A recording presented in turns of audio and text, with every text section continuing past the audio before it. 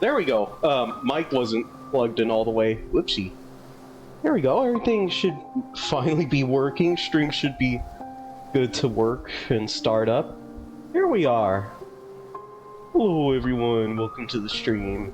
I had to restart the stream real quick because I thought things weren't working, but no, it was just that I'm a dum-dum and I did not have my headphones and mic connected.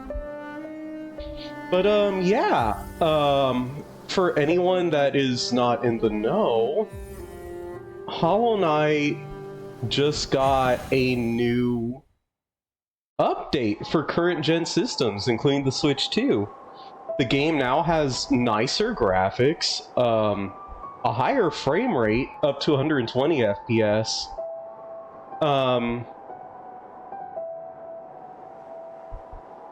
Friggin' higher resolution.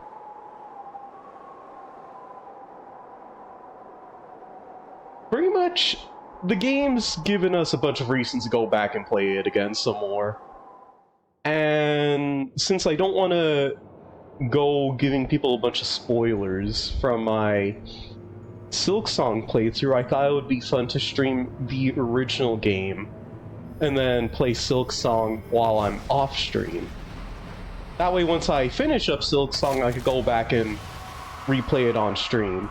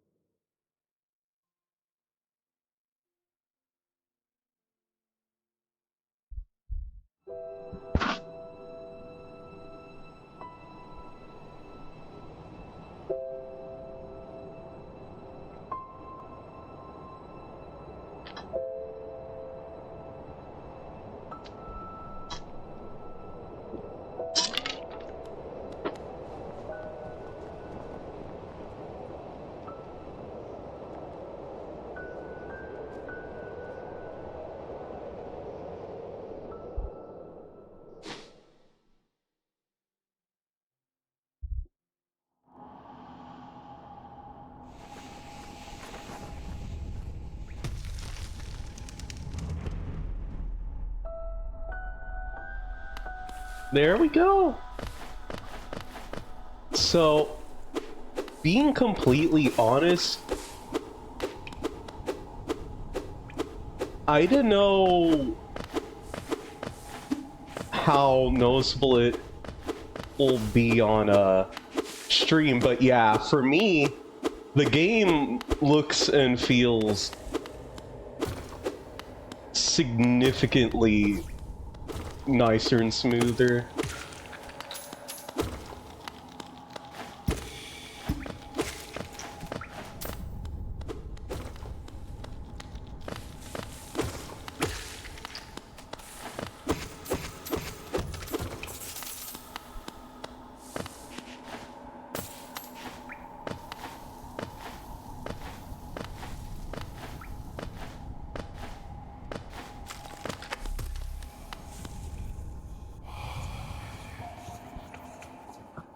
Higher beings, these words are for you alone. Your great strength marks you amongst us. Focus your soul, and you shall achieve feats of which others can only dream. Collect soul by striking enemies. Once enough souls collected, hold A to focus and heal soul.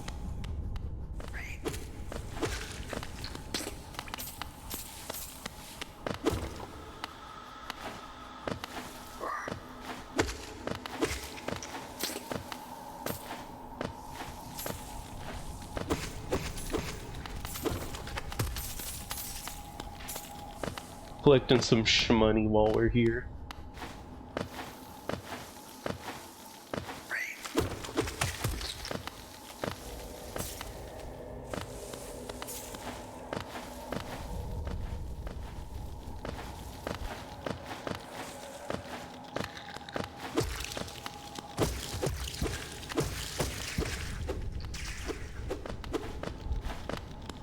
I will say it feels a smidge weird not having like any sort of dash or sprint at the moment, since we're playing OG Hollow Knight at the very start. I mean, it's the same for Silk Song. You don't start with anything like that right off the bat.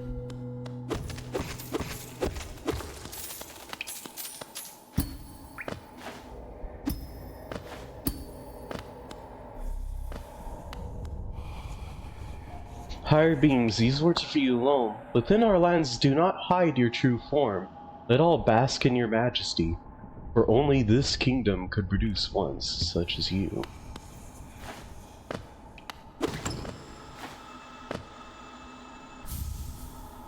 Selected a charm, Fury of the Fallen.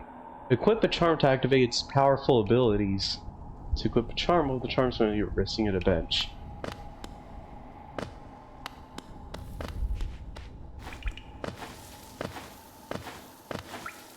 Huh.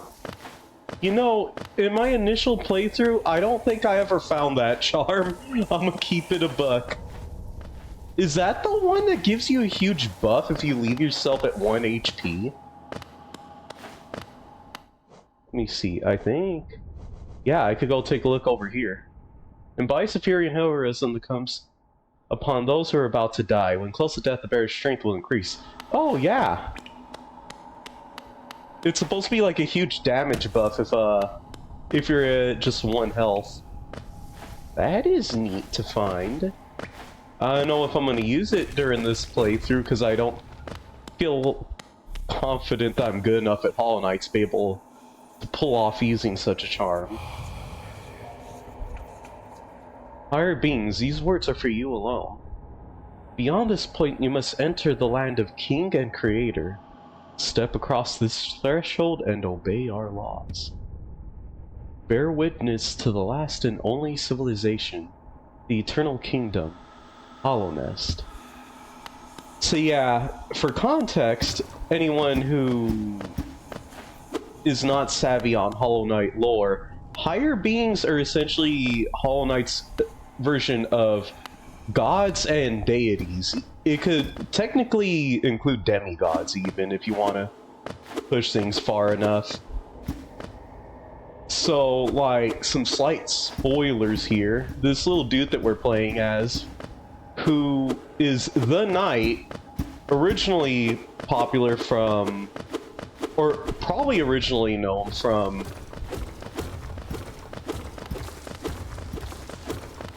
a Flash game called, Hungry Knight back in the day on Newgrounds,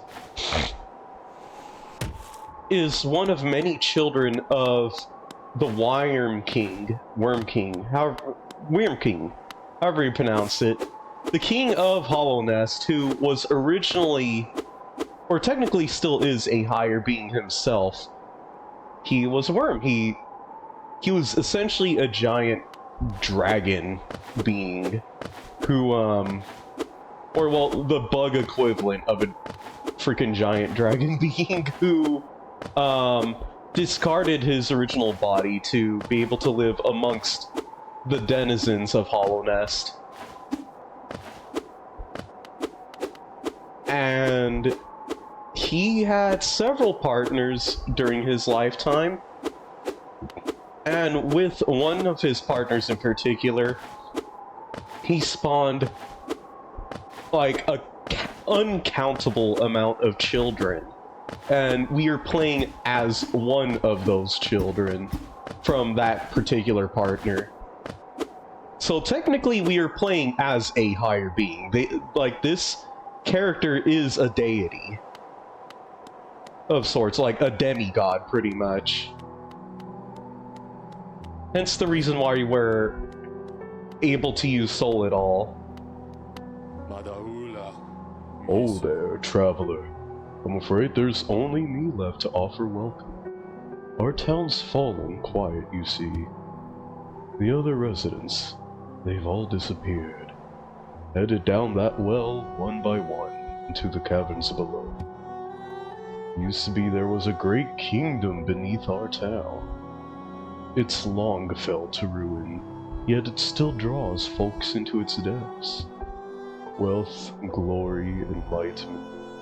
That darkness seems to promise all things. I'm sure you, too, seek your dreams down there. Well, watch out. It's a sickly air that fills that place. Creatures turn mad and travelers are robbed of their memories. Perhaps dreams aren't such great things after all.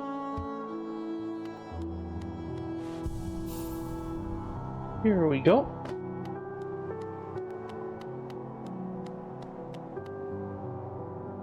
For all your mapping supplies will be opening soon. Zelda and Cornifer.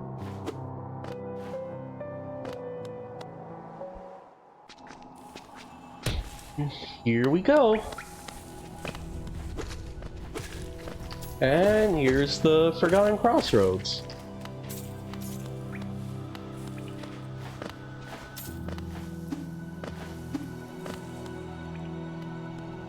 This is the first area of many in the original Hollow Knight that is available to explore.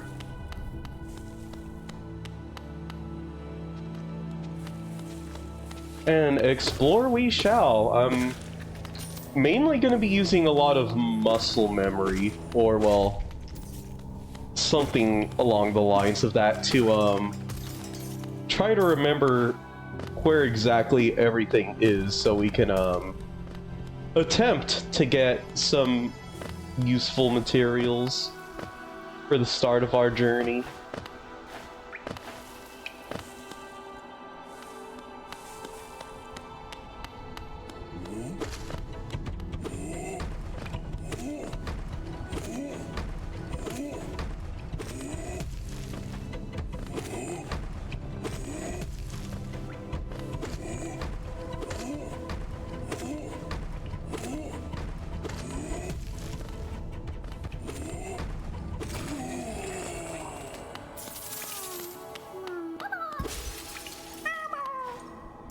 There we go. First grub of the game.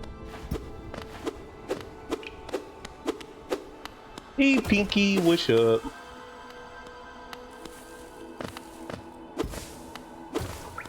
Yeah, not necessarily from streaming, but I was feeling some pretty heavy burnout from, okay, I don't want to go this way yet, actually. That is heading towards Crystal Peak, which we do not need to go anywhere near yet.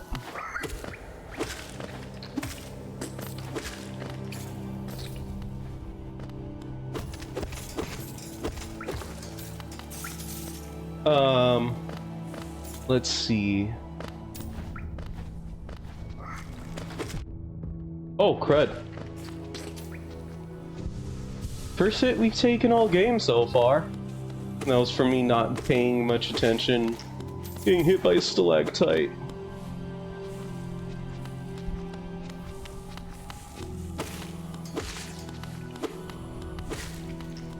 Do do do do do do do do do do.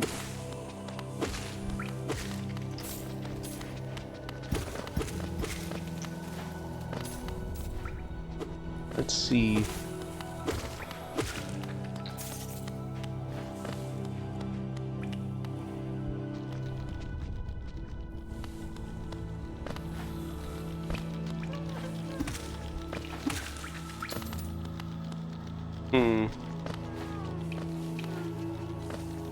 Can I...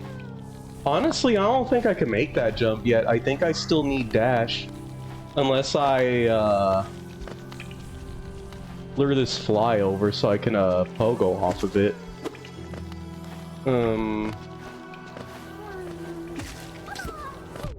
Ah, crud. I couldn't pull it off. I'll just wait until I could come back and pogo off of it later.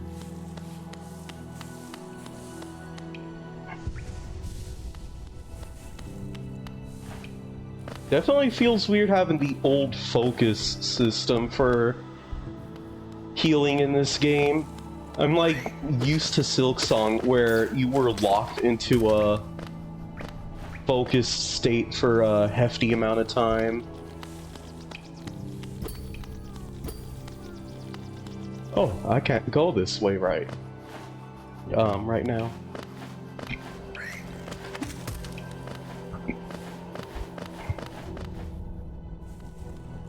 I will say that if the Switch 2 had an OLED screen, this game would look fucking amazing on it now. It is a damn shame it's an LCD screen.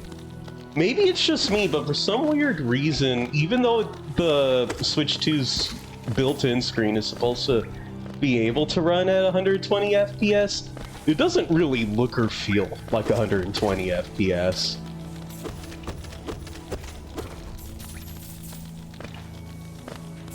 Unless I'm just that used to 120 to where it doesn't seem like it. Because recently I found out that my PC's monitor has been running at 120 this whole time, and I just had zero clue, zero idea. When I knocked it down to 60, I was like, what the fuck, that actually looks sluggish by comparison. Oh, hello there. Come down to explore these beautiful old ruins? Don't mind me. I have a fondness for exploring myself. Getting lost and finding your way again is a pleasure like no other. We're exquisitely lucky, you and I. I'm a cartographer by trade, and I'm working on mapping this area right now. Would you like to buy a copy of my work so far? Hell yeah! We have a map. A map can be a useful thing, but it alone won't show you where you are. If you've not the head for directions, I suggest purchasing a compass from my wife, Izelda. She's just now opening a new map shop in Dirtmouth, selling all sorts of useful things to wanderers like yourself. She'll even sell some of my old maps from time to time. I pop back to see her whenever I finish mapping an area. She's always so excited to see me.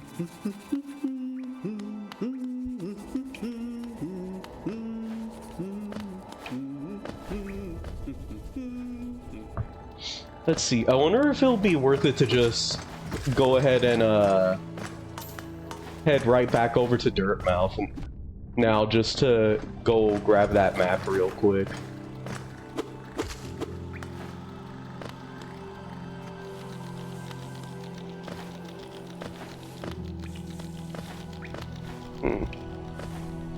Isn't there... I might be misremembering, but pretty sure there's a quicker way over there heading upwards from here. I might accidentally be heading towards the boss fight for this area, and if so, whatever. Oh no, it's right here. There we go. Alright, now we just go get the compass, equip it, and there we go. First charm of the game acquired. Papanada. Papanada. Come to buy a map, have you? It's really my husband you should be dealing with. But what a surprise, he's headed down below. He'll pop back occasionally to deliver new maps for the store, but I do wish he'd spend a little more time up here. I've not much interest in retail myself. Now, let's see what's here for me to sell. Oh! Compass costs too much! I don't have the money for it.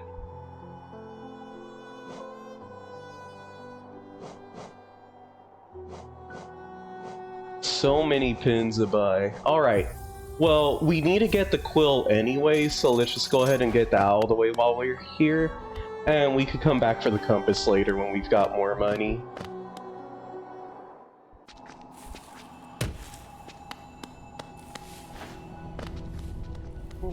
Alrighty.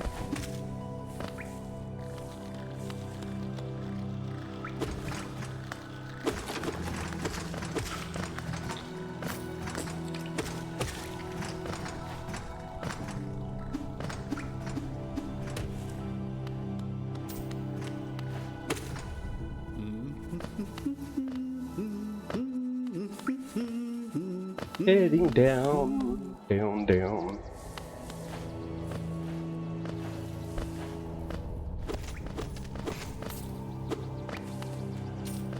Oh! Trying to collect the money.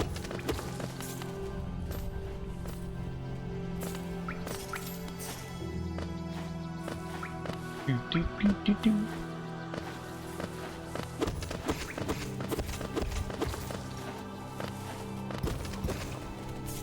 Darn. Oh! My money! Well, at least I'm getting money from these enemies.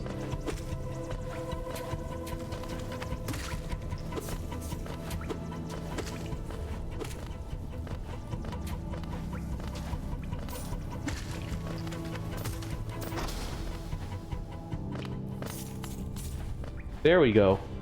Thankfully the money didn't despawn, which is great, because early Hollow Knight, you kind of need every cent you can get. Ah! No! Get me back up here. I need my money. And I've accidentally opened up a secret wall. Hell yeah. More money.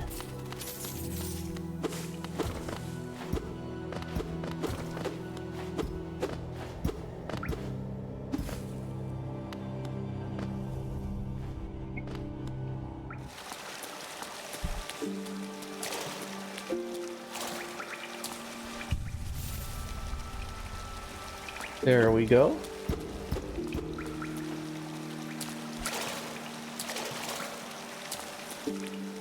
Hot spring to heal up and refill soul at.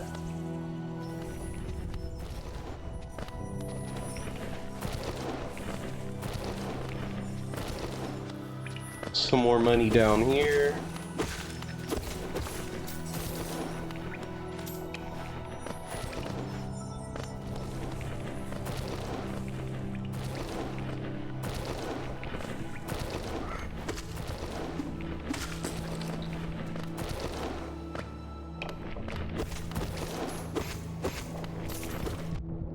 Oh!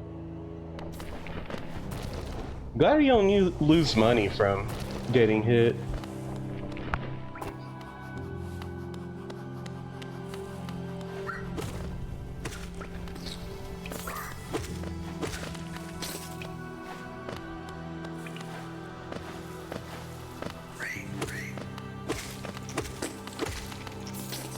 We're eventually gonna get to a point later on where having money for things that are like actually necessary in the game is gonna be no issue.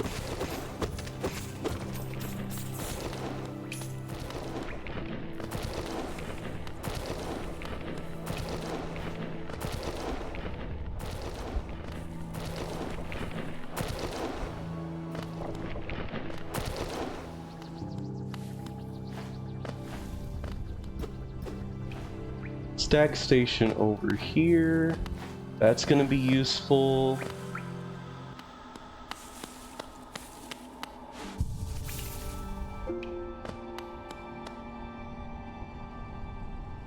Toll machine with the symbol of a stag. Insert geo. Yep.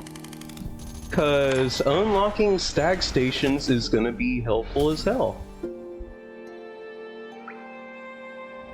Even if at the current moment it might not be quite too useful, since this will just take us from this spot back to Dirtmouth.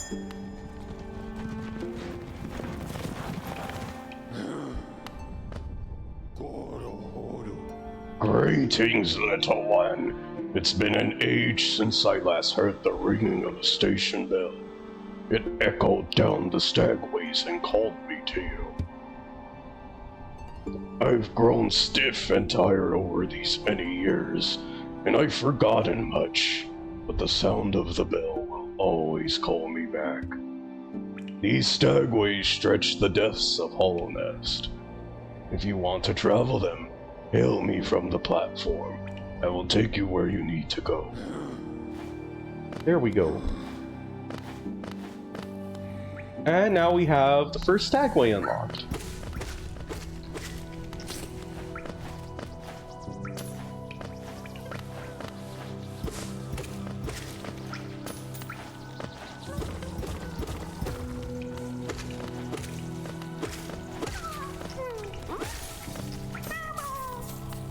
There we go.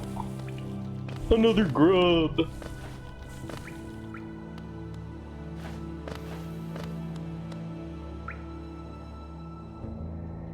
Huh. Another one of these dudes.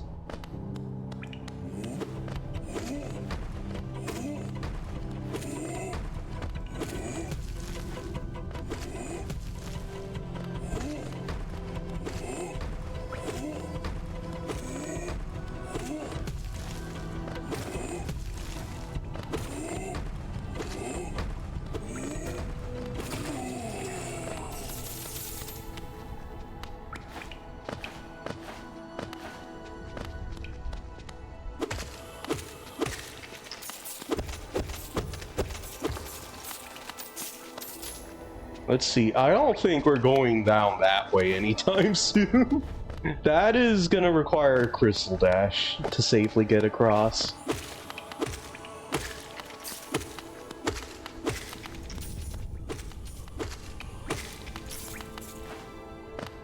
So funny how these early game enemies that in other parts of the game where you have more upgrades and stuff.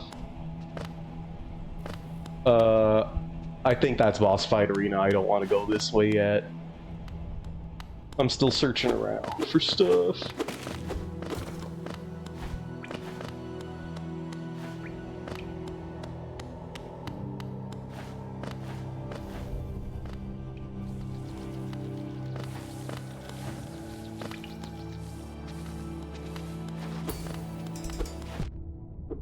Ugh.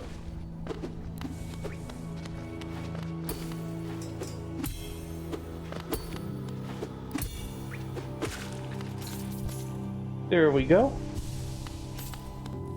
Hey, we've got more than 200 geo. That means we're nearing the point where we can get the compass. In fact, I think this pretty much gets us what we need for it.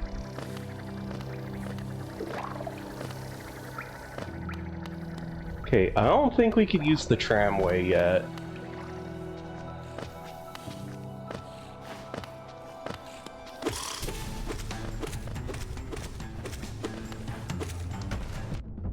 Ugh.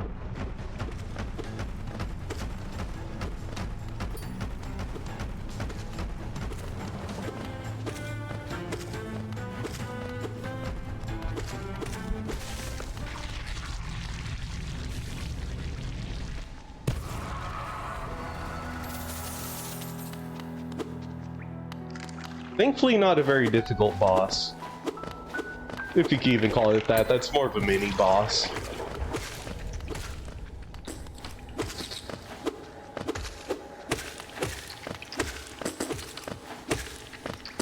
There we go, now we can start heading out. This way gets us... Okay, yeah, we can't go over here yet until we at least get wall jump. But there is someone we can find here still. Oh! Piss off. Eh! I'm taking more damage from these little chuds than I am from that mini boss. Ah, Oro, you oaf, you wield your nail like a club. Esme, how much deeper do we have to go? Oh? What? Who are you? I see. This old village. What a strange dream to have led me down here.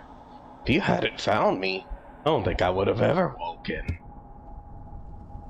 I'm Sly. Usually I live an uneventful life up in Dirtmouth. The air in these ruins doesn't agree with me, so I'd best be getting back. If you return above, come and see me. I'm probably the friendliest face left there, and I can thank you properly for your good deed. You're exploring then? Very brave. Plenty of courageous wanderers have been lost to the hunger of old caverns. You have your nail, though, and I can tell just by looking at you that you know how to wield it. Oh, whoopsie. There we go. Didn't mean to talk to him a third time.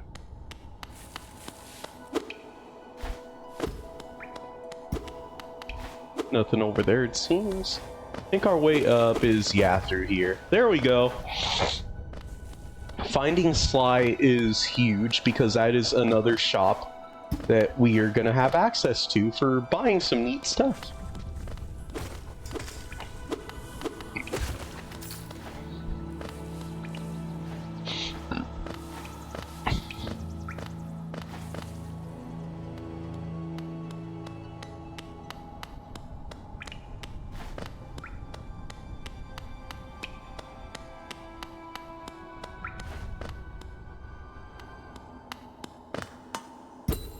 Oh, can't go through here yet. I think that's elevator that takes us back to the City of Tears. Once we get to that point to unlock it.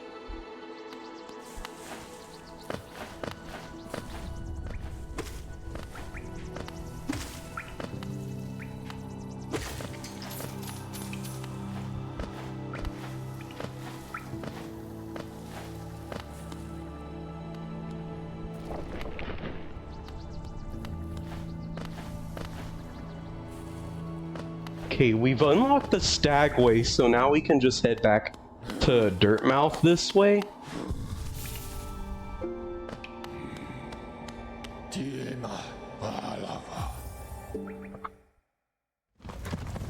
And we could go and get the compass.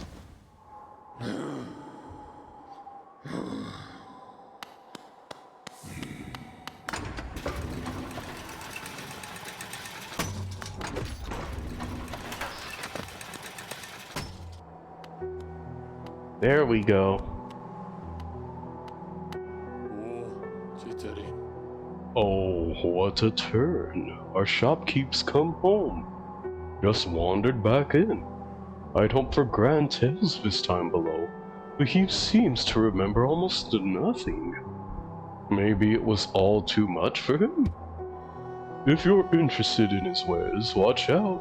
He drives a hard bargain, that one. No competition, that's the problem. It's bad for the market. Not that he's complaining.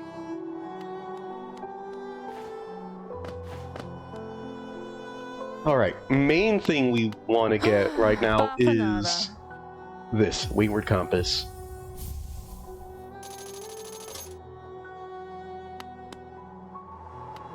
Only costs 70 Geo. Neato.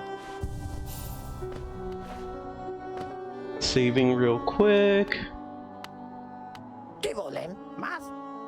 Ah, hello. I knew we'd meet again. How do you like my cozy little store? I've made myself pretty comfortable here selling old trinkets to travelers like yourself. If you're planning a trip below, I have several items that may improve your chance of survival.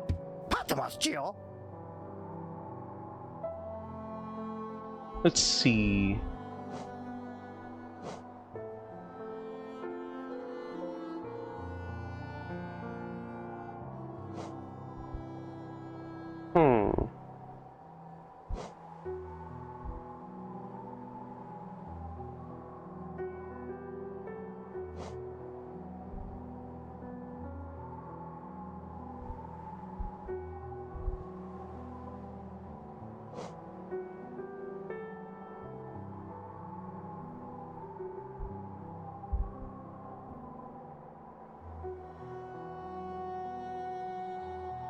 Whatchamacallit, I forget where you're supposed to take the rancid eggs. There's like an NPC somewhere around the game that I think takes them for like money or some shit. I forgot. Lumafly Lantern's gonna be super useful for whenever we eventually get over to Deep Nest. I forget where the simple key even gets used at. But yeah, Mask Shard, Vessel Fragment, Simple Key are all things we're eventually going to want to get. Alrighty.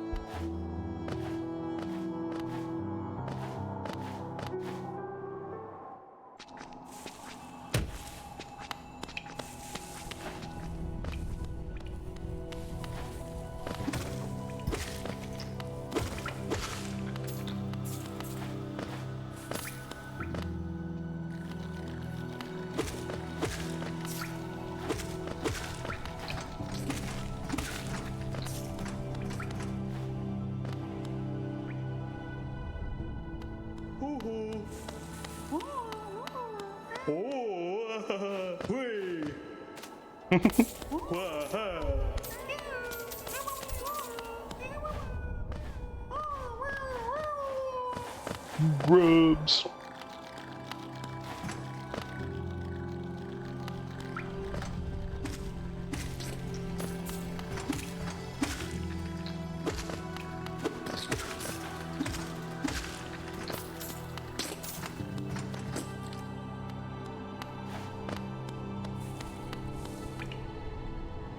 The Pilgrim's Way. Travelers of Allness descend through verdant wilds and fungal groves to the city at this kingdom's heart. There, all wishes shall be granted, all truths revealed. So yeah, the game is very much hinting at the fact that, whatchamacallit, to get to the City of Tears, we need to be able to go through, Green Path.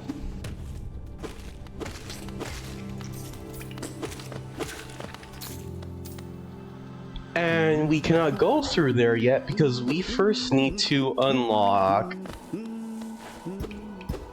our first spell. Our first soul art, so to speak.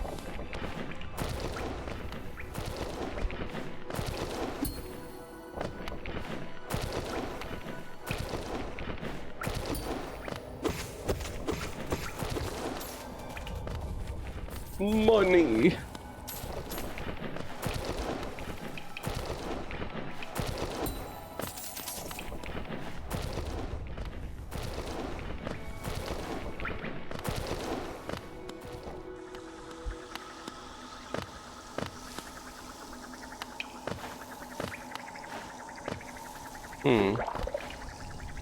I'm gonna keep it a buck. I'm not entirely sure I'm going the right way.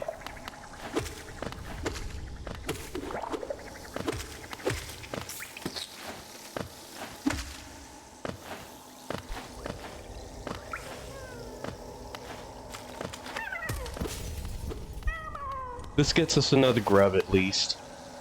You know, funnily enough, I don't think I'd be able to do it right now, but there is a hidden area down there that we could go through.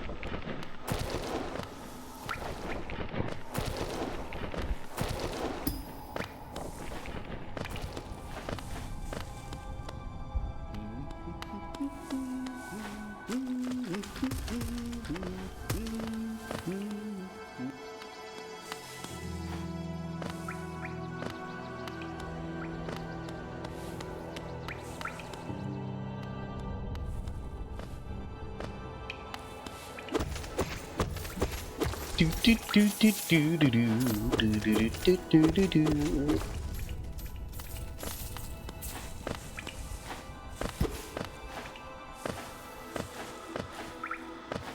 I don't think I go that way yet. That looks pretty far of a jump to make.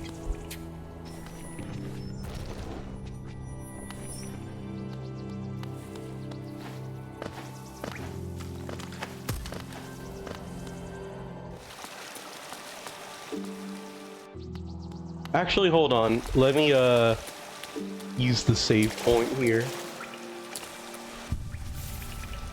Map updated.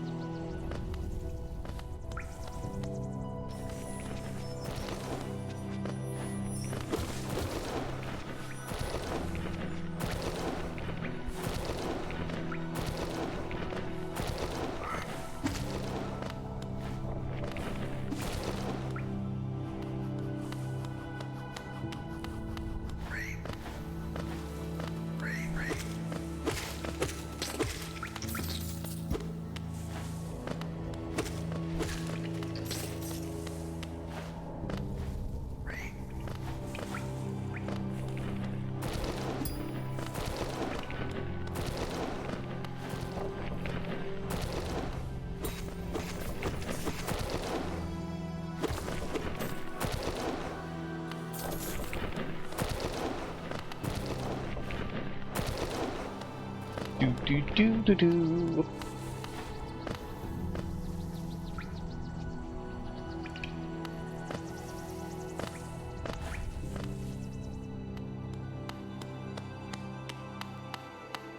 Actually, hold on. I might want to use the Stag Station save point instead.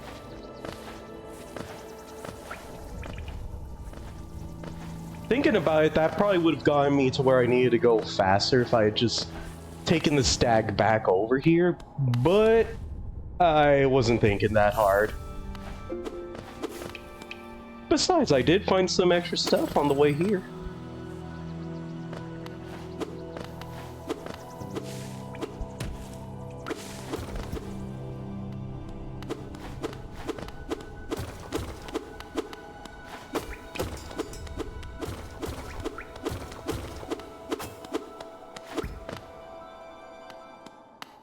Oh.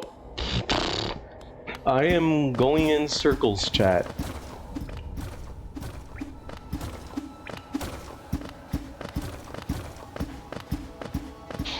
Funnily enough, there is an NPC that you find out is going around fixing all of the signs in the game if you start destroying them often enough. And if you're fast enough, you can accidentally... well, not accidentally, you like... If you see them and you do this, you were basically doing it on purpose at this point. Which is, you can kill the NPC and rather render that NPC unable to, come back and fix any more signs. Ugh! Bastard! Huh.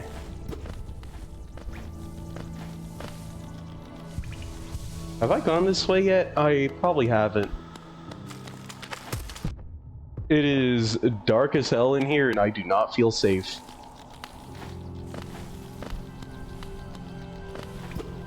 We will come back to that after we have unlocked the Luma Fly Lantern. Ugh!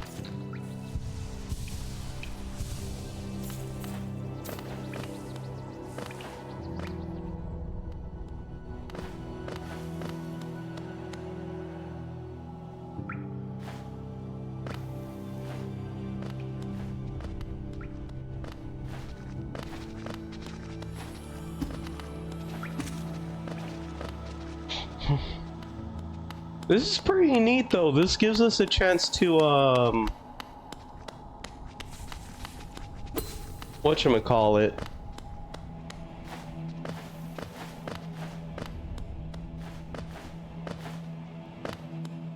What's the word I'm looking for?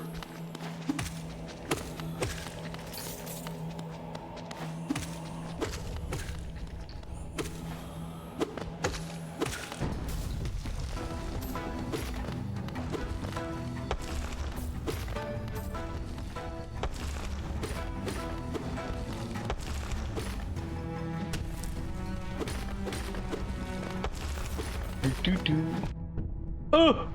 I underestimated the range of that move.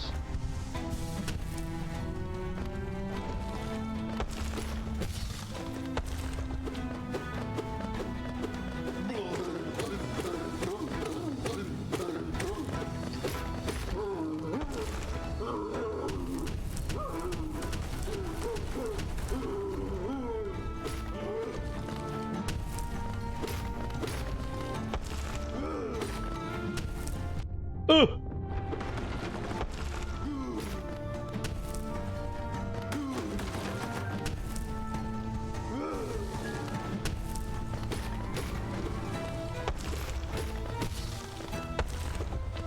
Piss off!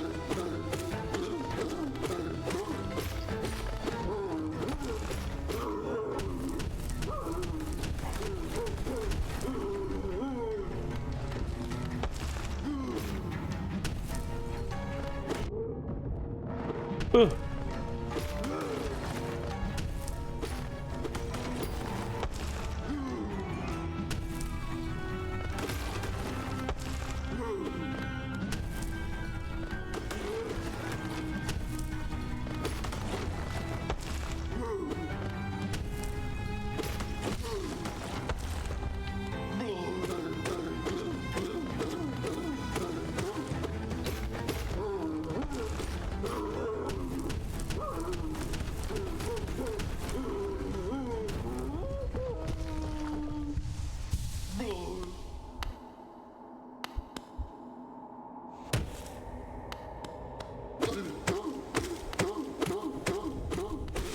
There we go. First actual boss of the game down.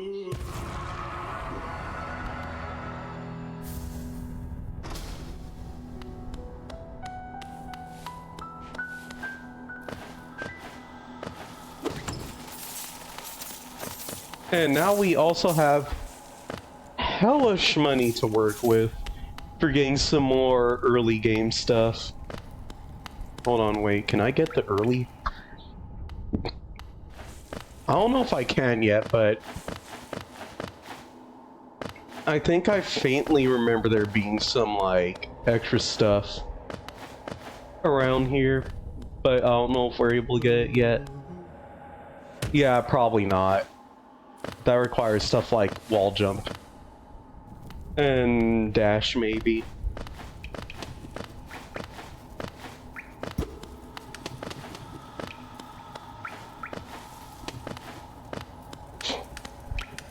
Heading up this way, we can gain the spell that we need, our first soul art.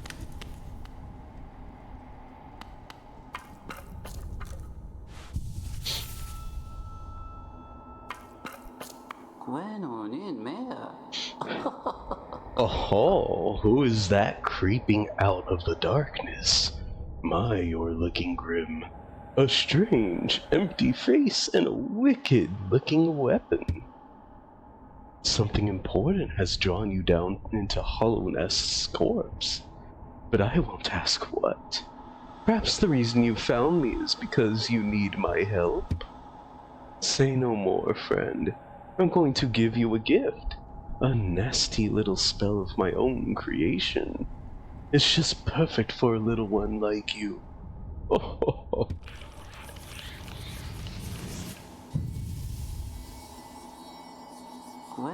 Don't be afraid. Have faith. That spell belongs to you now. All you need to do is take it. You won't be going much further without it, I promise you.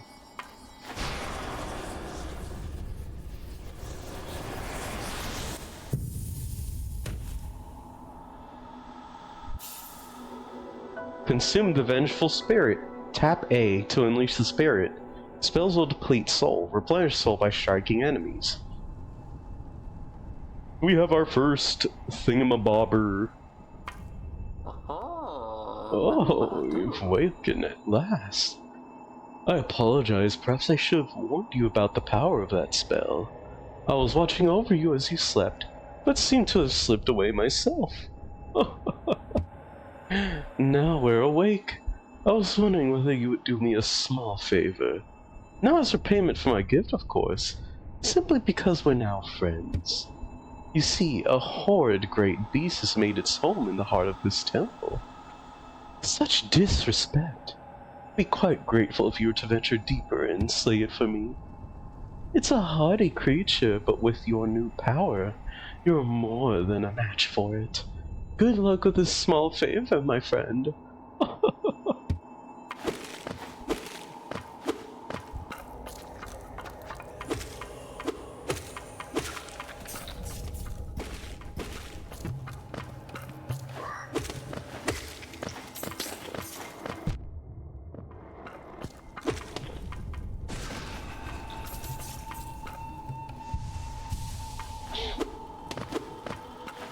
Do do do do do do do do.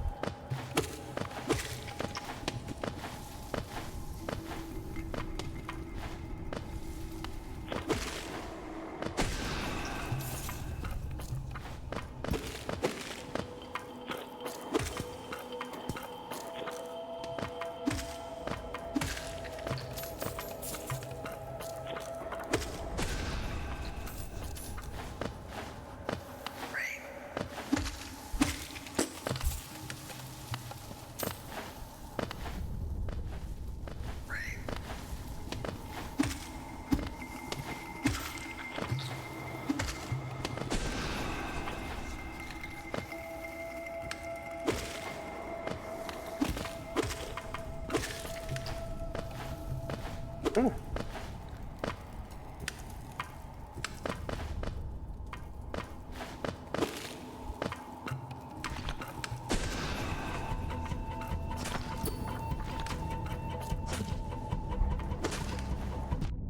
Oi, crud.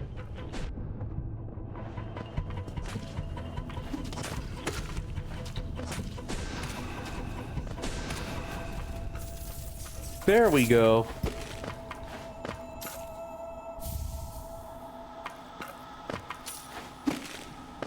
Let's see, Soul Catcher, I believe, gets us, more soul when we strike enemies, making it a little easier for us to be able to actually use soul arts. Going back around, because there was a little area that I missed.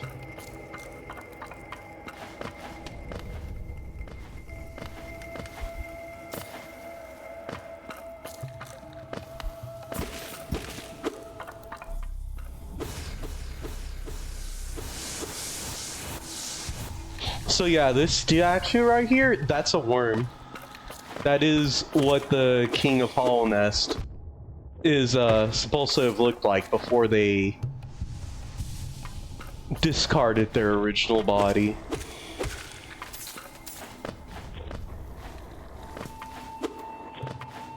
I'm wondering if we could go up there if we have double jump, and if we get anything neat for doing so.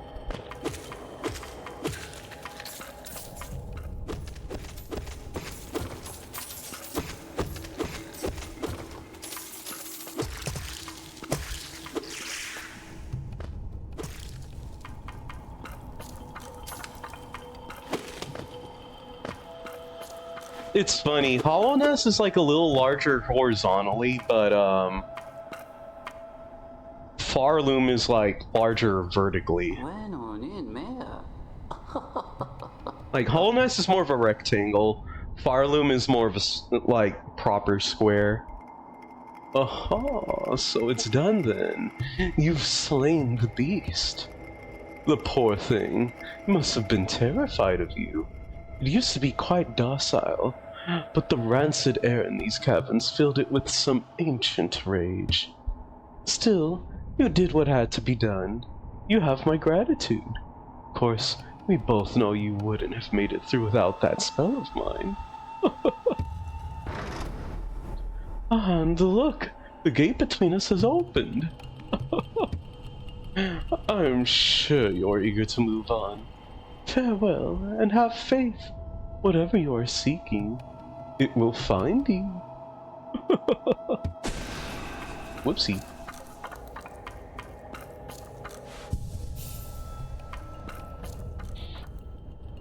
There we go. Hey, we're making some good progress so far.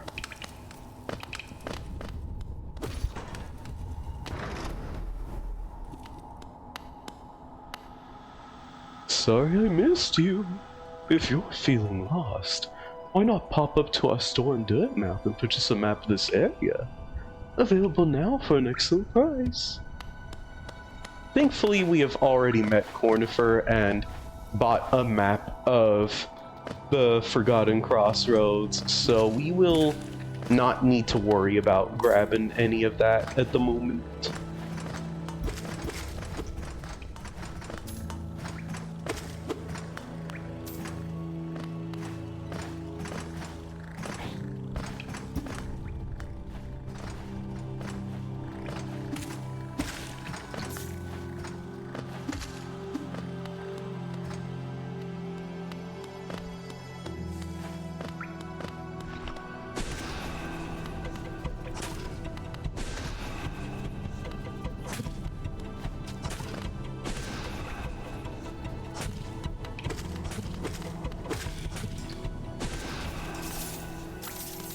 Darn, we are getting a lot of money. I almost feel like going back over to,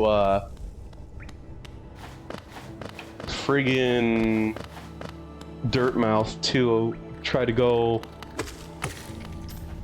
get some more stuff from the shops. Because now we have enough money to do so, and that stuff could be useful.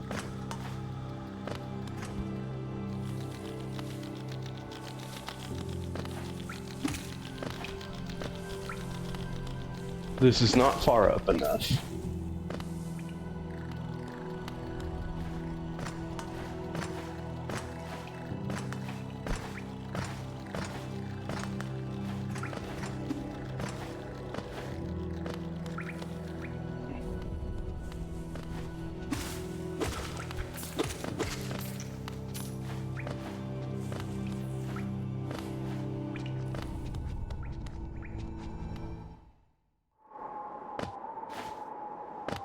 Do do do do do.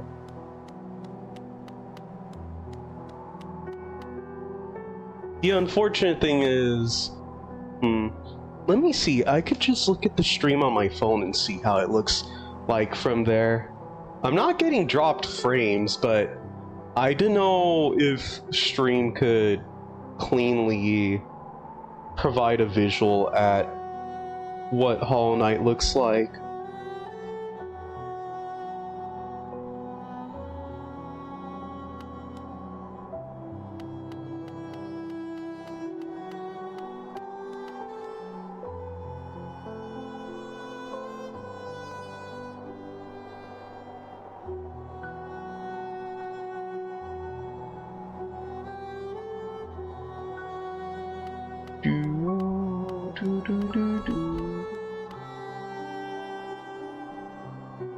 I don't think the stream manager on mobile's helping much, to be honest.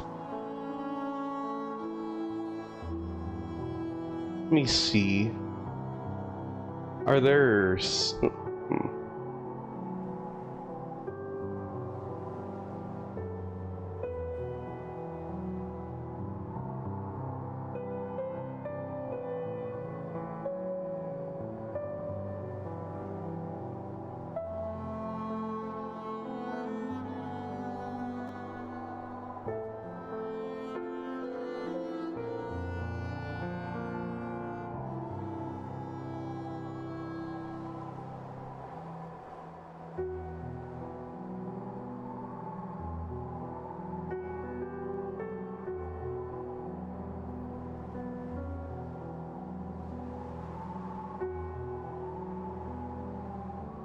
do do do do do do do do do.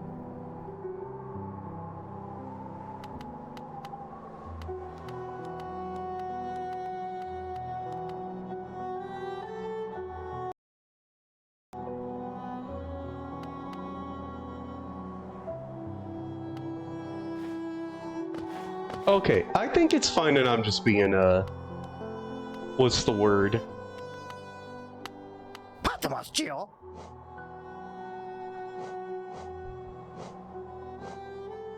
Don't have enough for the Lumafly Lantern yet. Vessel Fragment will help us get more soul later on, but Mask Shard is cheaper and we'll be finding those a little more often, so I think it's worth to just grab one now, because the sooner we could get our health increase, the better. Let's also get some more stuff for mapping. Bapanada.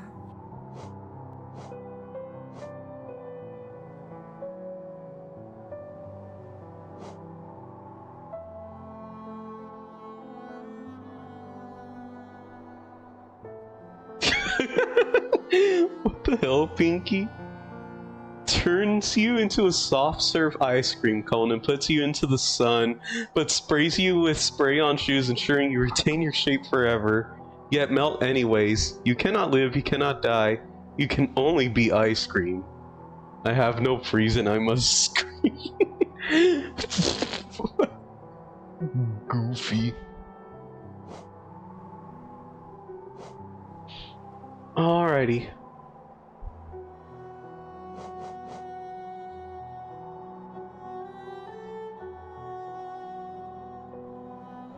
Alright. This'll help me remember where benches are. This'll help me remember where shopkeeps are. This'll help me remember where the stagways are. I feel like those are the most important things, and we could hold off on getting pins for cocoons and springs for later.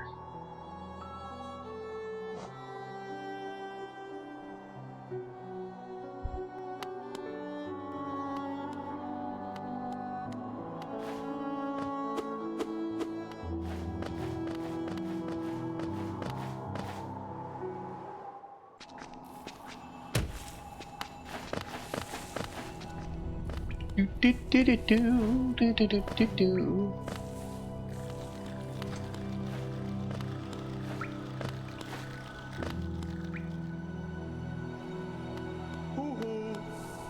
Oh, wrong way.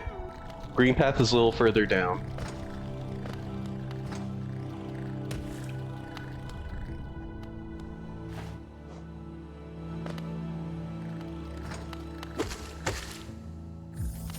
Let's see. Oh yeah, they did patch that out. Oh shit, I forgot to apply Soul Catcher. And Compass, I haven't freaking applied either of them. What the hell's wrong with me? Ah. Okay, I'm gonna keep it a buck. I don't remember what's this way.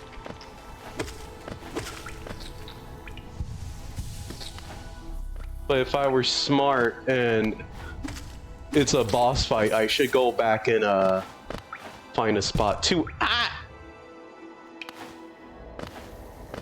equip my charms at. And there should be a bench pretty early on in Green Path, so I'll probably just head over there real quick.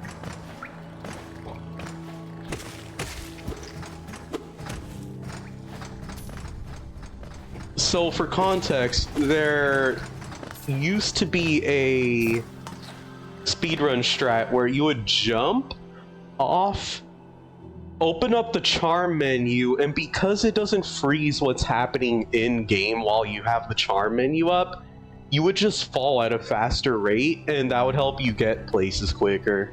They got rid of that speedrun strat, and now it just pauses the game whenever you open up the charm menu.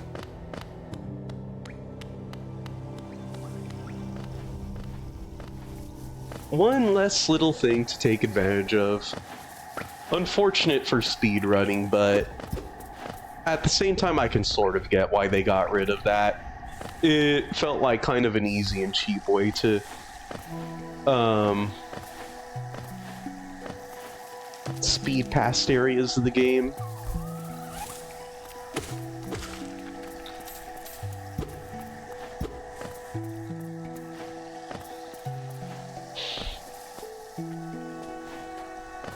It's actually insane that they have an area as pretty as Green Path available so early on in Hollow Knight.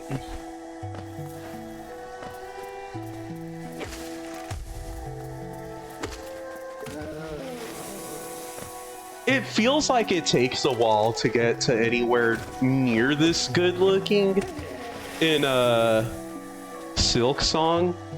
Well, no, that's not true, because Moss Home, if I'm remembering correctly, the starting area is very pretty, but it's also very short and meant to just be a beginner area.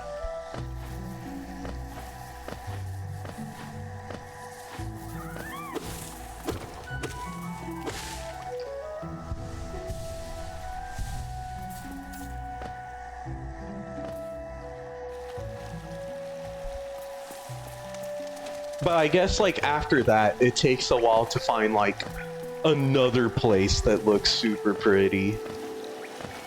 Like, for a hot minute, Farloom just starts to feel like an extremely dilapidated area. That's just, like, kind of depressing to explore.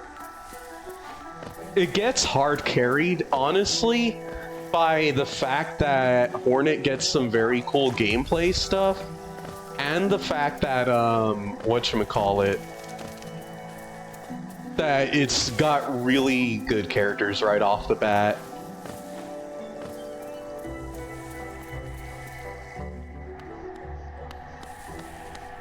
Like, the very first snail shaman you meet is a funny little old lady. And, one of the first recurring NPCs you meet is Sherma, who is just an adorable little goober. Innocent and precious little soul. And I feel like if not for those... Hold on.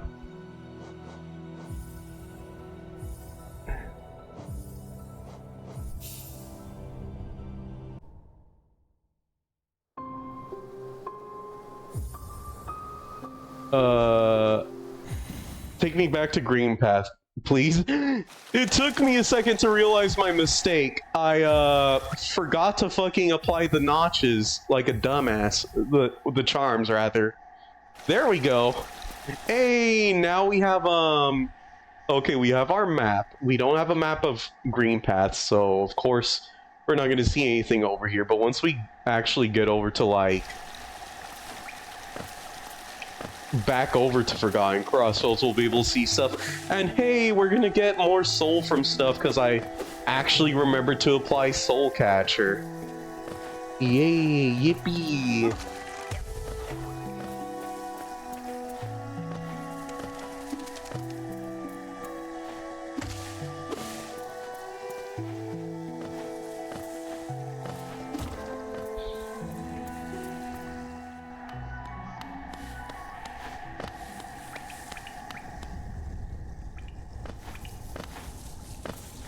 Alright, we'll be headed right back to Green Path in just a bit. There's like a little sub area that I want to check out real quick.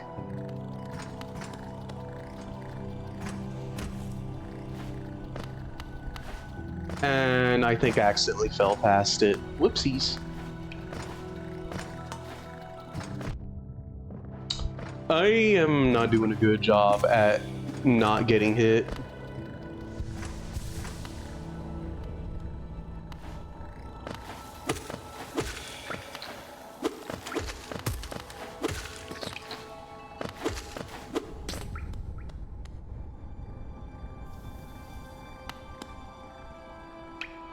So, if I'm remembering correctly,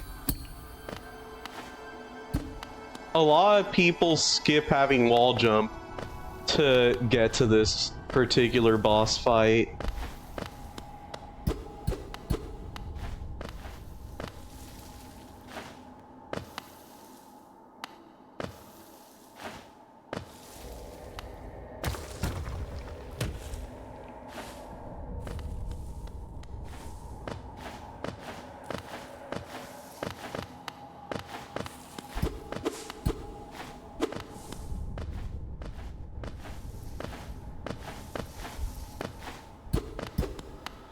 Okay, thankfully there is a way back up and out of here if need be.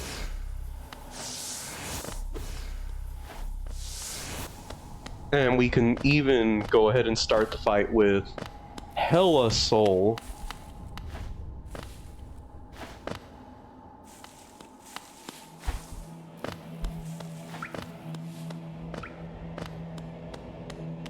So yeah, this thing is a rat bastard to fight.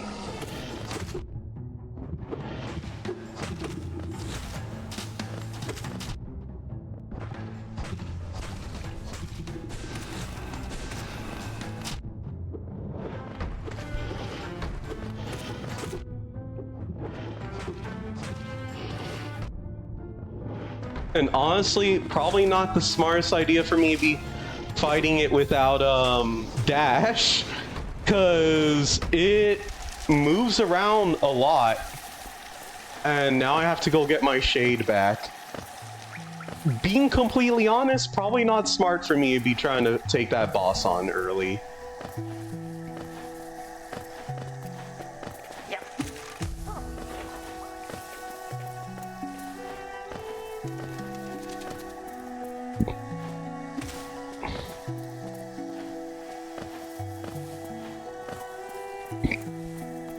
Because without dash to help us get out of the way of its attacks, it's gonna be way more of a pain in the ass to try to beat. Like, significantly more. I think the trick is to just try to parry its swipes when we get in close, so that it,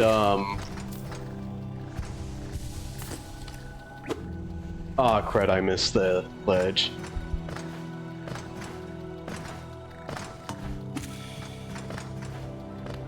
So we can negate damage from it. So I just have to essentially make sure to not play like a bitch. I have to just freaking go in if I want to fight it. But to be honest, that's the funny thing. I don't know if I want to after all. I kind of just want to go get my shade back and leave. To be perfectly honest.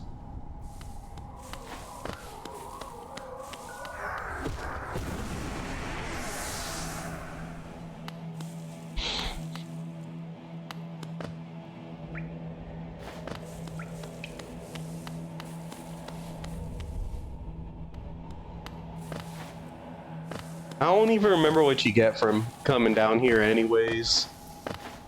It's probably something nice, but I don't know if it's nice enough to go through the trouble of getting when we don't even have dash yet. Because another reason why we're gonna want dash is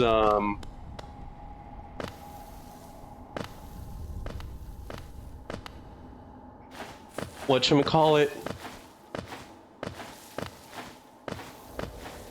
to make sure I hop over it to deal not to deal extra damage, to dodge its attacks essentially.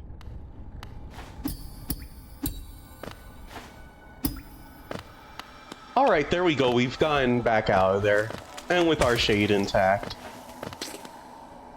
Let us go ahead and head back to Green Path so we can go and get dash and not have a hard time exploring the area. Honestly, I kind of want to cheese that boss and wait until we get a very specific charm to beat it up with. Anyone who's played Hollow Knight probably knows what charm I'm talking about.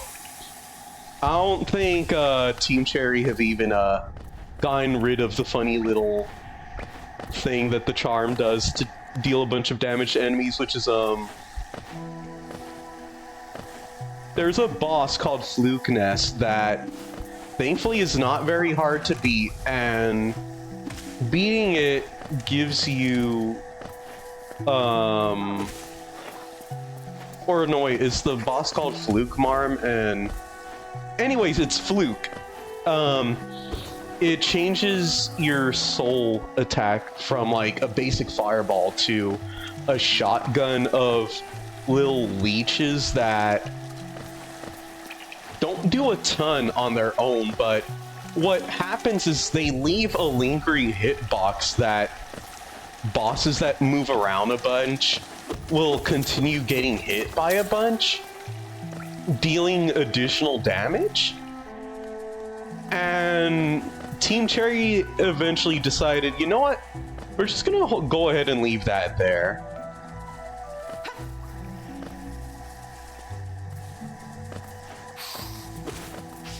It's Hornet! It's her! Alright, to get dash, we're gonna have to go and fight Hornet, which means we're gonna have to go through Green Path.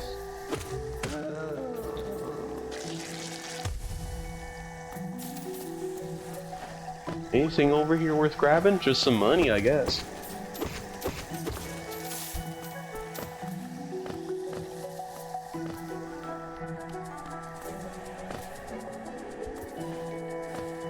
See, I think over that way to the right just takes us over to oh no wait, I think going that way is actually correct. I think we have to go down right and then we can go up to the left.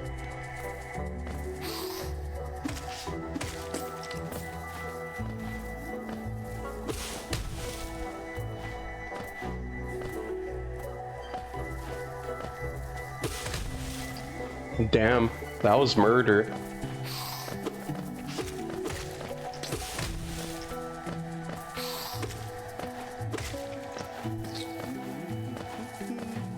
Hey, look who's here.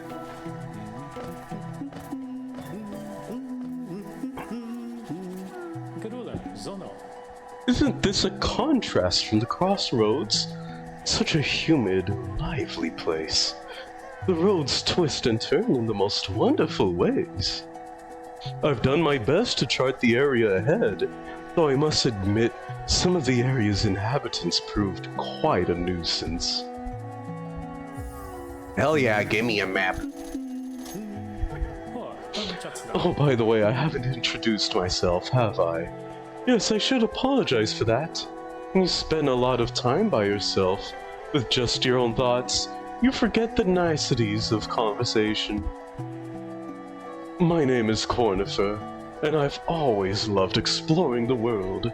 Why, when I was first hatched, I wandered off immediately, leaving my brothers and sisters and poor mother behind. That's why as soon as I could, I moved to Dirtmouth with my wife. A huge, unending kingdom to explore right on our doorstep. Who could resist? Anyway, I'll let you return to your travels. With a little luck, we'll meet again. Be safe and farewell. What a fun cartographer character.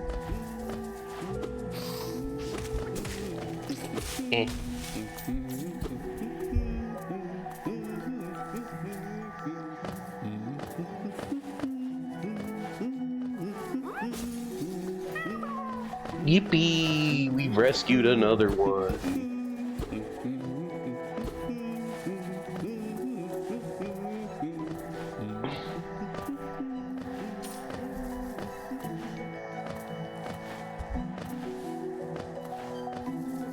Come on, buddy. Murder.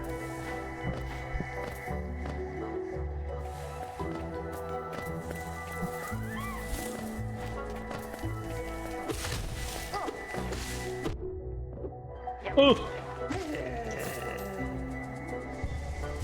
It's gonna be fun having even more upgrades and stuff eventually when we manage to unlock all of them.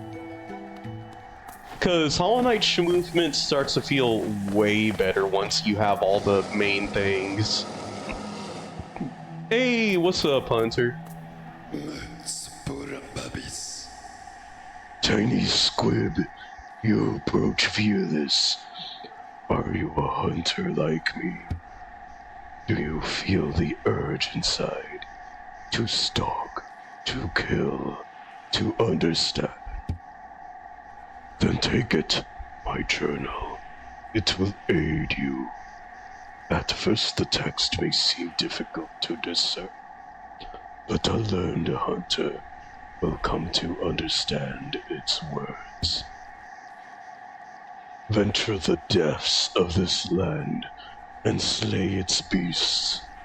Prove yourself worthy to bear the mark of hunter.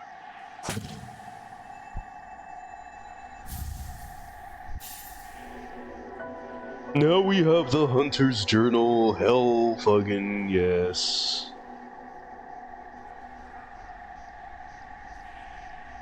Why is my phone's flashlight on? There we go.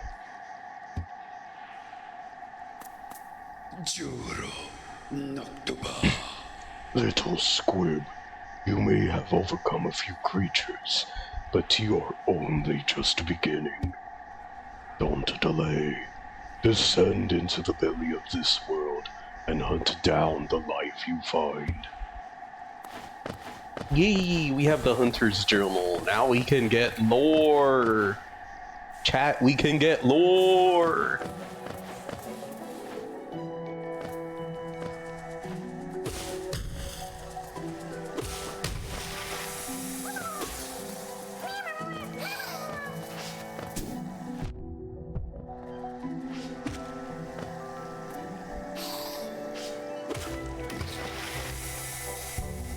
I'll say one thing, which is that it definitely feels like you can find and rescue a bunch of grubs in this game much earlier compared to like finding all of the fleas in Silk Song. That feels like it takes quite a while longer to accomplish.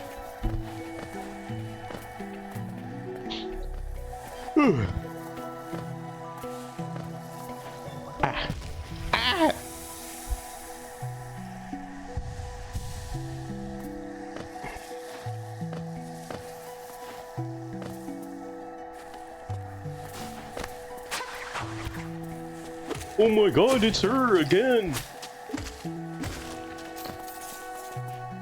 It's funny how Hornet already had the freaking harpoon shot in the original Hollow Knight game, but then she just straight up has to re-unlock it in freaking Silk Song.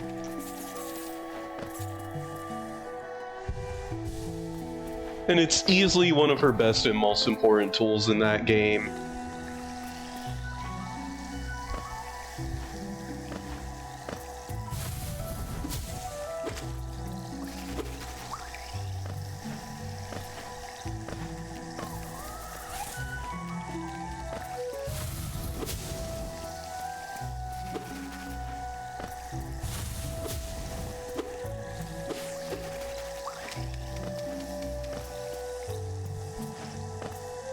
There she is, chat. She's running off.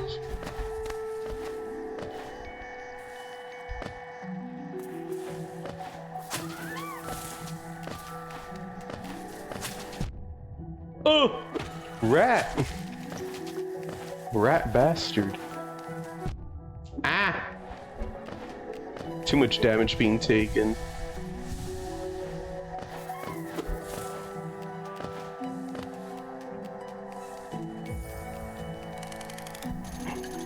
Paying the toll machine so we could go through here, use the save point, update the map a bunch.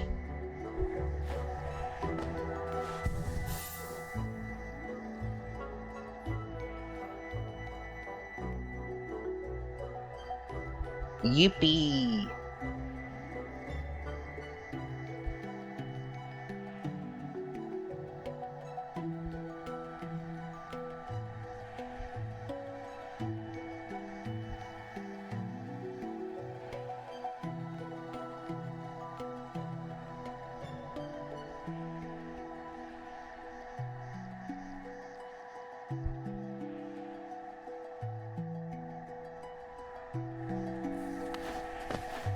Do do do do do.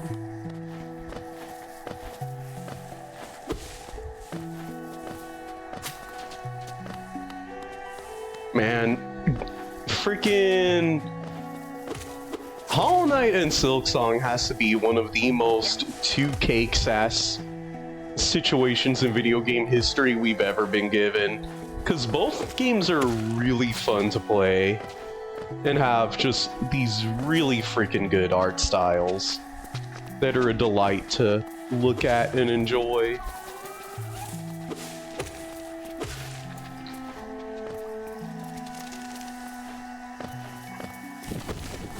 Ugh! Bastard! Let me get my money! God damn it.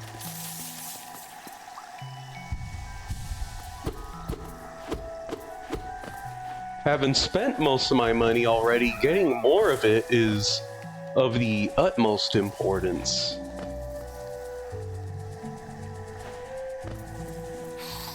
I have yet to explore this part of Green Path, it seems, or at the very least I have yet to jot it down in my map.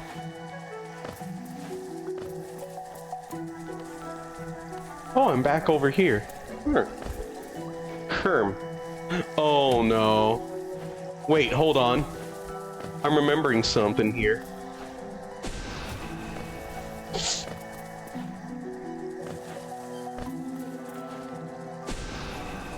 Oh! I need more soul.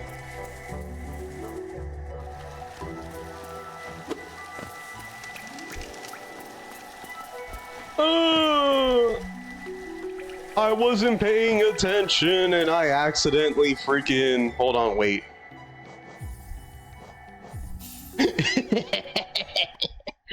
Oh my god, I always forget that you can just do this. Just reload the save, don't be a doofus.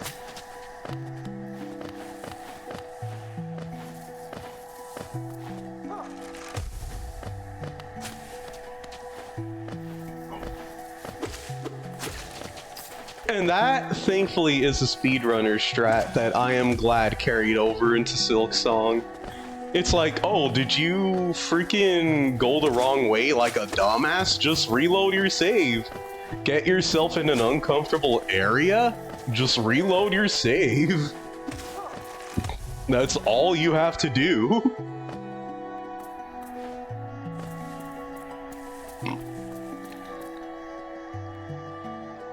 This is a spot that I think will be... Oh, no. Getting into a fight with this dude right now.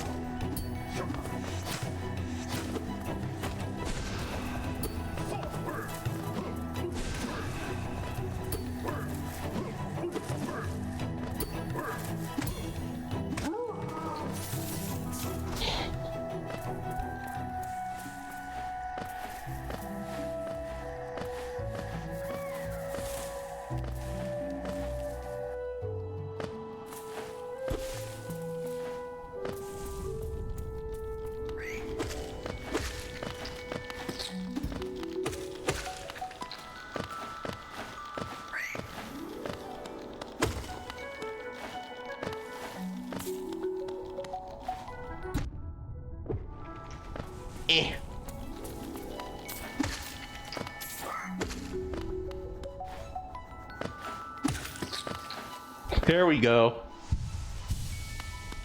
Speedier way to get back up here and find out what's over here to the right. I do not have a map for this area.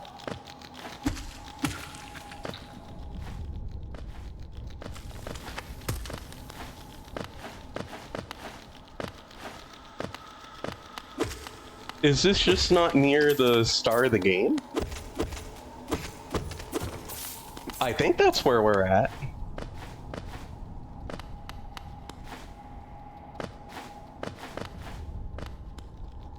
That's what this feels like, at least.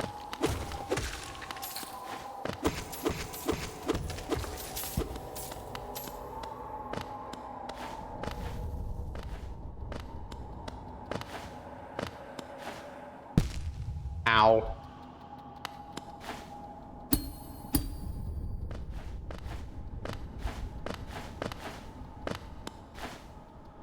Okay, yeah, no, I need dash to go this way.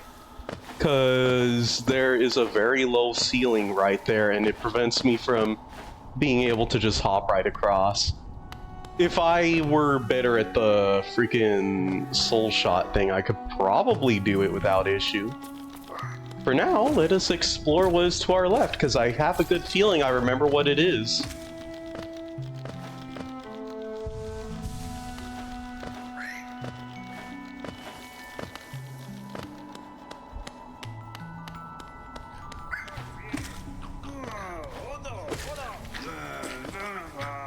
Yeah, it's this little dumbass.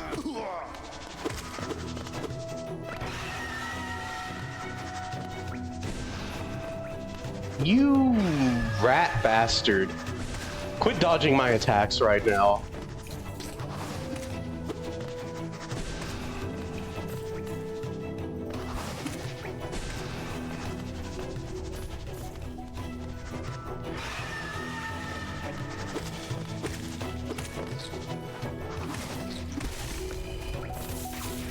Damn, but bro, you got trapped by that thing? That was what was giving you trouble? Bro, that was nothing. That was easy as pie.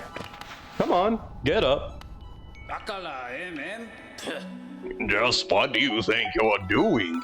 You dare to come between me and my prey? Is it a habit of yours to scurry about, getting in the way and causing bother? Know this, cur. I am Zot the Mighty, a knight of great renown. Cross me again, and you'll find out why they call my weapon Life Ender. What are you still bothering me for? I'm a knight. I'm not interested in your childish games. I need my rest. Begone, lest I draw my nail. Bruh, your nail is made out of wood, and it doesn't even at least have an iota of a sharp edge.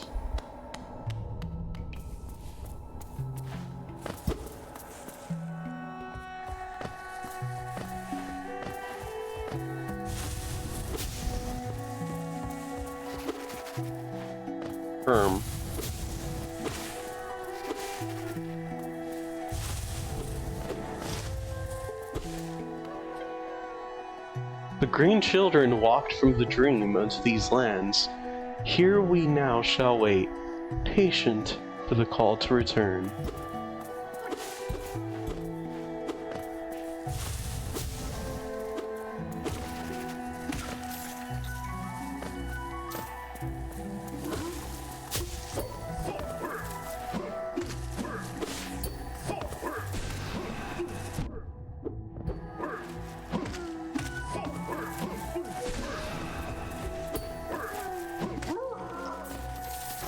Easy. Even if I did take a hit there.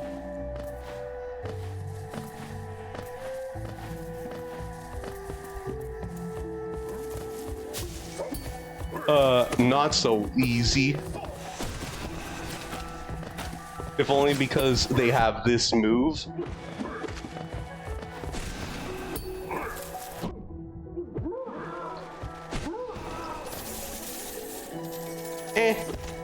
Nothing to it, and now I get a lot of money.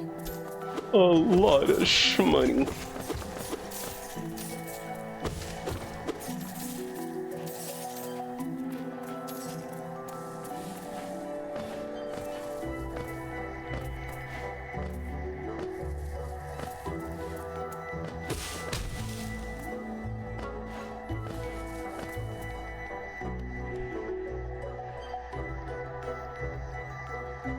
I have circled back around, and I want to get back to the bench, please. You had more health? Oh, piss off.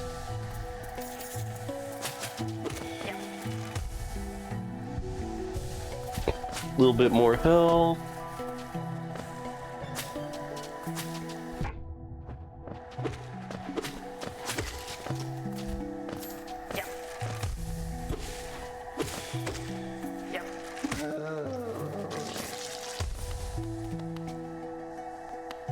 There we go. I would like to update my map.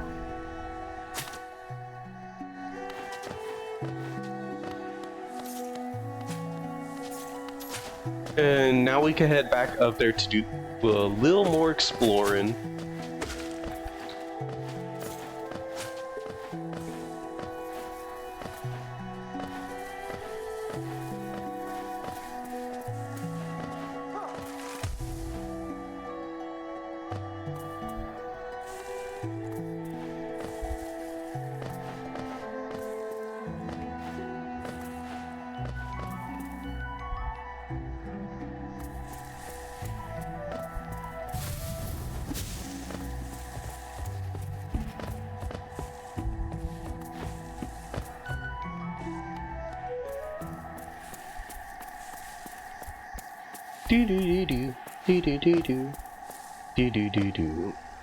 Oh wow, we're already here.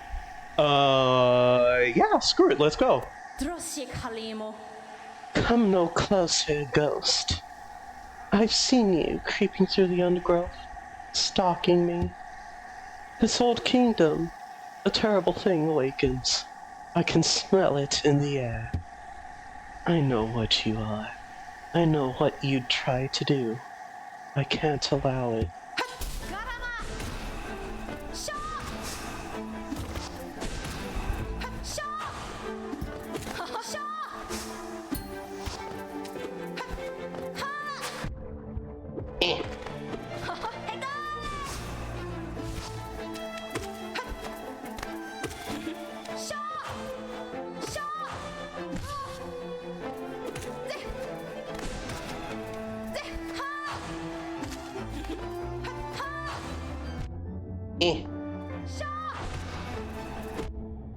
Ugh. I am not fighting well. Sorry, that move has range on it, but not that much range, Hornet.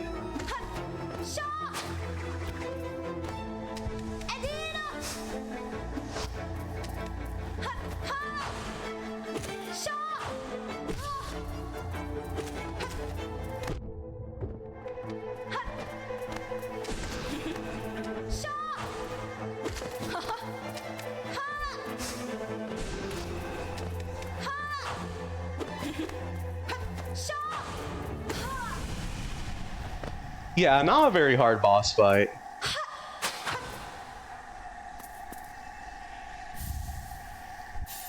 And we've done it! We have Mothwing Cloak!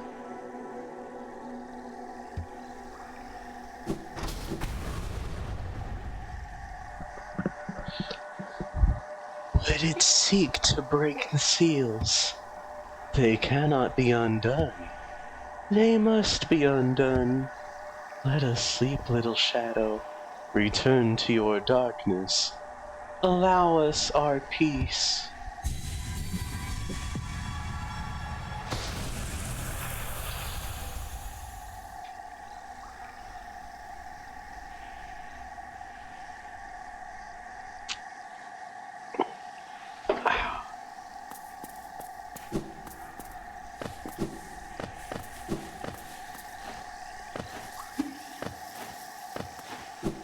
I will say, I don't know if it's just because of the Switch 2 update or what, but the dash does feel smoother than I remember.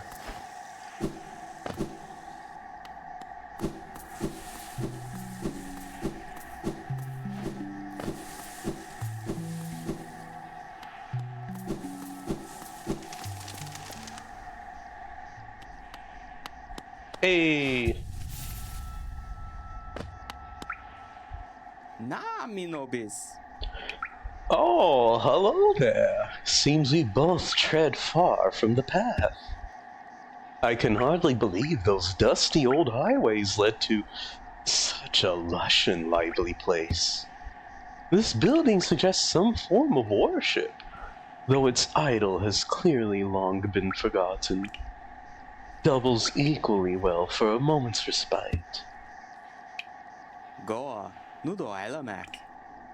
I saw a strange fellow out there. He seemed quite taken by the lake.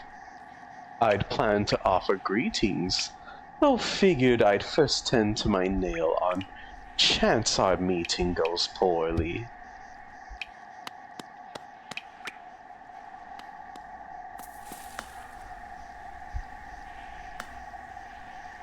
Yeah, this is, unfortunately an enemy. This is also the way, the game's way of telling you that even if someone or something doesn't seem dangerous at first, once they see you, they will more often than not try to kill you. This is because of the infection, the curse that has overtaken Hollow Nest.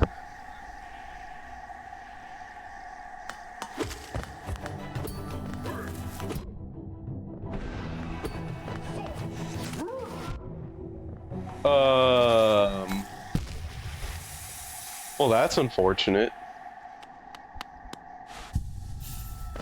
Well, you don't have to worry about them anymore, Quirrell. They're, kind of fucking dead.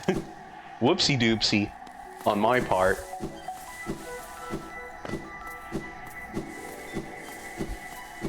I meant for the duel to be a little more honorable than that, but I guess bro just wasn't being careful with where they were backdashing to.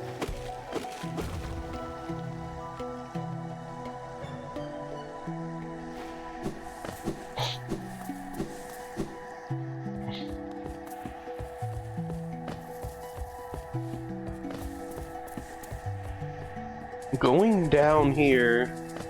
Well, it's a good thing I beat Hornet first try, because there was a much closer save point right over here that I just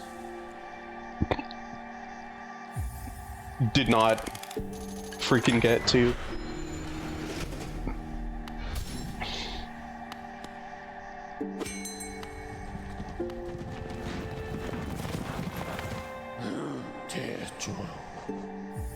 Take me to Dirtmouth, please. Por favor.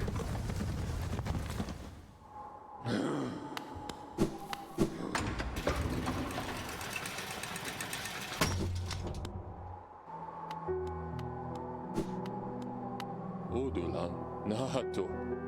I never thought I'd see such a thing. The Stag Station has opened. That building lay silent since before even my time. Oh, I've heard the tales of the glorious lines.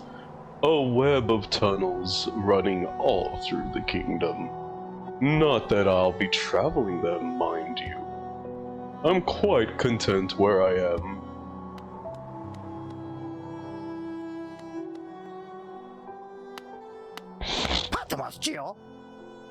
Patamashio.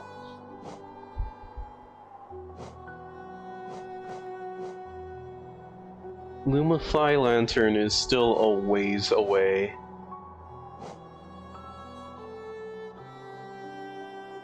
I don't even remember where this simple key would even go get used at. I would have to first find the place that even requires it for it to be, you know, useful. I think I'm gonna save my money, actually, and hold off until I find out what I should prioritize spending on next.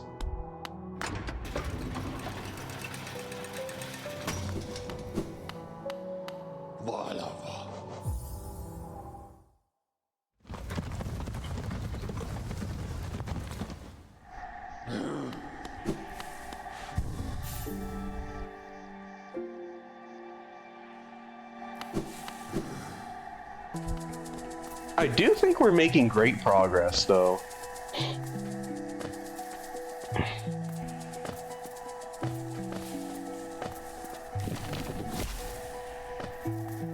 Despite some of my meandering about.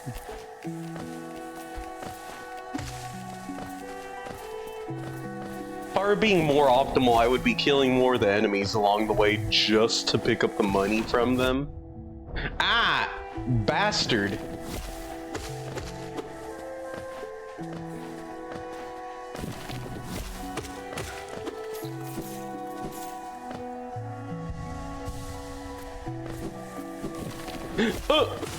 Ah, you didn't think I'd see you this time, huh? Fucker.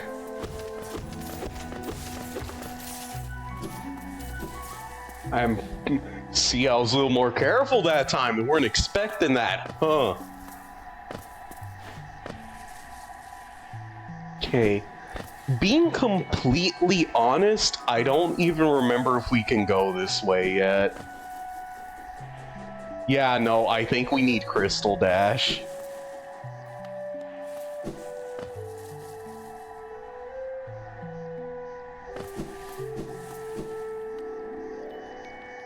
From moss and leaf our life is drawn.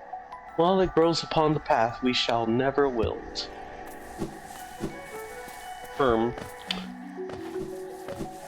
It's kind of looking like the opposite in this case. Gonna keep it a buck. Kind of looking like there's nothing much resembling a kingdom left here.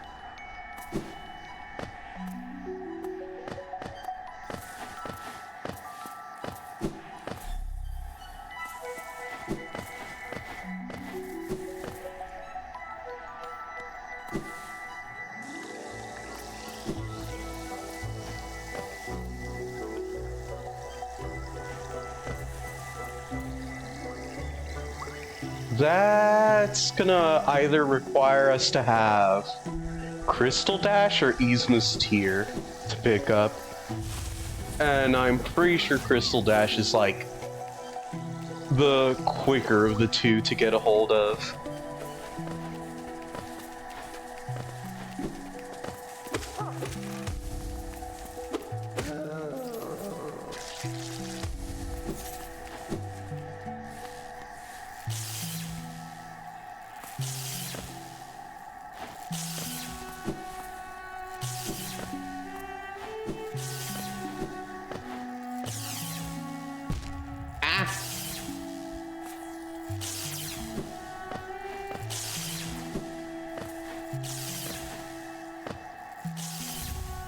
Thorns of Agony, there we go. Another neat little pickup to find. I believe Thorns of Agony makes it to where when you get hit, you do a automatic little counterattack that I don't think actually does all that much damage. It's just kind of neat to have.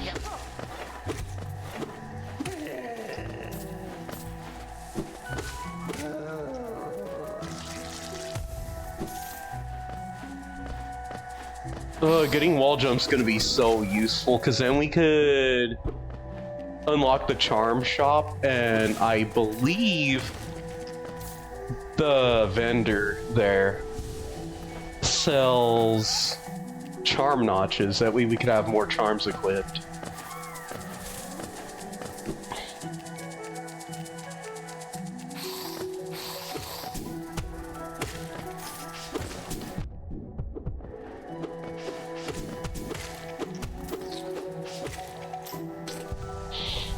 And charms are how you become busted as hell in this game.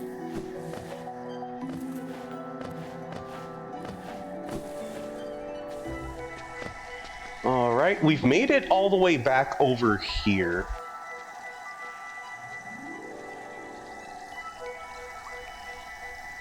Alright, you see how there's a little pathway down and to the right? To the left of where the hunter is at? I believe that is our next destination, but also because we have dash, there's somewhere up and to the right that I want to check out. And since that is a little bit closer, that is what I'm going to go and check out first.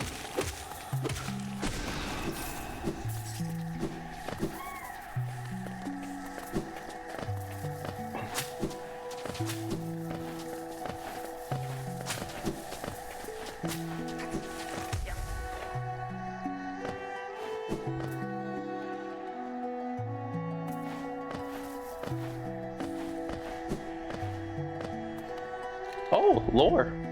The greater mind once dreamed of leaf, and cast these cabins so. In every bush and every vine, the mind of reveals itself to us.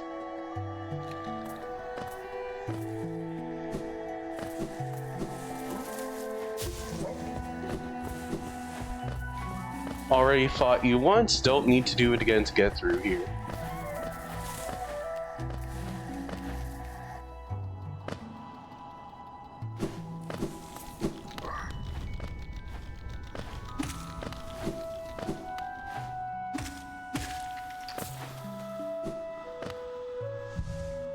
Oh no, wait, no, am I on full health? Oh yeah, I am. I almost just wasted soul on nothing.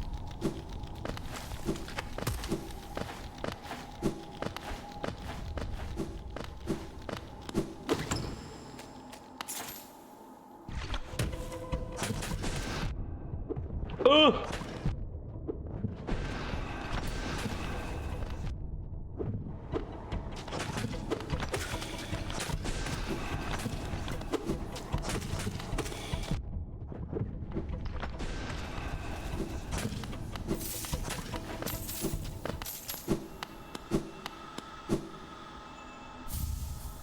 I got the Balder Shell. Okay, I beat at least one of those dudes. I'm a little scared. I have to not let myself get hit.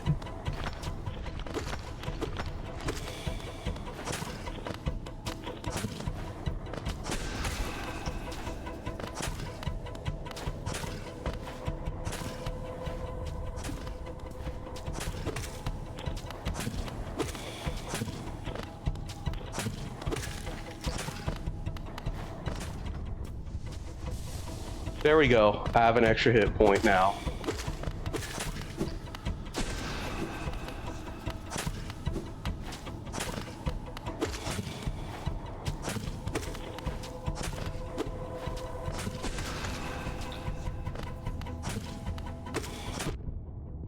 Ugh!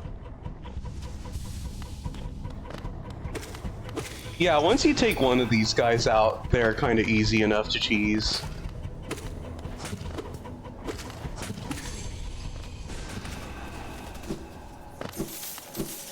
Whew.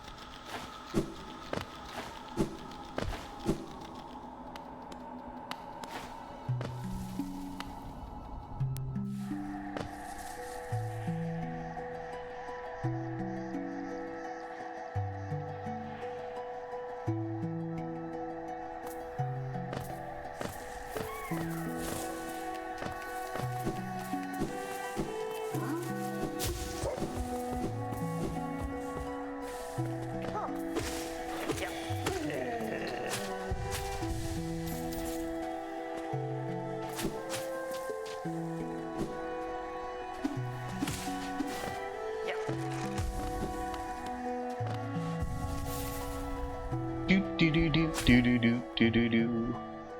Alright, so yeah, Thorns of Agony senses the pain of its bearer and lashes out at the world around them. When taking damage, Sprout Thorny Vines that damage nearby foes. Balder Shell protects bearer with a hard shell while focusing soul. Shell is not indestructible and will shatter if it absorbs too much damage.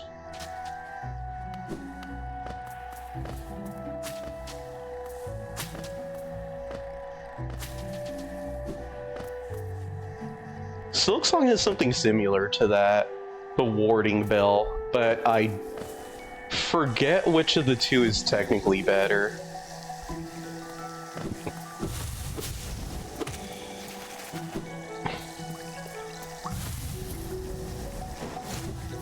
The one thing I remember is that the best thing to do is just literally just get good enough at the game to where you're not really getting hit enough to justify having one of those equipped, because the better your damage output, that way you're not in a fight for that long, the better your chances for survivability.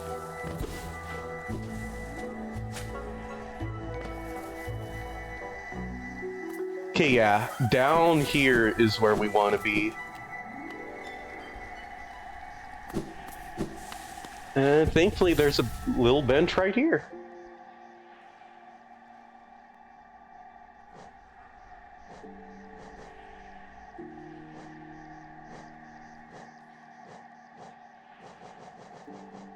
Yeah, Hunter's Journal in Hollow Knight makes you really required to beat the shit out of everything in order to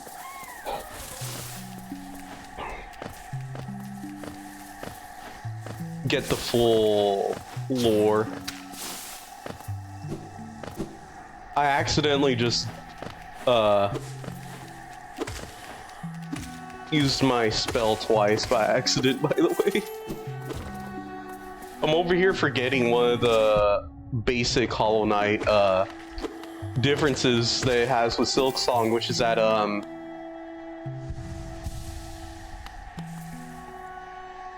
tapping A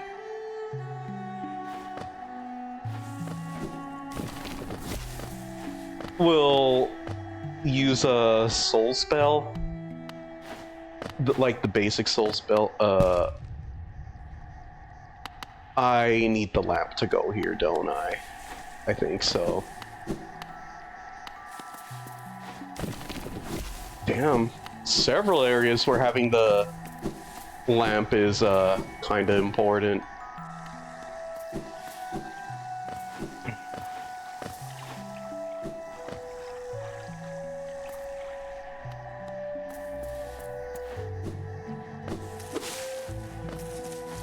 This is another little boss fight, and this one's pretty easy if I remember. Oh!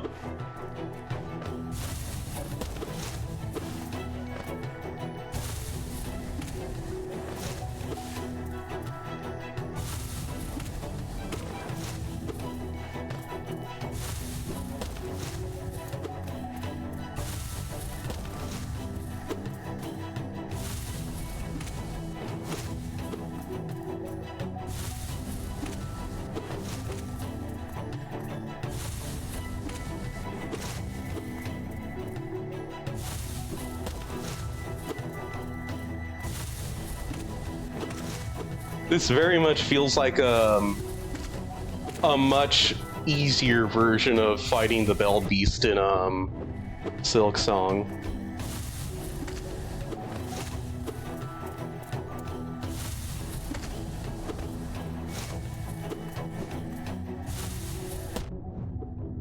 Ah, rat bastard.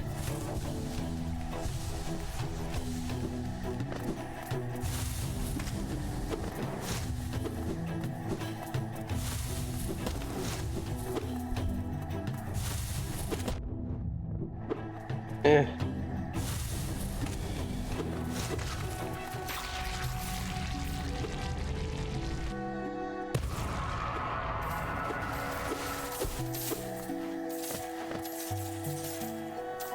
Damn, that's a lot of money that beating that boss gets, yeah. Jesus Christ!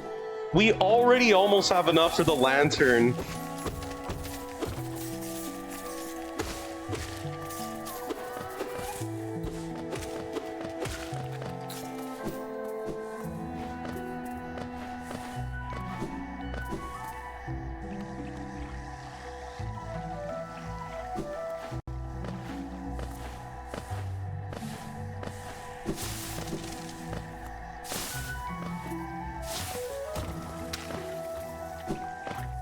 I don't even think we could do much this way yet.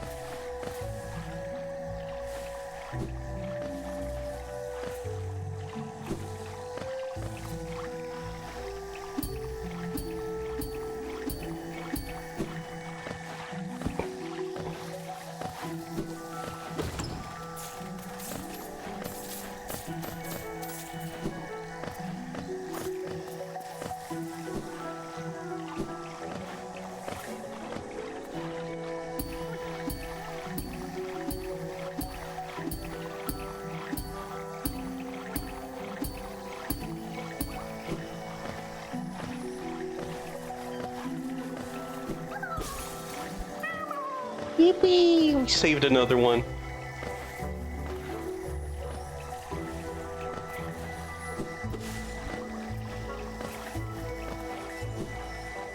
Yeah, I can't go that high.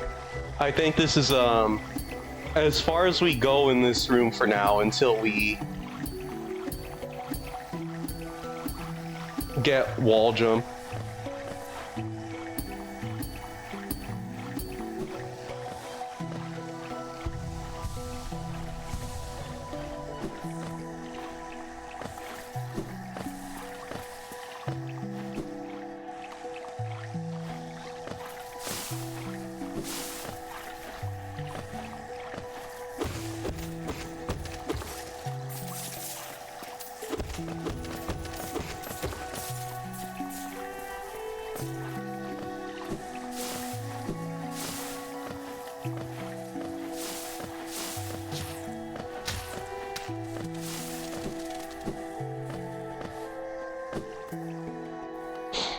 Do do do do do do do do.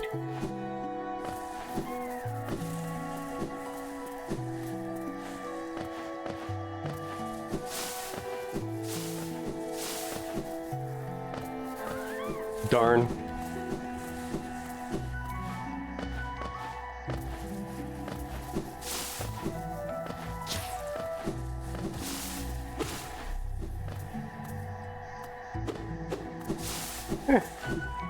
Guess there was nothing over there. Alright. So we found a couple of things, but it was mostly just money. Which is fine, because once again, early game Hollow Knight, money is hella important.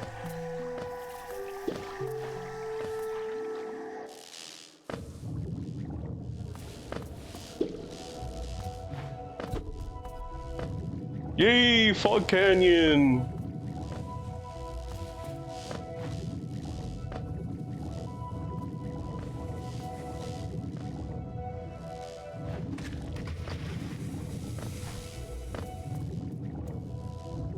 Oh yeah, there's acid right beneath there, so the homing missile those jellyfishes drop doesn't spawn. Ooh, thank God.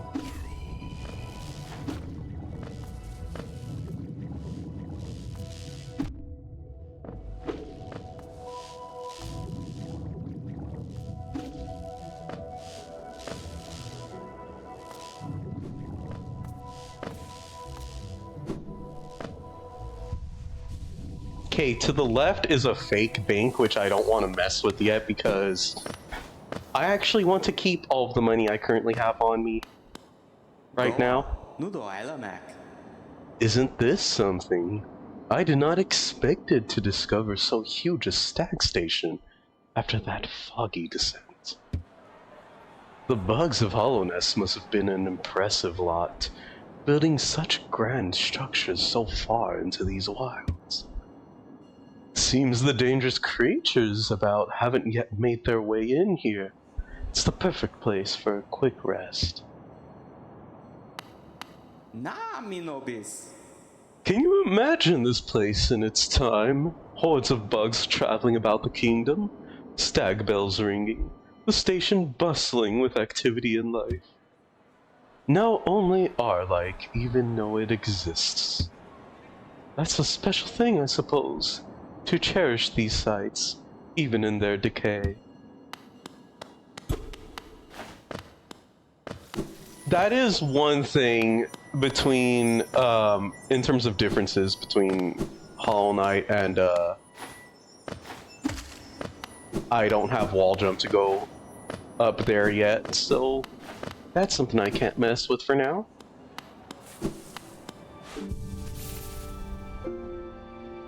Hollow Knight and Silk Song is,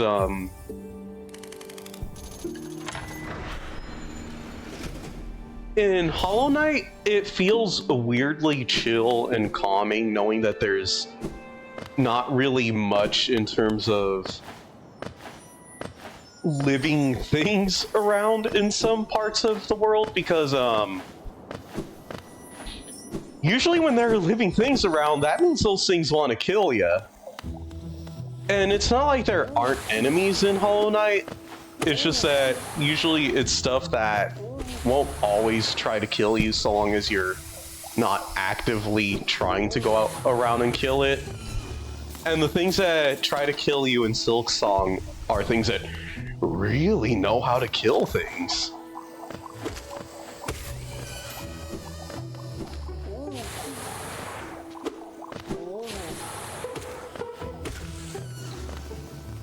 And here we are at another weirdly pretty area of Silk Song, the Fungal Wastes. I say weirdly pretty because it kind of is. I love how fucking full of fungus this place is.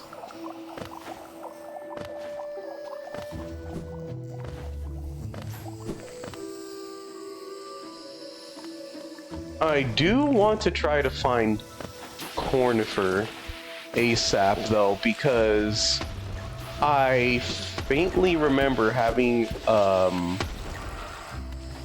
hard time exploring this area without the map.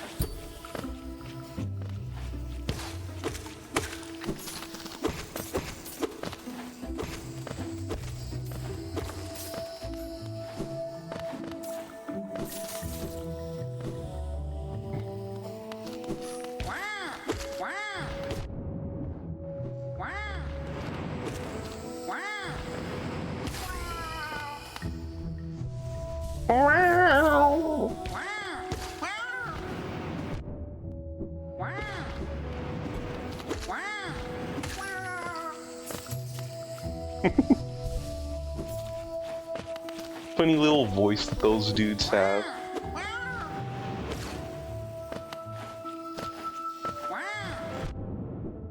Ugh.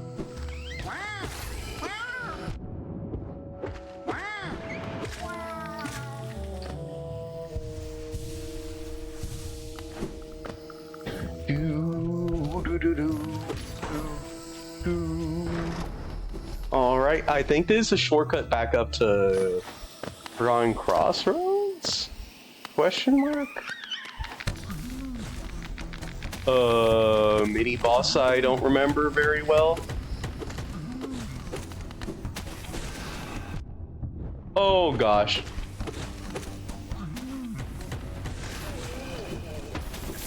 Yeah, just fight one at a time, and that'll get us the win.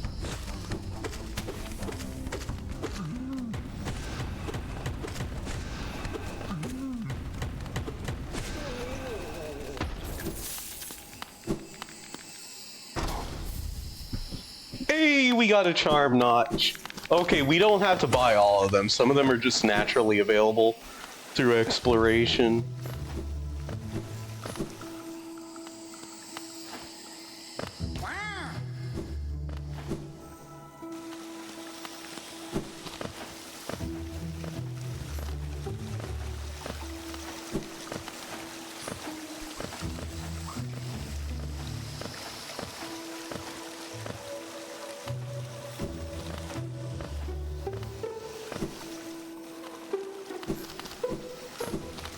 Fungal waste is kind of a large area. It makes it hard to, like, decide exactly where you want to go explore first.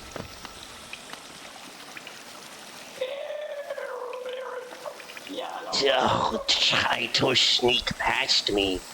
I can smell you. Do you collect a lot of geo? Give me geo. You can see something nice. You're a fool, aren't you? So, this dude gives you technically some of the better charms in the game, but they're not useful until later on when you can figure out how to make them permanent charms without worrying about losing them and having to rebuy them. Because they are charms that get destroyed, I forget if it's either on hit or on death. Oh, bastard! Rat!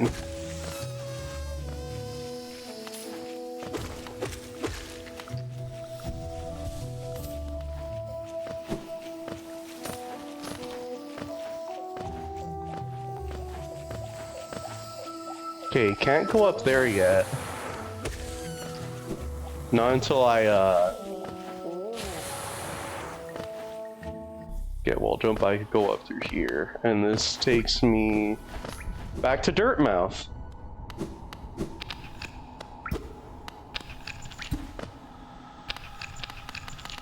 Okay, I need a ground pound to get through there.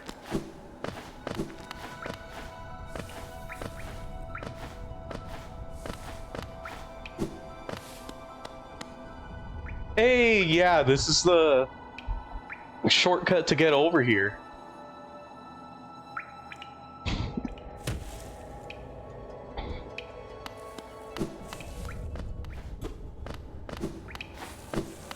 And I'm pretty sure now that we have dash, we can just get back over to fungal waste whenever we want. But if we want to get back over here to Dirtmouth, we can through here.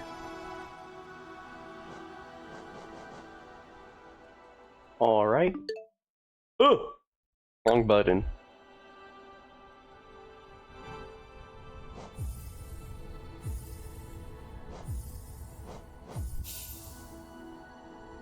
Little bit of teleporting.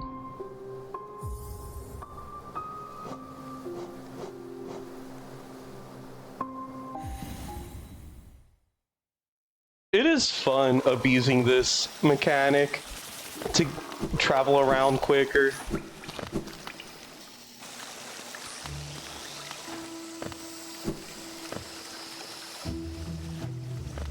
Okay, easements tier is necessary to get through that little area right there.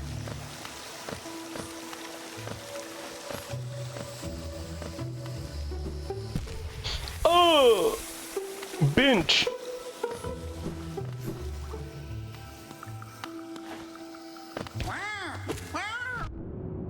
Ah! Fugger.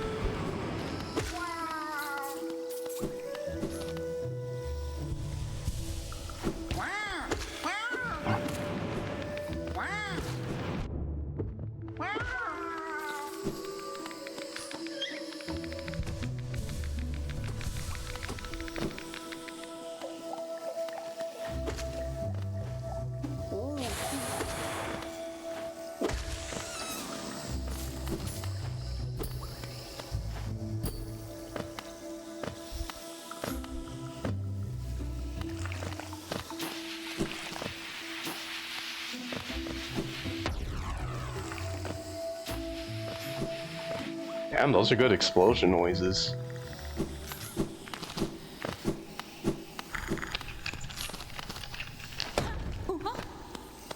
Oh, hi, Claw. Aha! The tiny steps of a tiny creature. You got the look of an adventurer, so we've much in common. Searching for dangerous places, Well, you're on the right track. A long-necked critter warned me of a tribe deeper down. Warrior sorts, So she says, and I'm itching for some serious combat. Keep sharp, my adventurous friend. Stay alive, and let's meet again on the road ahead. Oh, Cloth. If only you knew. Well, actually, she'd probably be down for it. She'd be like, hell yeah! I get to fucking have a badass fight. What the fuck? Let's go. She probably wouldn't care what would befall her. But yeah, if she's letting me know about the mantises, that heavily implies that I am going in the right direction here. Oh, fucker! Oh, that's a hornet. Again.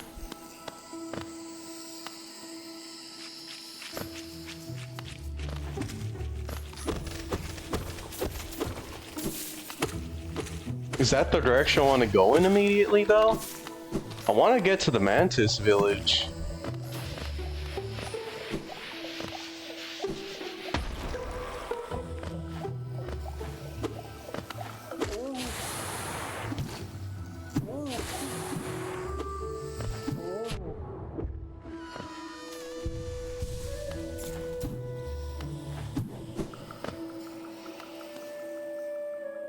And I don't know if she's headed that direction. I have a weird suspicion that she's headed towards the City of Tears.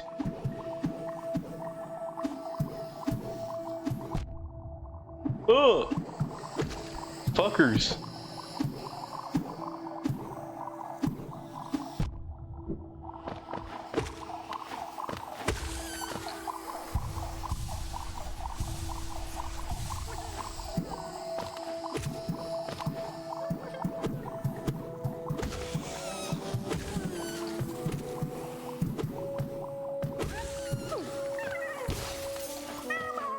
Yippee, another one.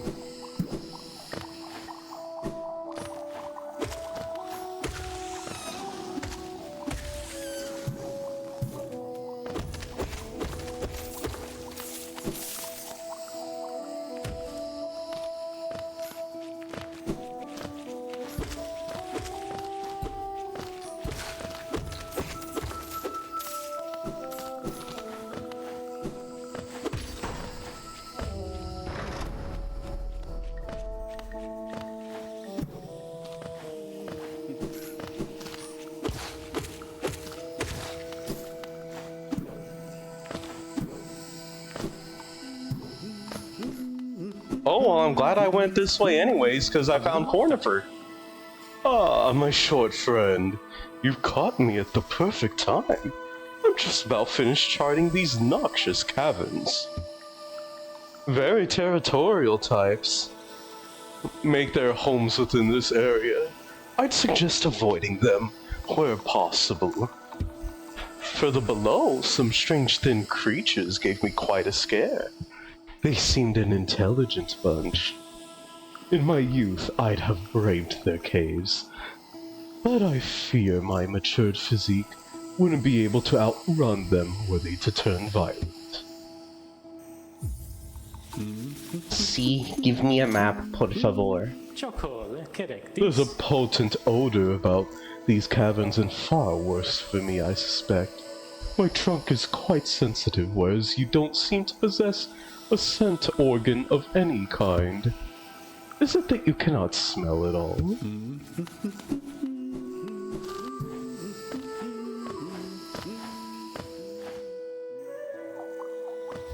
Let's see, I think, yeah, this is actually, back towards the beginning of the frickin' thingamabob of the fungal waste. We have, funnily enough, circled back around. Well, that is fine, because I actually want to go back and, use the bench here. Oh, hello. Oh, come in search of treats, have you? I chanced upon a unique little fungus growing right above us. I found it only in this station, and the taste is just divine. This place must once have been quite the hub, built at the border between two lands, that misty drop to one side, and those bulbous growths another. Neither place seems particularly welcoming, so while my little treats last, I think I'll stay right here.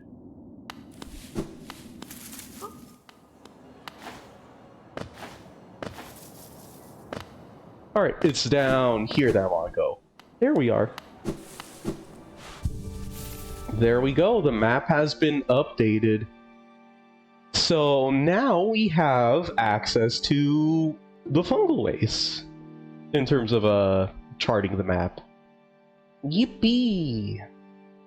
It is not even midnight yet, and we have already explored a decent amount of Dirtmouth. Well, Dirtmouth's not an area to explore. The Forgotten Crossroads, Green Path, and Fungal Waste. And we're still not done with Fungal Waste. Fungal Waste is fucking huge. Plenty to explore in this area.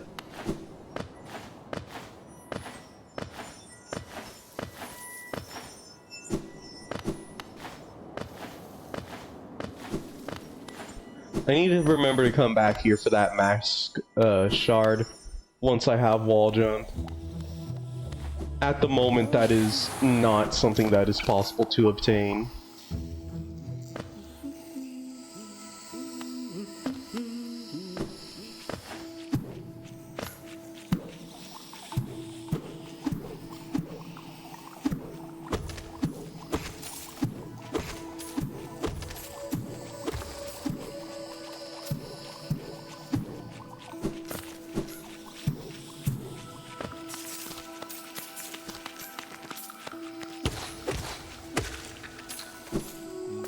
Money.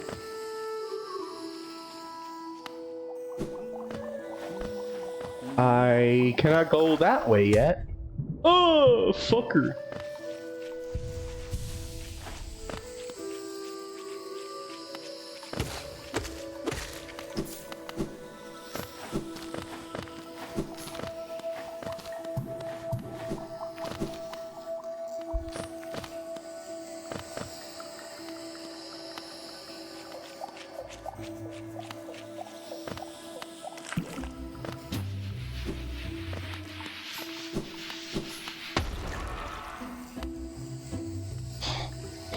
Man, they really do a lot of things to let you know, hey,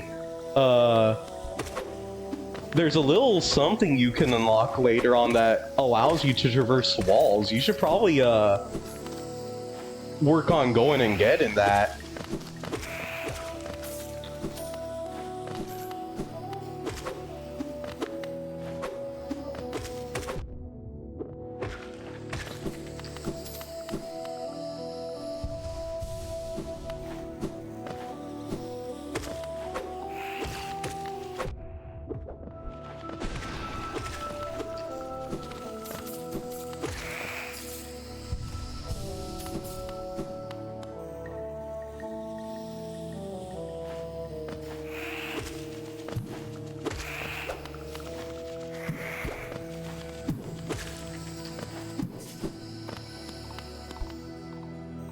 Wanderers seeking death, welcome. May you find swift end upon our claws.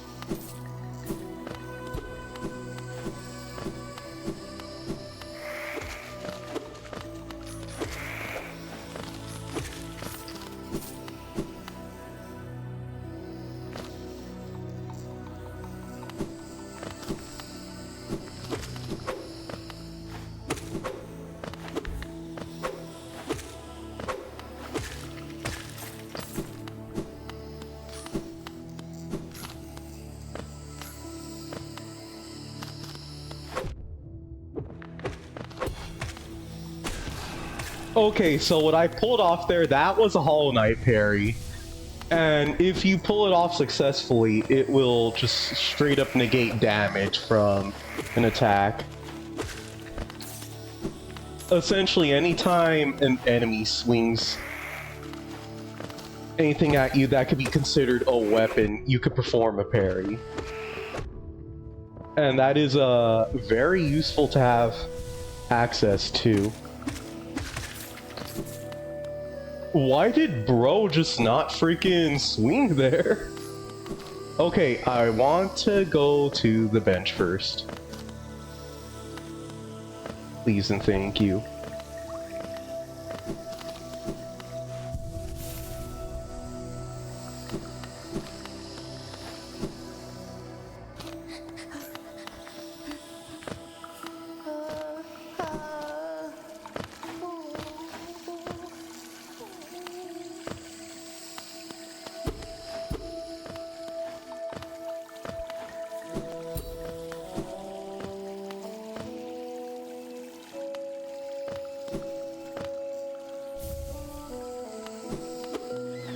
Dash Master. There we go.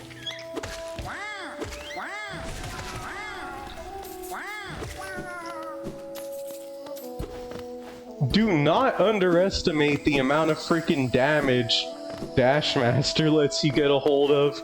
Also, we need to come back here with wall jump. Eventually.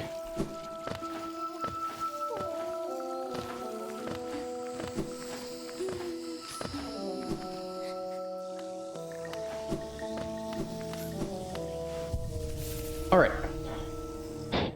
I need to pee, so we're gonna do a quick BRB. Shouldn't take too long. I will be back in just a smidge. See y'all in a bit. Wow.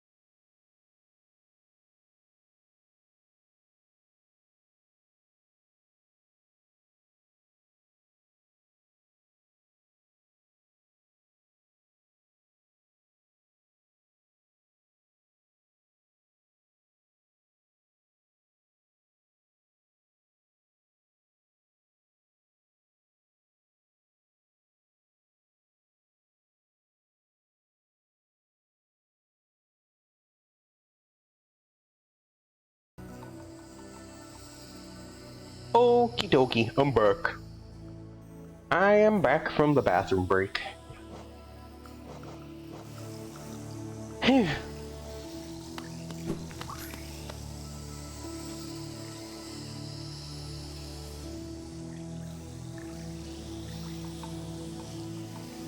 Alrighty. I will say this does feel like a really fun game. And really chill one too at that, to play to make sure I'm not getting burnt out from just doing Xenoblade stuff.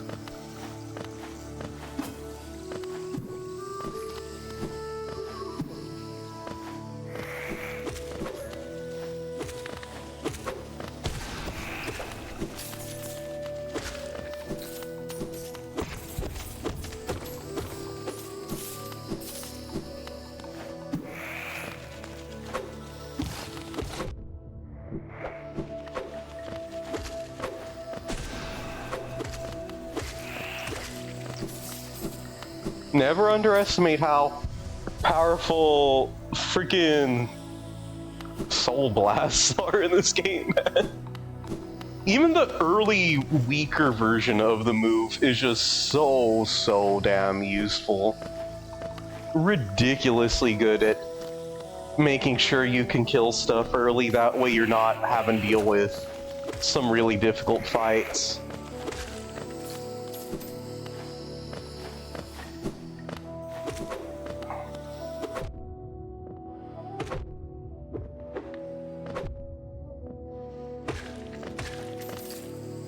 I tried to time it so I could parry it.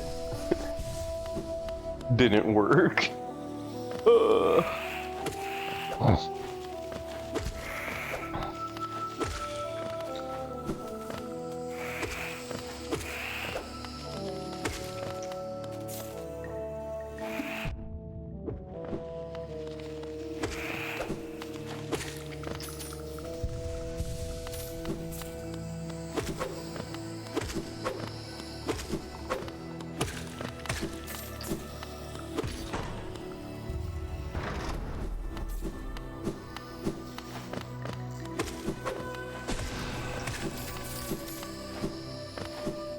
God damn, that's a lot of damage.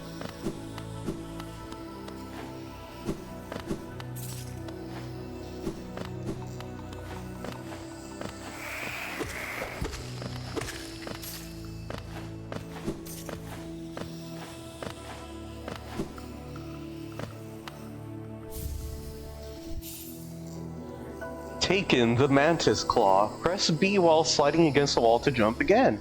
Jump from wall to wall to reach new areas. Hell yeah, fam, let's go.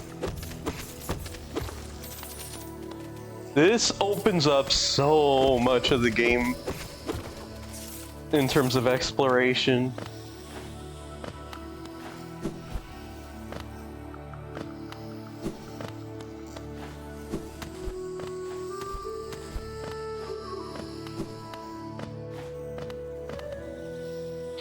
The truce remains, our vigil holds, the beasts are kept at bay.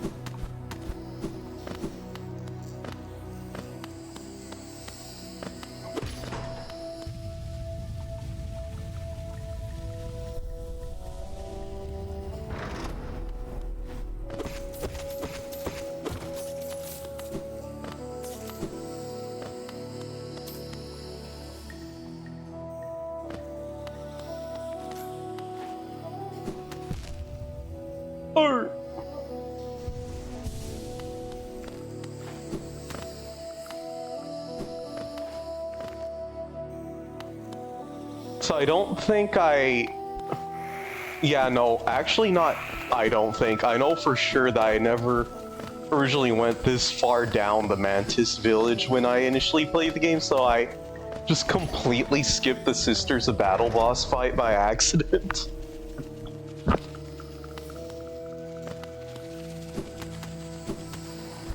So for the longest time, I had no access to the Long Claw, which is, in my opinion, a pretty good tool for people using nail builds, which is just attacking stuff with your nail a bunch.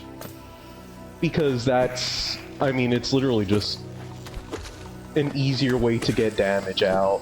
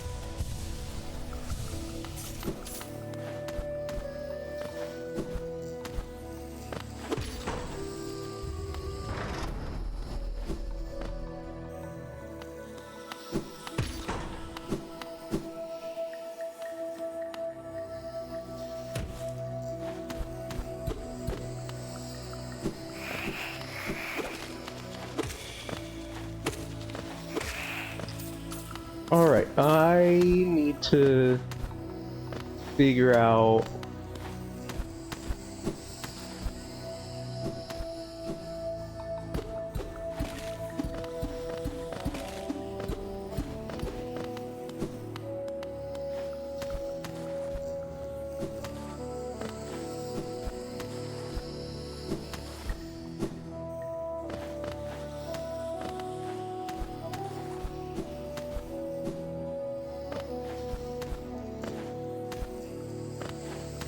Oh wait, there's a shortcut out through here.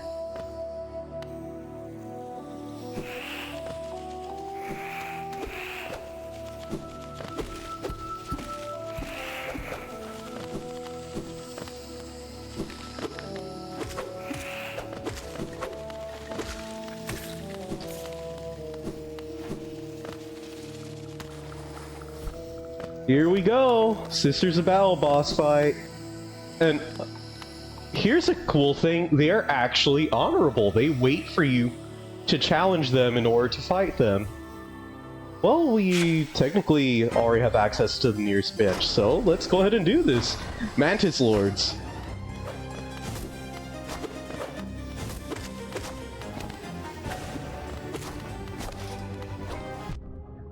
Oh crud.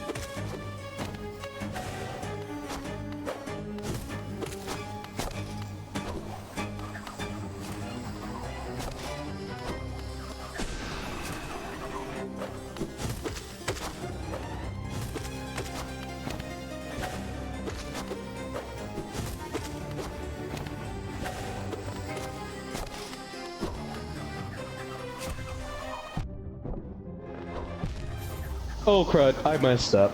Okay, I've downloaded the fight though, pretty much. I now have a better memory of how the Mantis Lord fight goes.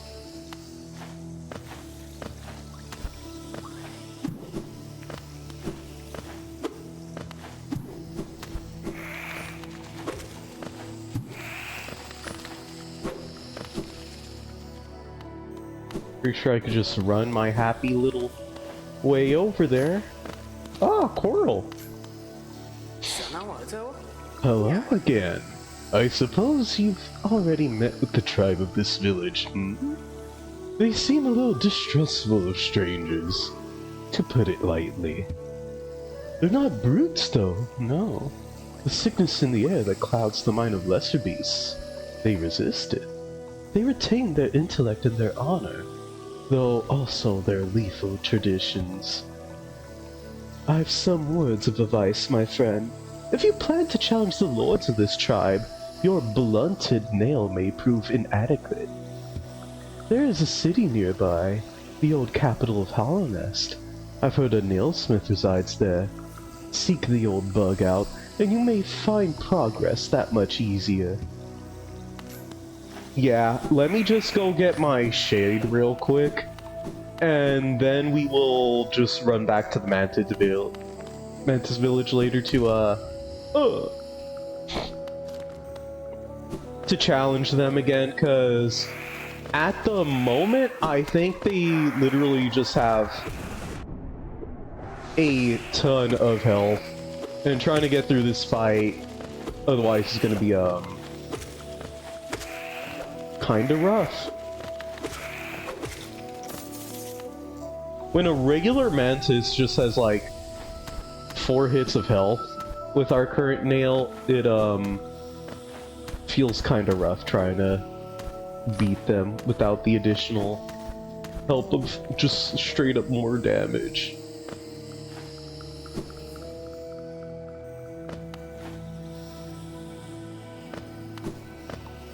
Alrighty.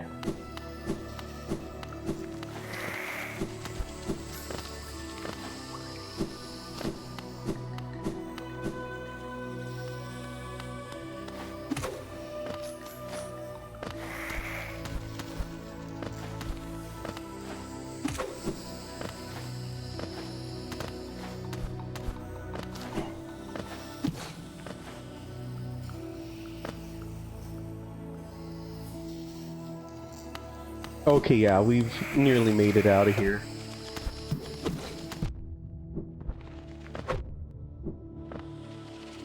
But yeah, that is one of the examples of Hollow Knight having good game design is, hey, if you want to try to challenge them, I recommend going and getting an upgrade for your nail at this other area first, because trying to challenge them right now is probably going to result in you getting your ass kicked a lot.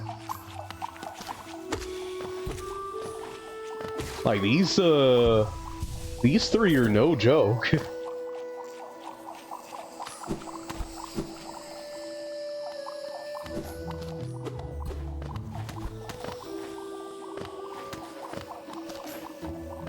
This doesn't feel likely to traverse right now. Ugh! I just realized I should probably... Oh, that's another way to the Mantis Village. Alright, Oh!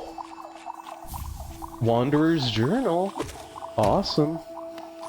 I think that's just a relic that we can sell to get more money later on.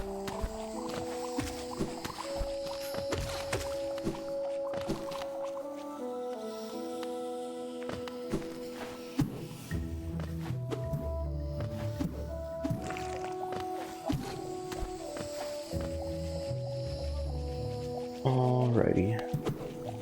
Ugh! Okay, so yeah, let me go ahead and head back towards that bench, because that is something that I almost forgot about just now.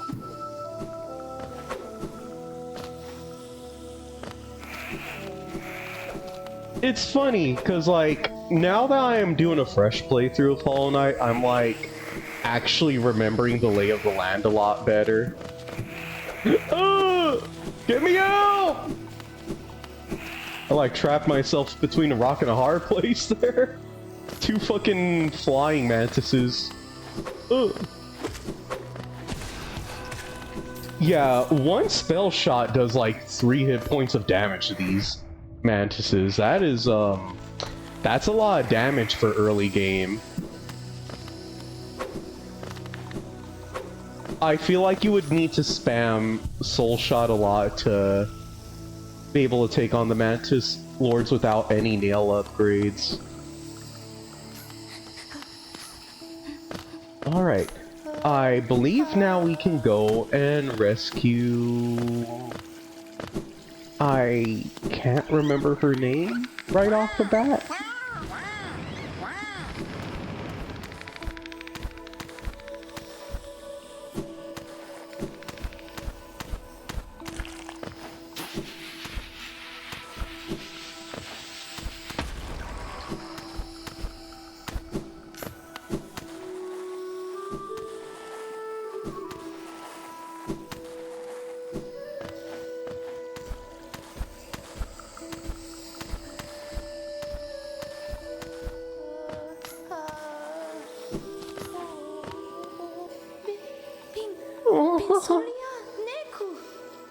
Please don't leave me behind. You forgot about me. I knew you would. Everyone always forgets about me. Oh? Who are you? Your face. You're so... I'm sorry. I got lost. I don't know how I ended up here. You came here to rescue me? Greta? The girl that everyone just ignores? Sorry, when I look at your face I can hardly... I just can't believe you came all the way down here to rescue me. I didn't think anybody... Sorry, I mean, thank you. I mean, I better go. Back to town, I mean. I better get home. Thank you. Here we go. So, rescuing her is needed for the optional boss fight against Grey Prince Zoe. Goofy ass optional boss fight, but a fun one nonetheless when you have a bunch of good upgrades and all of your movement abilities available. Otherwise, he is a huge pain in the ass, like, very much so. He, once again, has a very goofy moveset, and the way he moves around is like a goofier version of how you move around.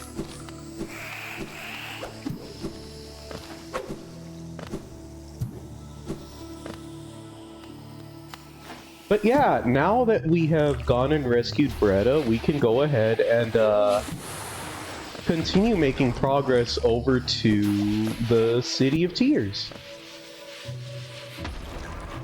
Okay. No, I don't go straight right. I go up and then right. Ugh! Bastard.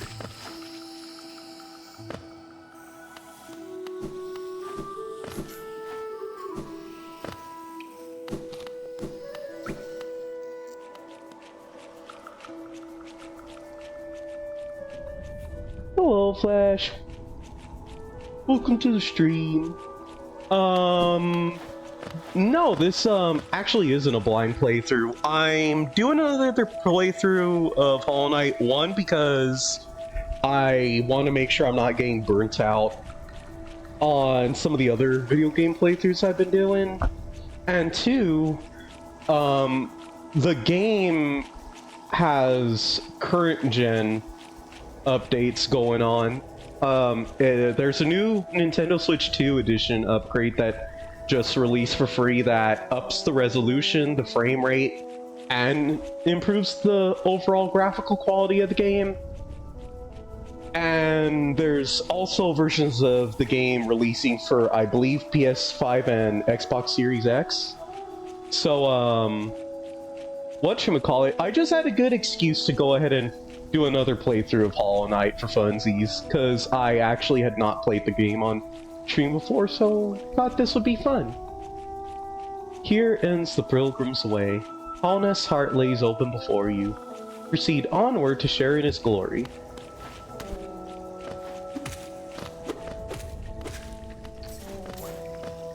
Here we go.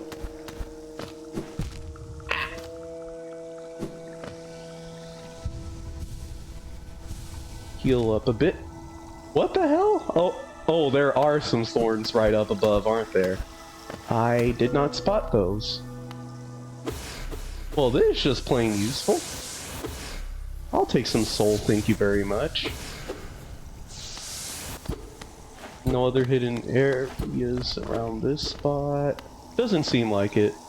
Alright, a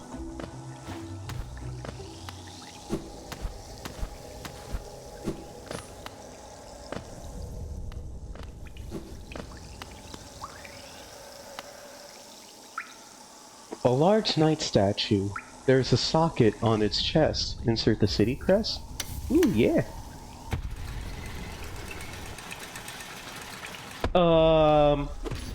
No, I hadn't 100%, excuse me, 112% in my last playthrough.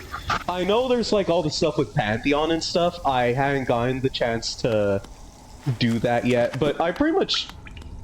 Huh? Was that thing about to fall right back down? Oh, yeah. Whoopsie. Yeah, that's fine. We can head back to the fungal waste through the King Station later. Ugh!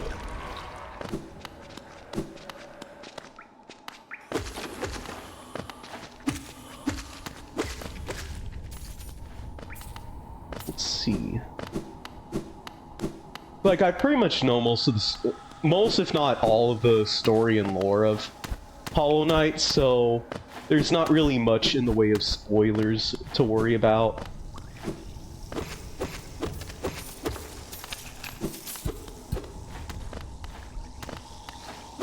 Anything over here?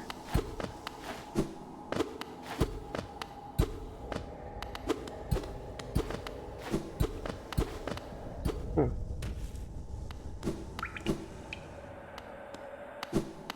Yeah, my bad. I probably should have specified that this was,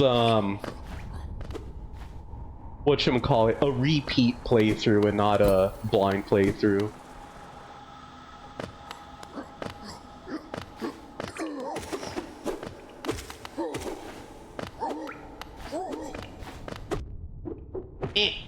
Bastard.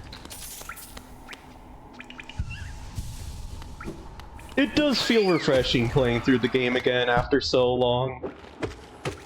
I was playing a bunch of Silk Song, and while I do pretty much know the entire story of Silk Song by now, I have actually yet to complete that game myself. But, whatchamacallit, OG Hollow Knight, you won't have to worry about, me getting spoiled on anything here.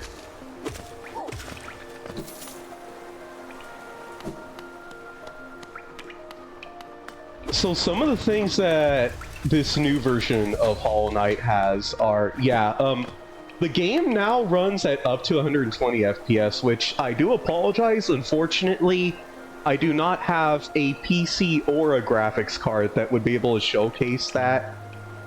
I do apologize. To be honest, even I can't really enjoy it because, one, the Switch 2's built-in display is an LCD screen, which, 120 frames per second does not really look as nice as 60 frames per second on an OLED. So for me to really enjoy 120 frames per second, I would need just a nicer monitor to actually be able to enjoy that. But Up-res, though, however, is still noticeable on the LCD screen. Hollow Knight Switch 2 edition in handheld mode for the game is significantly prettier compared to how it was before. Like, it looks at least as good as Silk Song does on handheld mode, and that is very, very, very good stuff to see. Because I imagine Silk Song in handheld mode on the Switch 2 and Hollow Knight's Switch 2 edition both now look just as good as they would on like a Steam Deck OLED, for example.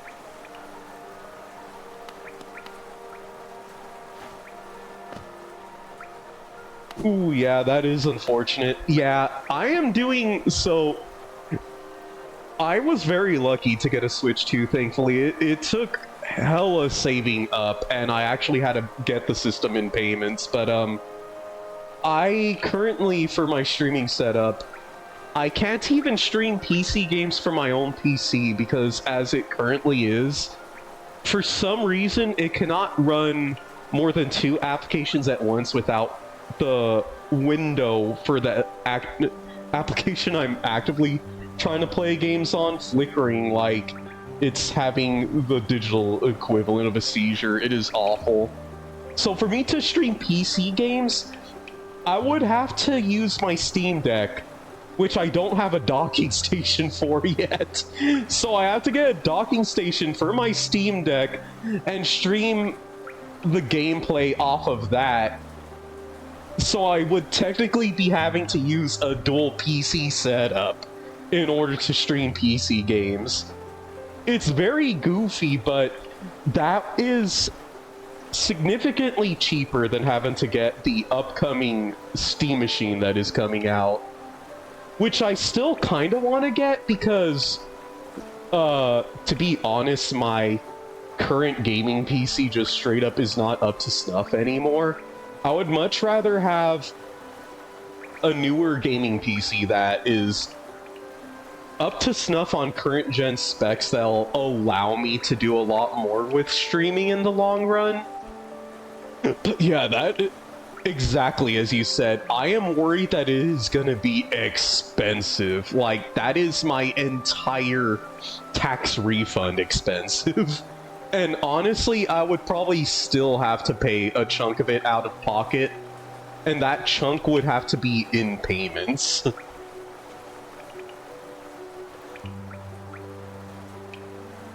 Like, I would have to pay a significant portion up front in order to get a hold of that thing.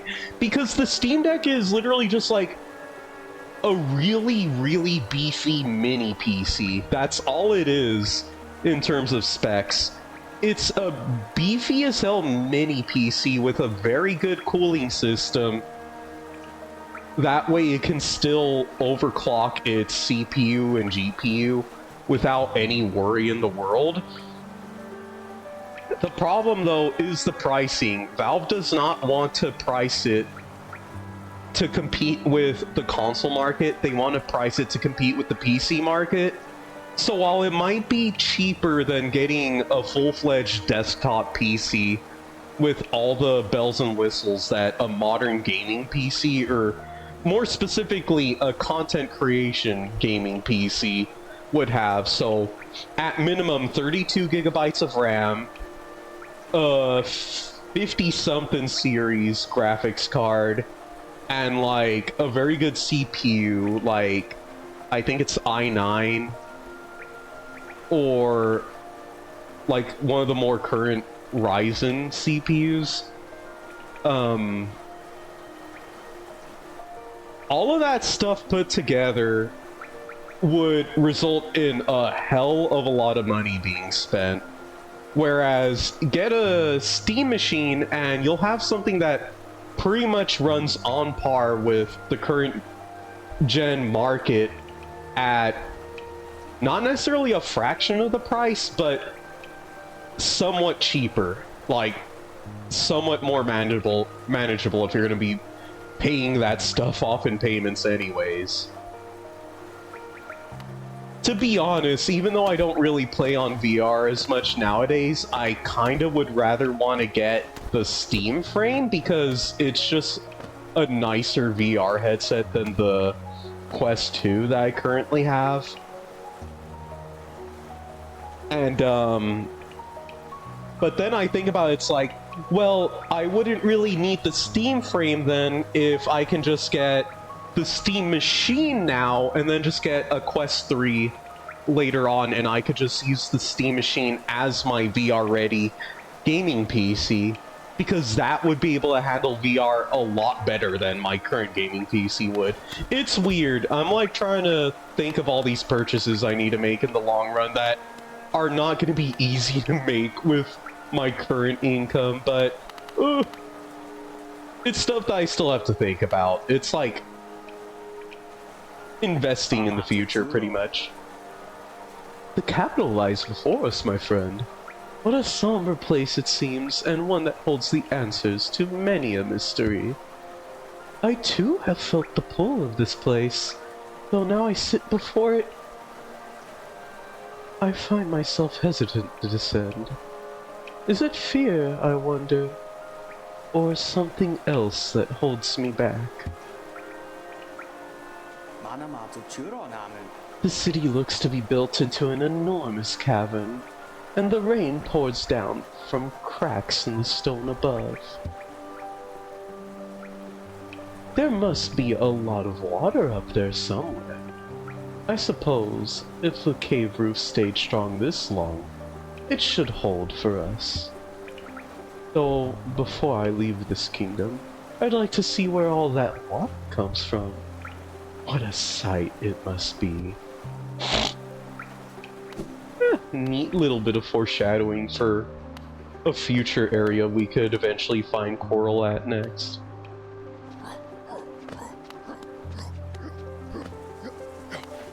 City of Tears is such a weirdly cozy, or not even weirdly, it just kind of is a cozy spot to find in early Hollow Knight.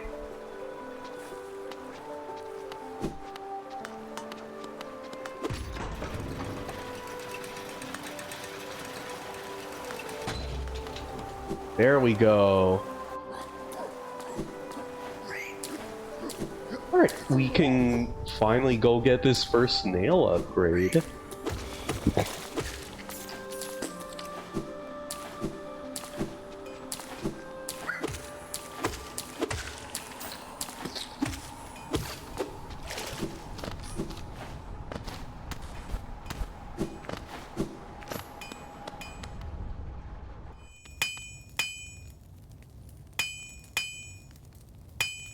Oh, that's cool. Good luck on the Pantheon stuff. Whatchamacallit, because I know especially, like, the final two bosses in Pantheon are supposed to be a pain in the neck to get past. And there's a couple of other ones littered throughout that can be a pain as well. Vendasu. Have you brought me another nail to behold? Leave it on the ground and return later if you're still breathing. Ranjo Stenja. Oh, I thought you were someone else. After a nailsmith, are you? Well, you found one. I'm not much for talk, but if it's a nail that needs repair, then you've come to the right bug. Your own nail is in quite a sorry state. It's obviously not one of mine. Still, anything can be refined with enough effort and skill, even that broken blade. If you'd like, I can reforge your nail. It'll make the blade far more deadly. Yes, please, poor favor. Jonsha. Ah, that's neato. That's cool. Yeah, I do eventually want to head back to my original file to get to Pantheon, but stream-wise, I want to at least do like the first alternate ending, which is, I believe, just regular Radiance. And then I can head back to my original playthrough and, whatchamacallit, and then do Pantheon there. As you wish. I'll get to work then.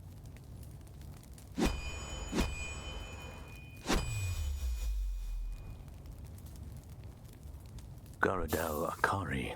There we go. The reforging is complete. I've honed your nail's edge. You'll find it much stronger than it used to be. Head out there and test its strength against your foes.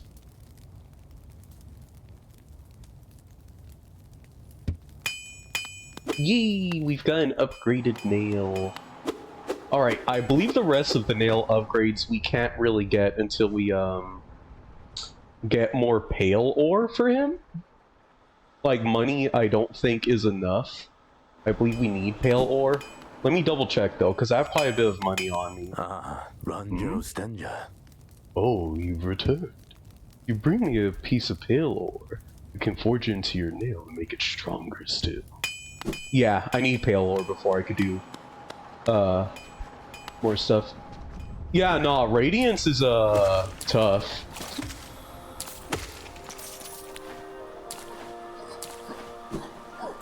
Like, I would probably have trouble with Absolute Radiance myself if I were doing Pantheon. I would need to make sure I had a very, very optimal build for making sure I could, whatchamacallit, even attempt to get all the way to Absolute Radiance.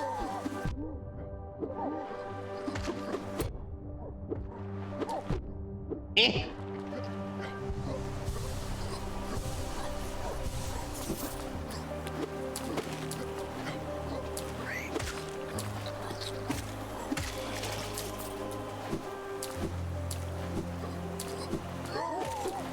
I can't remember where we first get pale ore at, but I do know we end up pretty much running into it eventually.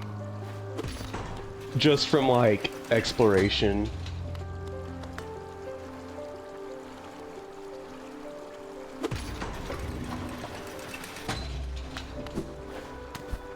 Let's see.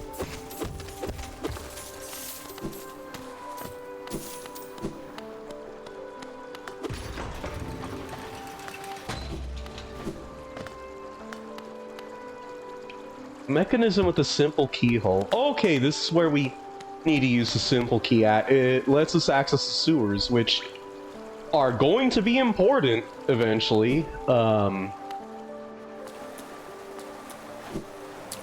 There are a couple of reasons why I want to get to the sewers. One, I would need to get past Dung Defenders so we could get to some stuff that we need to get to. Two is so I could go and beat the hell out of Fluke so I can get the Fluke charm.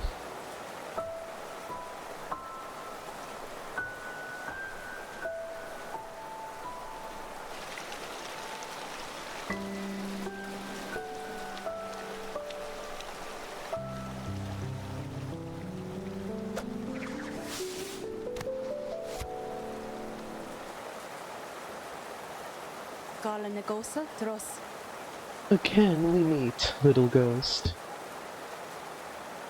I'm normally quite deceptive.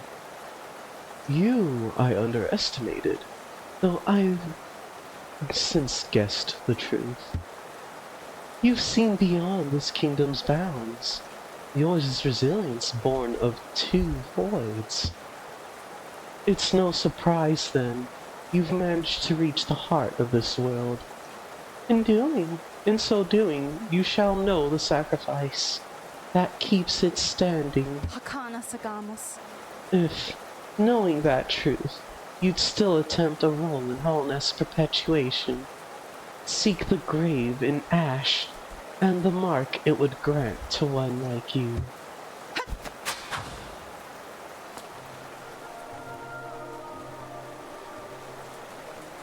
Memorial to the Hollow Knight.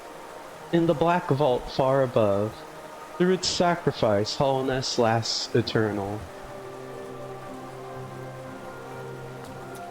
Black Egg Temple added to the map. There we go. Oh.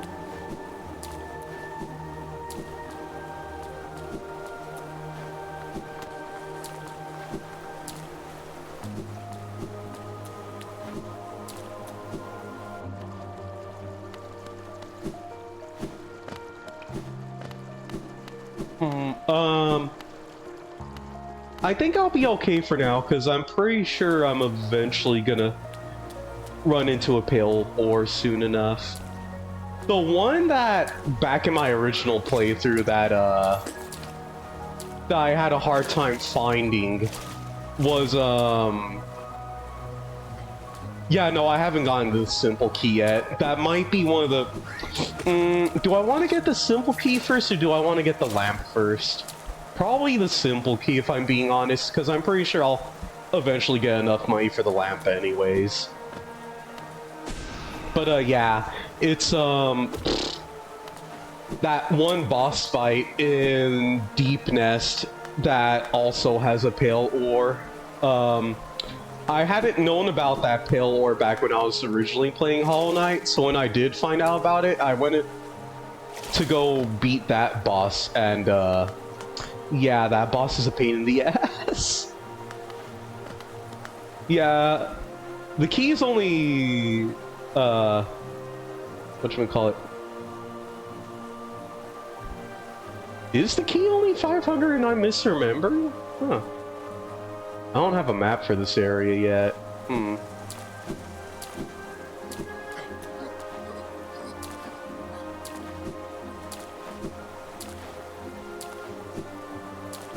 Let me see.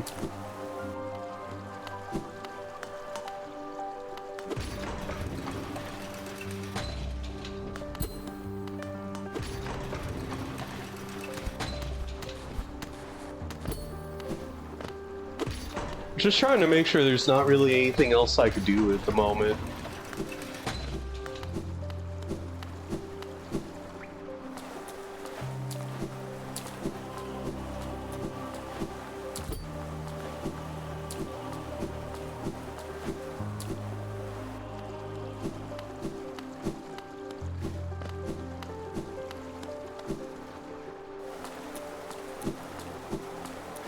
Yeah, seems like it for now.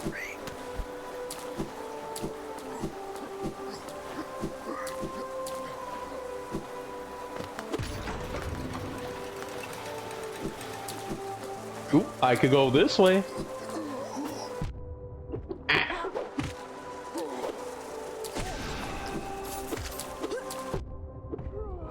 Ooh. There we go.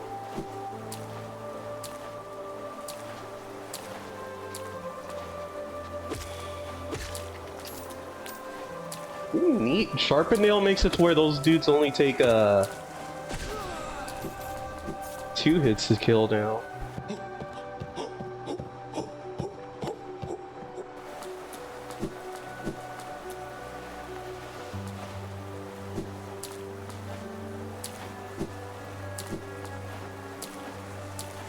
Oh, that is unfortunate.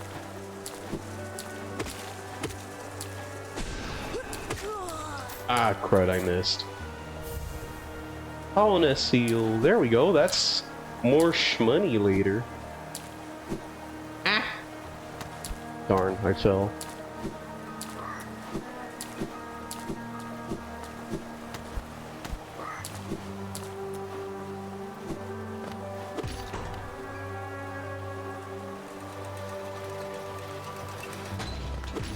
Yeah, Final Nail is really good stuff.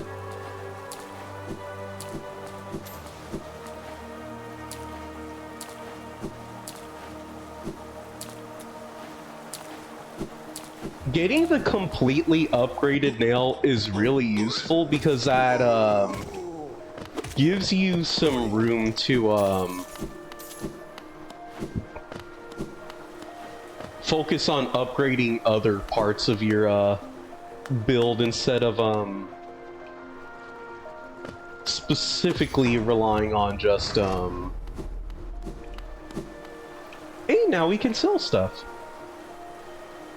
on just damage upgrades. War's son? Gian. Aye. I'm searching for rare items, have you? Well, hands off. This collection is mine. I won't be selling to grubby little wanderers. Still, I imagine you come across many interesting items in your travels. Maybe you'd care to part with some. I'll offer a fair trade for each. Velmi Artred. I have one of each of a Wanderer's Journal and a Hollowness seal. These journals give us an interesting glimpse into the minds and hearts of those who lived before us. They're a common find, so I can't offer you too much for them. Hey, 200 dillers is 200 dillers. Oh, Paul. A Wanderer's Journal, eh? Though they're common finds about the kingdom, I much enjoy the deciphering of their text. Read together, they paint a morbid tale. It seems fate was unkind to most who travel within Hollownest's ruin. Velmi Artred.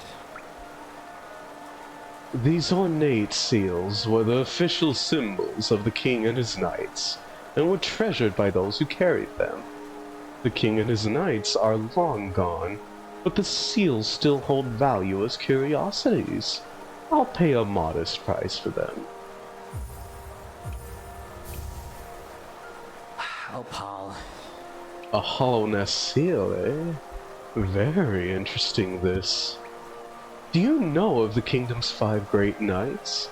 They are revered figures of Hollownest, often mentioned in the annals of the kingdom, but only as a group. Both their names and appearance seem to have been expunged from history. So long has passed since their time, it'd be a grand achievement to discover their identities. Helma Delker. Looks like you don't have any relics on you. If you manage to find any in good condition, bring them to me and I'll give you a fair amount of geo for them. There we go.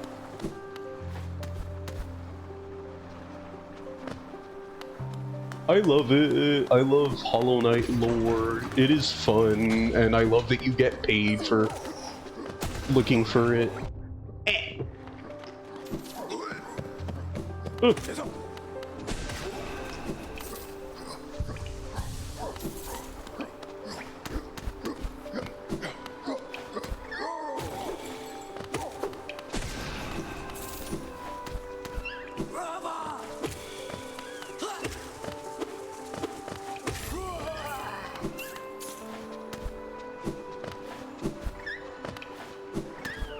Yeah, but I do believe I know who the 5 Great Knights he's talking about are.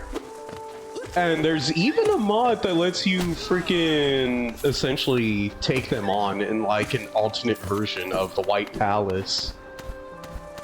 Fun little fan-made boss fights there. Ah! Damn it. I don't know why I did that.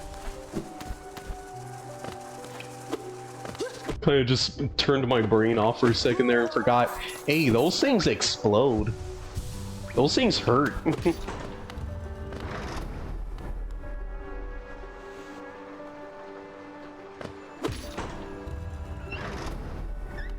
All of these doors are now open.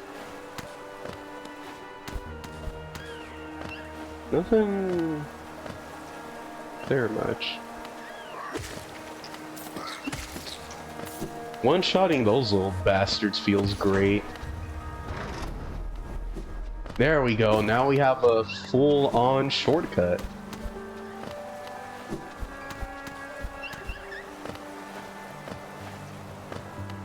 Ooh yeah, Dung Defender's hidden lore is great.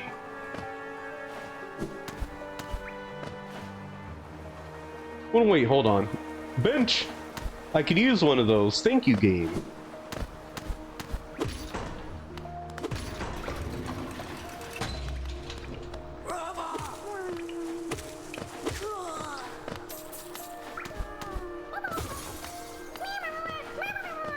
There we go, buddy. Another grub rescued.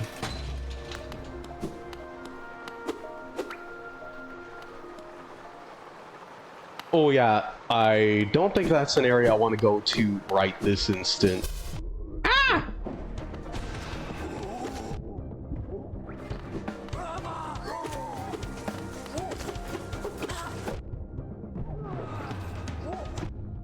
Eh! You were supposed to have died! Eh, whatever, I took them out. I misread their health, apparently. Cornifer! There you are! Toll machine with the symbol of a bench. Insert Geo. Yes, please, por favor. Awesome. Isn't this a change from those twisting natural caverns? The rain does cast something of a sadness upon it all, but the architecture is simply splendid. Charting such a different space is quite the challenge, though one I've eagerly undertaken. Perhaps you'd care to purchase a copy of my achievements so far? Yes, please. We've both come far to reach this grand place. While I'm about these buildings, I must remember to collect a trinket or two for Iselda.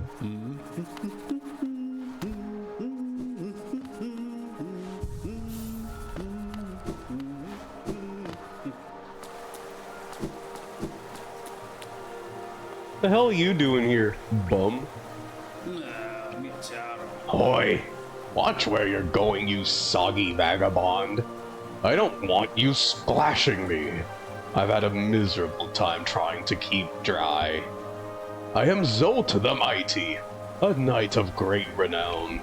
If I decide that I'm going to stay dry, then that's what's going to happen. Past this wretched city, water and monsters constantly fall from above. It's no wonder this blasted kingdom fell to ruin.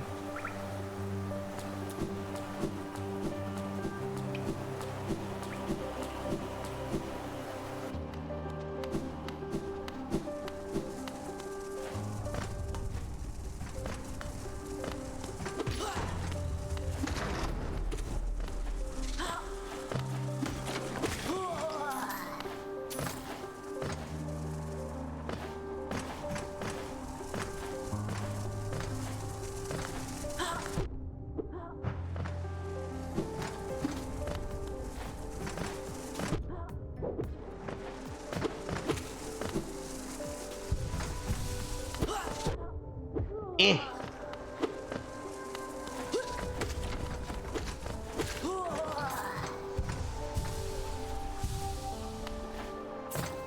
Yo, what the heck? What's up?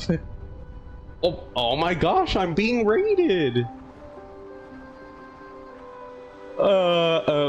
This is like probably one of the first times I've ever actually been raided. That's kind of insane.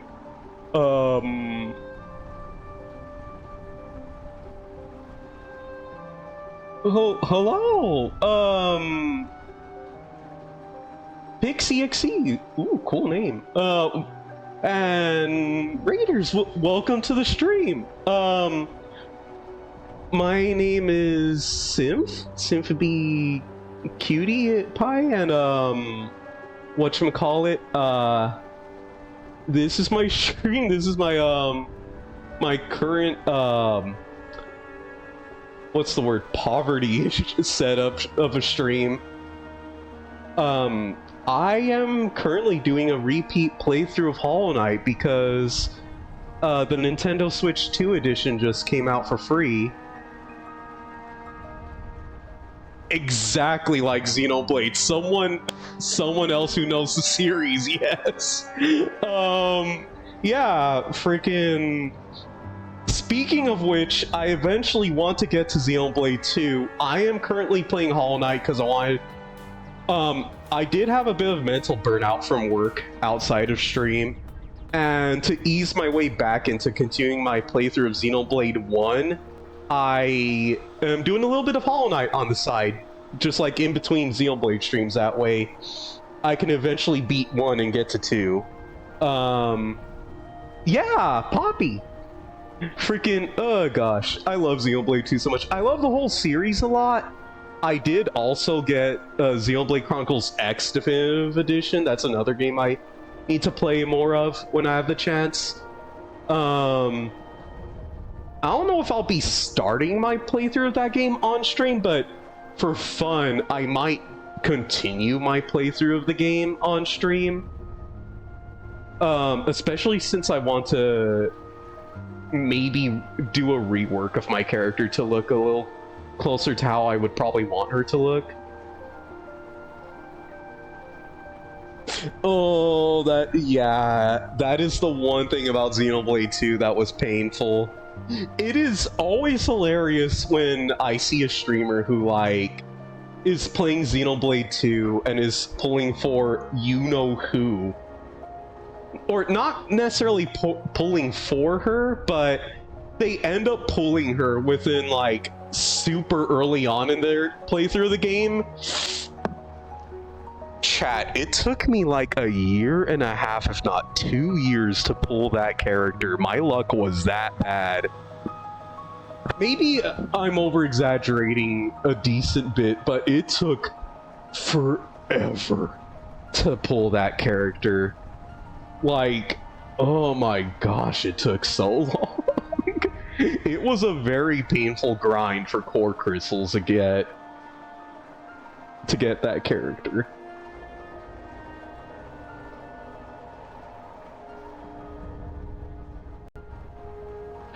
I am also hoping that, like, at the very least, if we don't get a definitive edition, at least, please, please, please, please, please give us a Nintendo Switch 2 edition.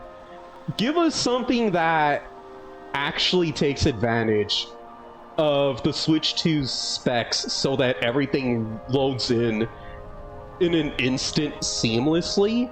That loading times are, like, significantly shorter. And that the frame rate doesn't suffer from some of the drops that it tends to have during gameplay.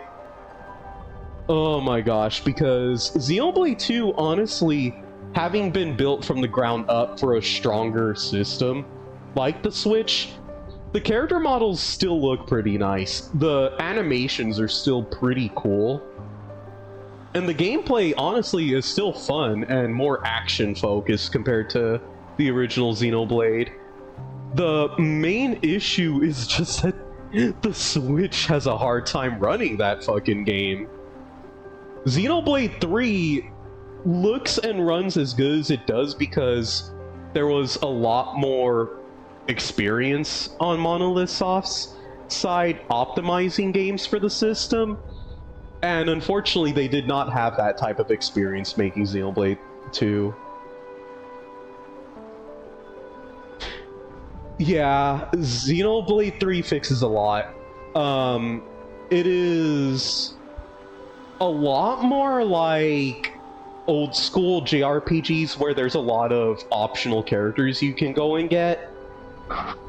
But instead of relying on a gacha, it is more just exploring the world and doing fun side quest stuff to get those characters. So more like Suikoden, if anything, rather than like Xenoblade 2's gacha system. Which, if they were to keep the gacha system in a definitive edition or a Switch 2 edition at the very least, my one hope is, please, for the love of God, implement a pity system, please. I don't care if it's not a free-to-play gacha. I paid full price for the game. Give us a pity system so that we're not grinding literal months, if not years of our lives, trying to get all the cool rare blades. Please. Like, implement a pity and implement a spark, honestly, because I would also, like, want to try to focus my pulls towards certain rare blades first. if I so pleased. I feel like those would be some amazing quality of life changes to add to the game.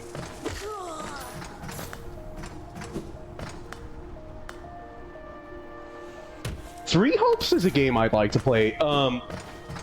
Yeah, Fire Emblem, that is another series I love and have not really played as much of in recent years.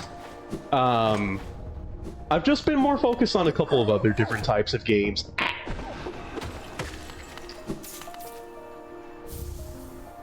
Oh, there's another simple key right here. Huh. What does the other one open up then? Well, shoot, I can go back down to the sewers then, I guess.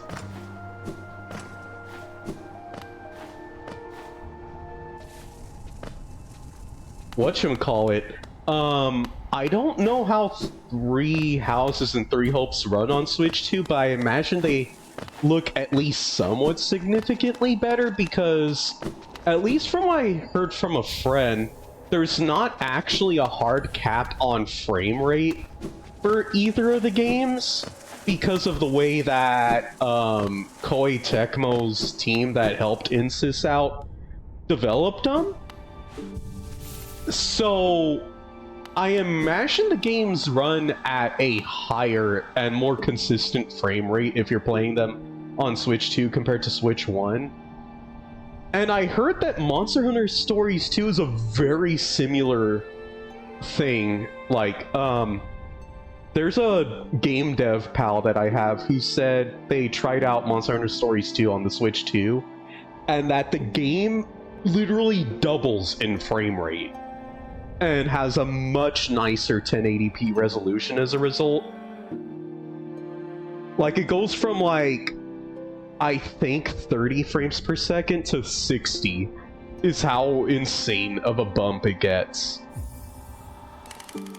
Also, yay, we got the King Station, whatchamacallit, unlocked.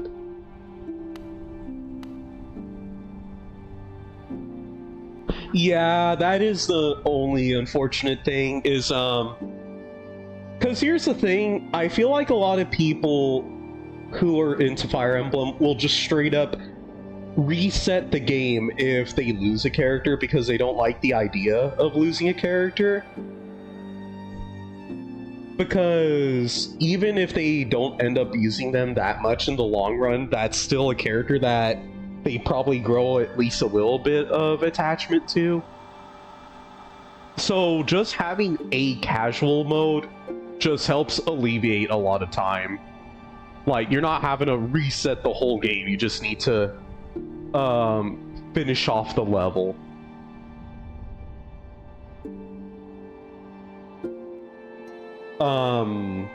Whatchamacallit? Let me go ahead and do a quick trip to Dirtmouth to see if I have anything at either of the shops I want to go get. You've opened several stag stations now, haven't you? I'm thankful for the opportunity to once more travel through the kingdom. As I visit more places, I feel my memories returning to me, like the stagways of my mind are running once more. Continue to open the stations, and you'll have my deepest gratitude.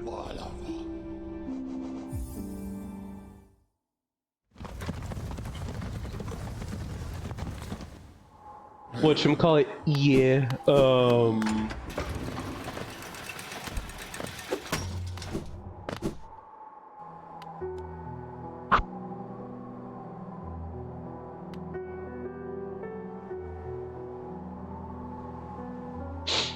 yeah, whatchamacallit? That is the thing with Three Houses, is, it is a lot of video game to play because of the fact that there are like 3.5 different paths that you can play through. And it's the same thing for Three Hopes, is if you really love Fire Emblem and you really love the world building in those two games, then you'll enjoy it a lot. But if you also have a hard time whatchamacallit? What's the word I'm looking for? If you have a hard time keeping your attention on one game at a time,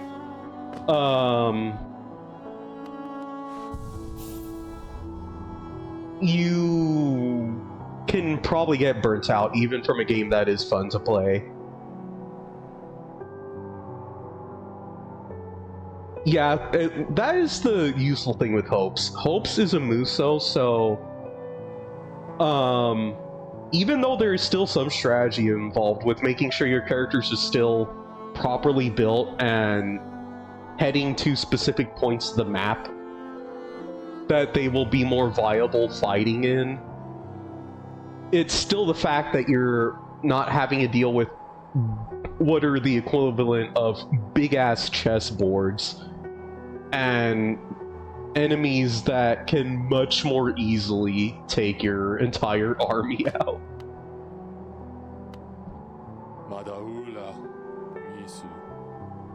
A young couple's just recently taken up residence in the house beside the station. Seems they're running a map shop, which may excite adventurous types like yourself. She's a tall bug, the wife.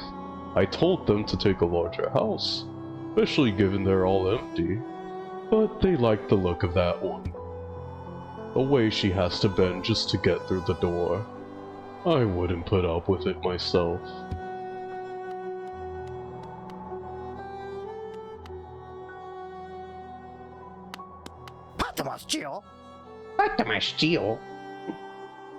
Let's see.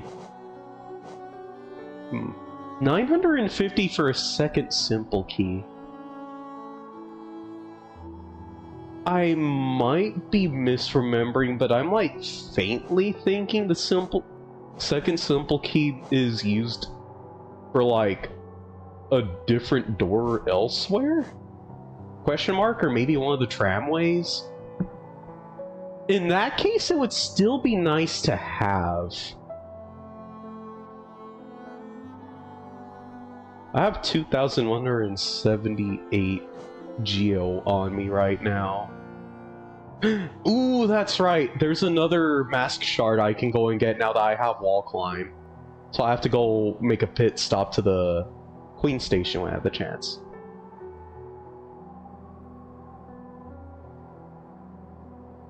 Oh, that's cool. Freaking damn, 9th anniversary. It's been almost a decade since, whatchamacallit? Fire Emblem Heroes released, huh?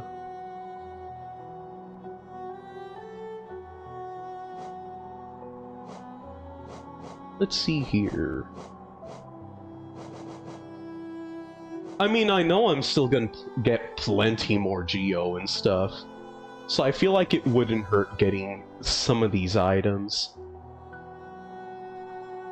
Lamp will be useful to have for when we eventually get to Deep Nest, and I think there's like one little area I remember finding in Green Path that it's useful in. And I have a simple key on me right now, so I could probably just come back for this one. If I get this, I'll only have like, what, 500 Geo on me right now?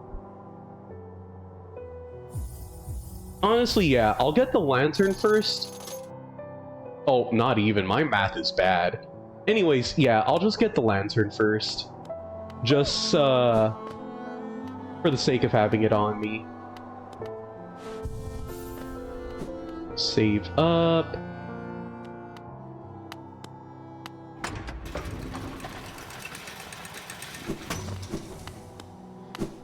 Hold on, wait. There's one more little area I want to go check out. Just to see if I've unlocked it yet.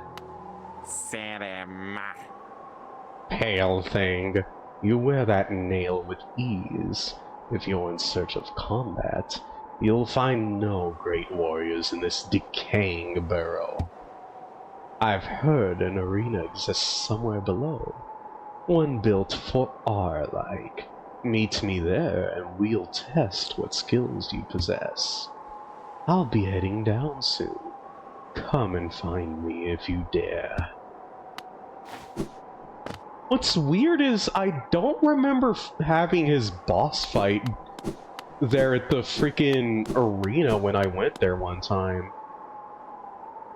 Okay, this is the other simple key door. Okay, gonna keep it a buck because I'm pretty confident I'm not gonna die that easily. I think I'm gonna hold off on opening this door because this just makes it easier to get a hold of your shade if you die. And why did I go down here? I have the stag station. Whoopsies. If I die, I'll just put up with the trouble of going to get my shade back. It's no biggie.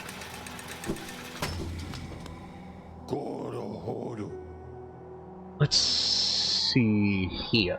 Let's go to the Queen Station and pick up that mask shard that I can go and grab now. Also, oh,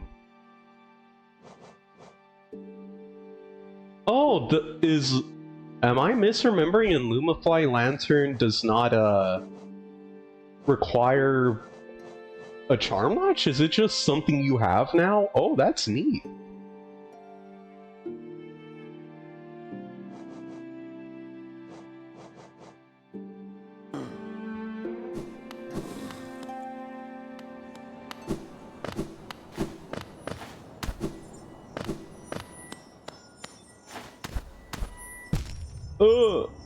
Oh, that's right, there's a little platforming challenge I have to get past to get, this mask shard. Nothing too crazy, though.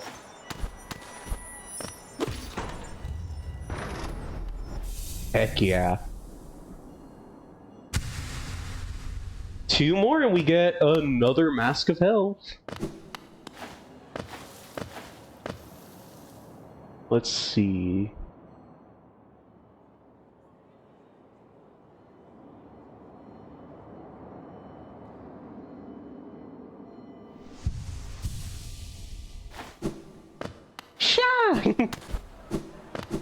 Adina!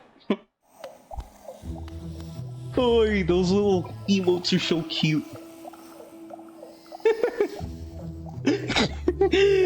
Hornet in the fucking...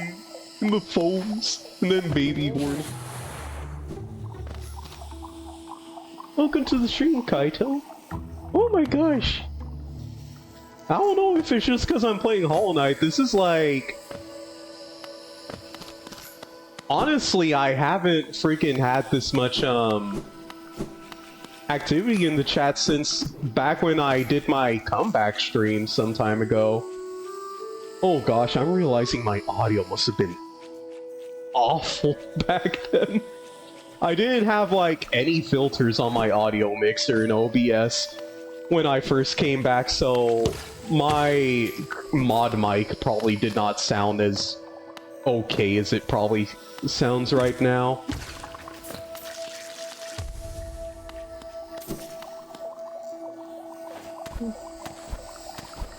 Like Mickey Mouse. Welcome to the stream, everyone!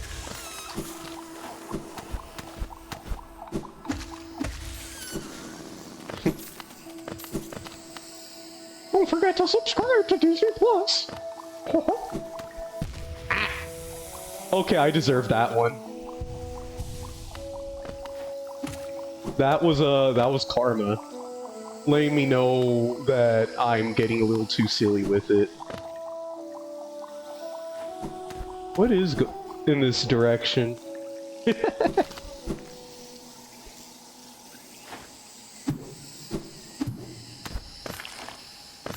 What is all of this?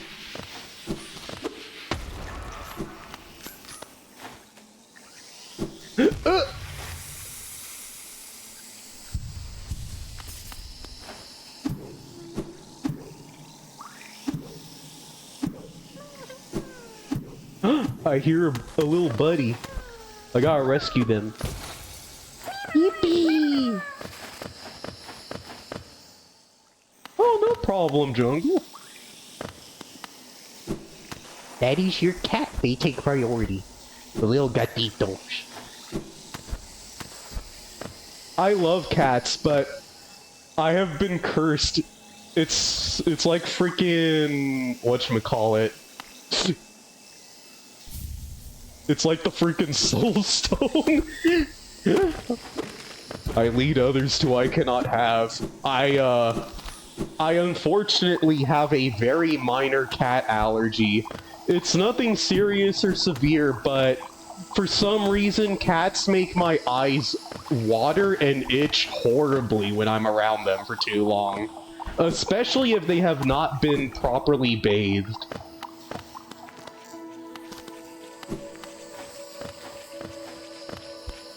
Which is, especially unfortunate for me because even if I had a doctor's note to have a pet at my apartment, I feel like,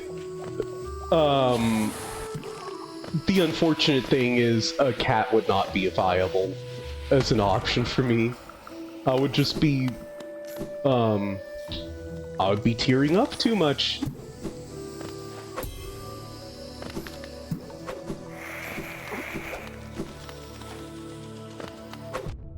Eh.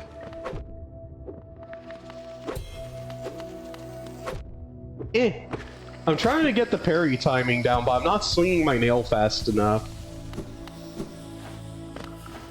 I want to get better at parrying. I'm sucking at parrying.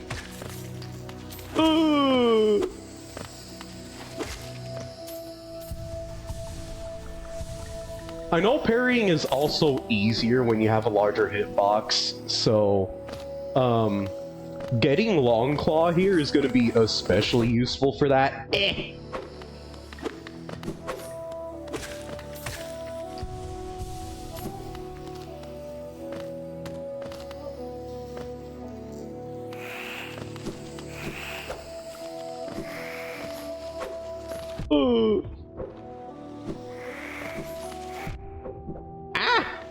I am not being careful getting to this bench. I am being kinda ooped.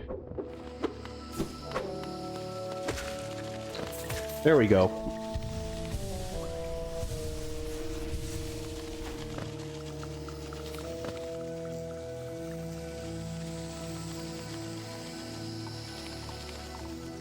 Oh, that's fine, Pix. My bad. I gotta be a little more careful paying attention to chat. No problem. Get all the rest you'll need. I think my freaking OBS or Stream Elements or whatever is not keeping proper track of follows. I think I have to freaking actually go to my stream manager to keep an eye on that, so whatchamacallit, I do apologize if I have not thanked any followers yet. I will be checking right now to see. I mean, honestly, just thank you all for rating right off the bat, for coming in, for chatting. Anyone who feels like following, thank you again. A cat in a tote bag? Absolutely, that sounds adorable.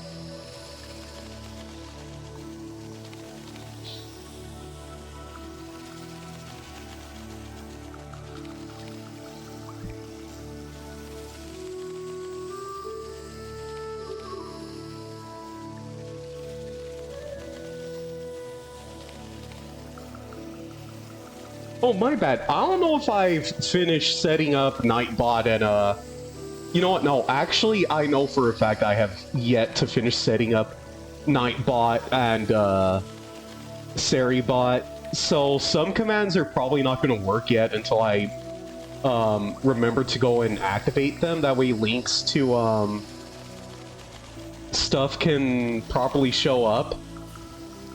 I do have a Discord in my profile, though. It is a very, very, very, unfinished server, so to speak.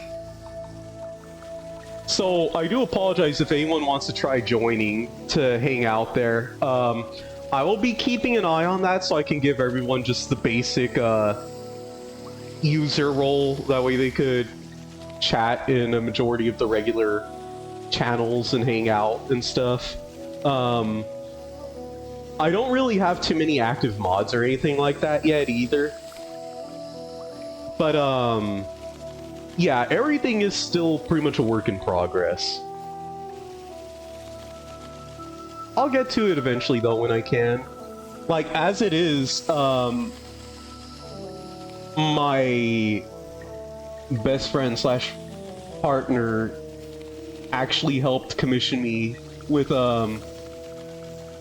emotes, which I honestly did not think I was even gonna get anywhere, this early on in my stream career. So yeah, for follower emotes, I believe it's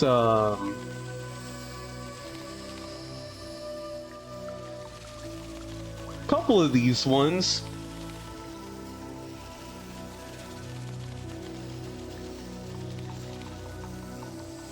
I tried to have some of the funnier, more usable emotes available for non-subscribers. I can't remember which 5 they are right off the back of my head. I think it's these ones right here, and then there's a couple of more of them for like locked behind tier 1 subscription, which are some of them I just used easy animate for, not gonna lie, but yeah, like that's a crazy thing. I did not think I was even gonna have emotes, is how busted and early on everything is. Oh gosh, hold on. Let me friggin'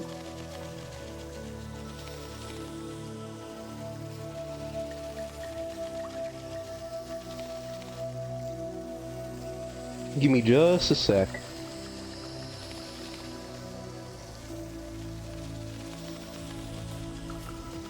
There we go. Oh my gosh, look at the little foofer.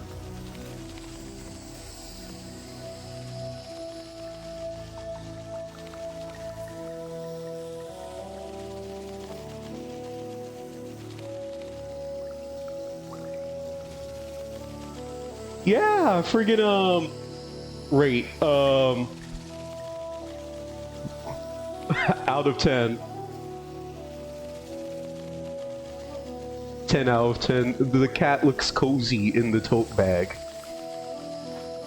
I feel like I would be too if I fit in a tote bag.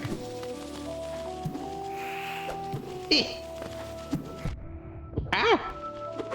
Oh, too many mantises. Get away from me.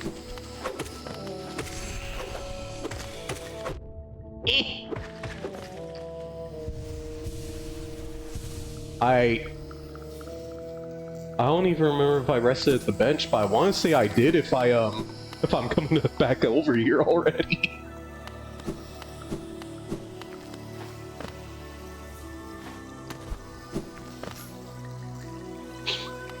Alright, shoot. Alright, let us go challenge the Mantis Lords. I feel like the fight is gonna be much more doable now that we have, a nail upgrade. And honestly, it's not like it's even that hard of a fight. I just kinda didn't want the fight to take that long to do.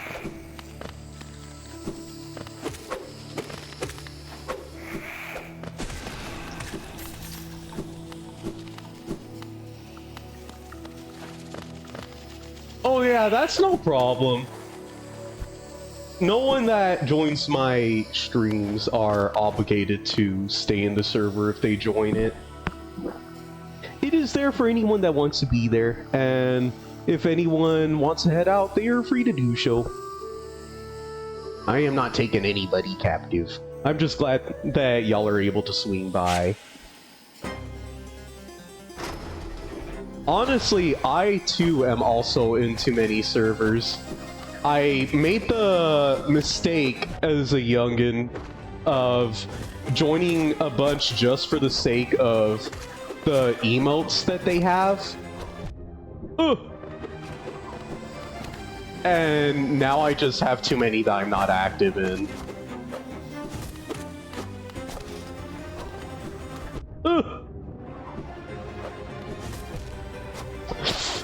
Ooh, yeah, this is probably a retry.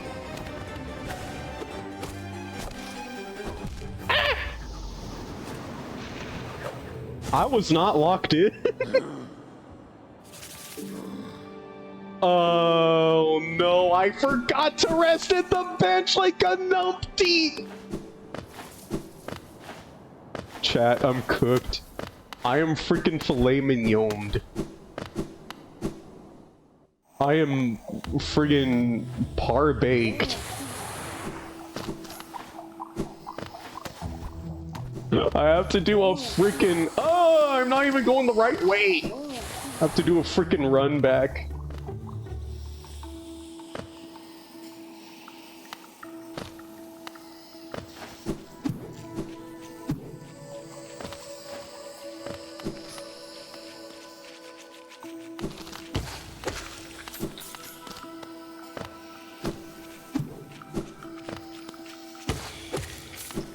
There we go. Yeah, but aside from my Discord, even just like following me on Twitch and Blue Sky is whatchamacallit, is like more than enough. I'm just glad people are swinging by. Do do do do.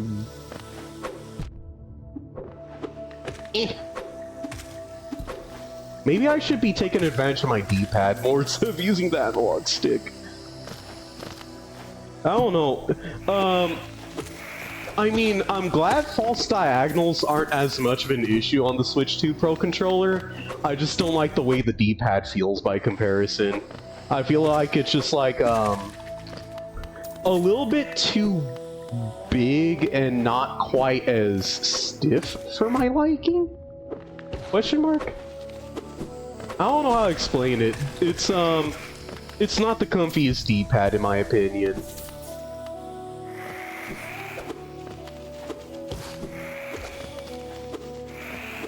It's also the placement. I prefer the placement of the D-pad where it is on PlayStation controllers because it becomes the whatchamacallit, like the primary spot where you would want to rest your thumb at, like on a old school controller.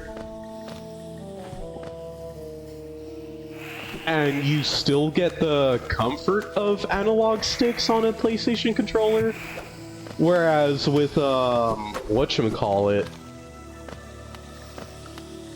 with stuff like the Switch Pro controllers and the Xbox controllers, it's more of a focus on the analog stick being where you're resting your thumb at. And I mean, it's still comfy to me when I'm playing more three-dimensional focus games, but it's not my cup of tea when I'm playing 2D platformers.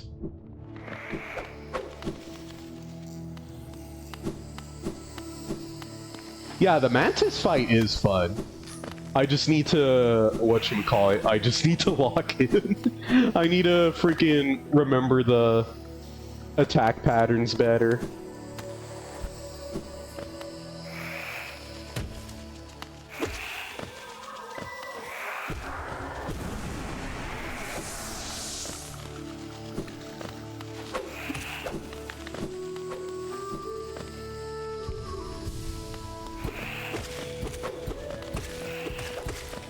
Cheap little way for me to get some soul before starting the fight. Okie dokie. If it's a little higher up, then the projectile's gonna come from above. If it's below, it's gonna come from below.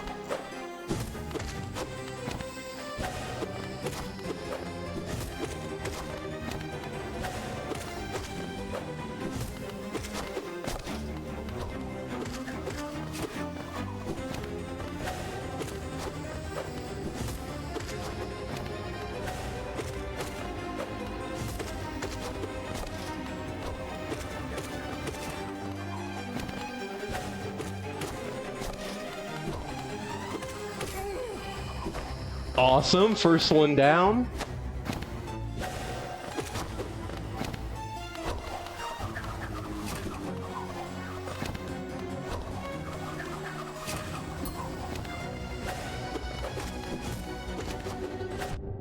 Eh.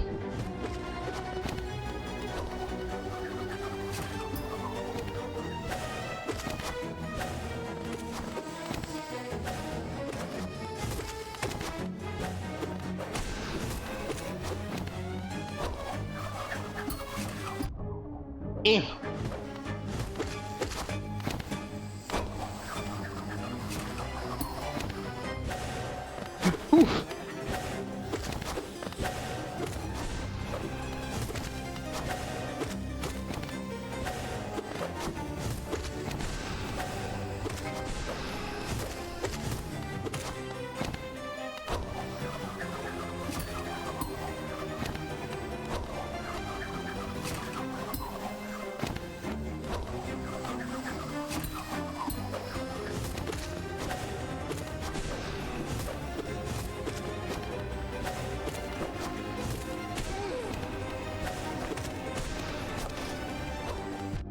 Oof. Oh, heck yeah, there we go. Woo. What was that, second try? I think, after getting the nail upgrade? That was awesome.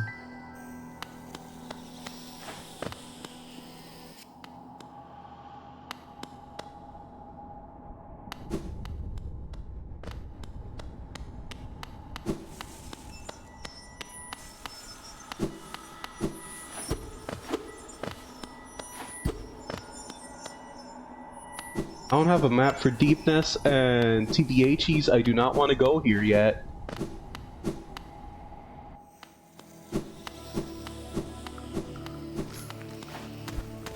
But that is a way for us to get to deepness eventually.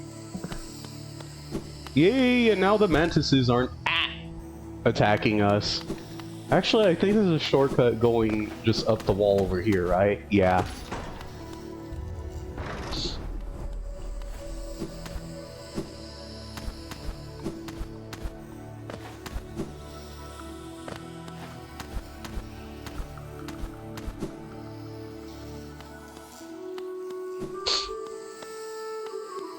I highly recommend Silk Song. It is, it's very fun. It's got a really cool story of its own. There is one particular character relationship that I wish had a little bit more time put into it, like more interactions and stuff.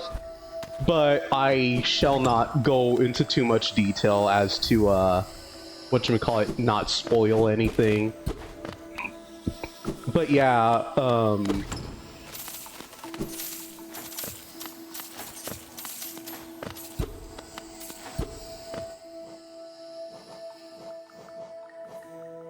Spore Shroom!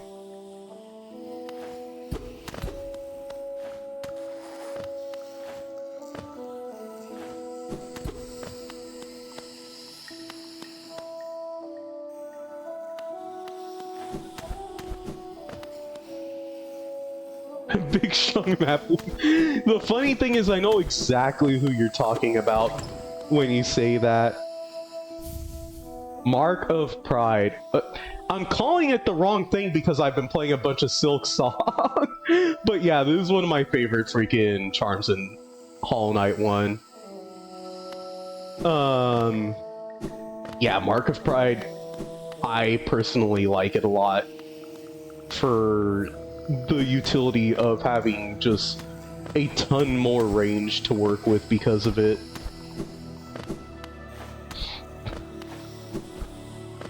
Whatchamacallit, but yeah, not that character in particular. There is a different one that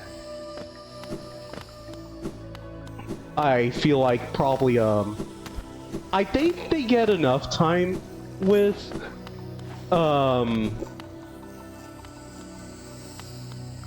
Hornet, but probably could have had a little bit more.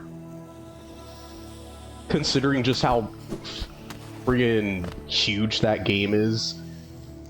You could travel that game thoroughly and whatchamacallit, not come across entirely everything.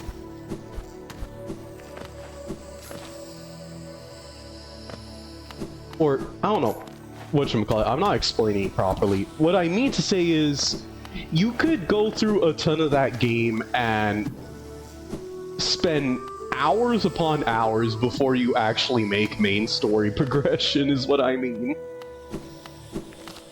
But yeah, Silksong is, a very different beast from Hollow Knight. It feels very similar in a bunch of ways, but in so many other little ways, in fact, like a gigantic amount of little ways, it is so different that you have to start rewiring your brain in order to get good at it the way that you would be good at OG Hollow Knight. Because Silksong does expect you to play it differently from how you play the original Hollow Knight. Movement is different, combat is different, enemy and boss design is different, and to try to get players to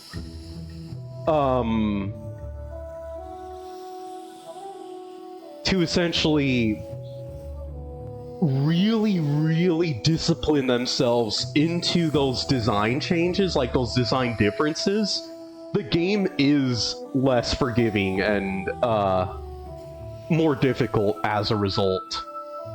It is very much made in mind for people who maybe they've not 100 or 112%ed the original Hollow Knight, but they've at least played through it before. So now you've gotten the hang of the original Hollow Knight enough to where it's like, okay, you've played original Hollow Knight, you've probably already gotten the hang of the game enough to where playing through the game's world isn't that difficult. So now you're gonna need to get the hang of this world. Like, we're gonna make this one more difficult because we don't want you to just steamroll it on your first playthrough like you would probably steamroll a repeat playthrough of Hollow Knight.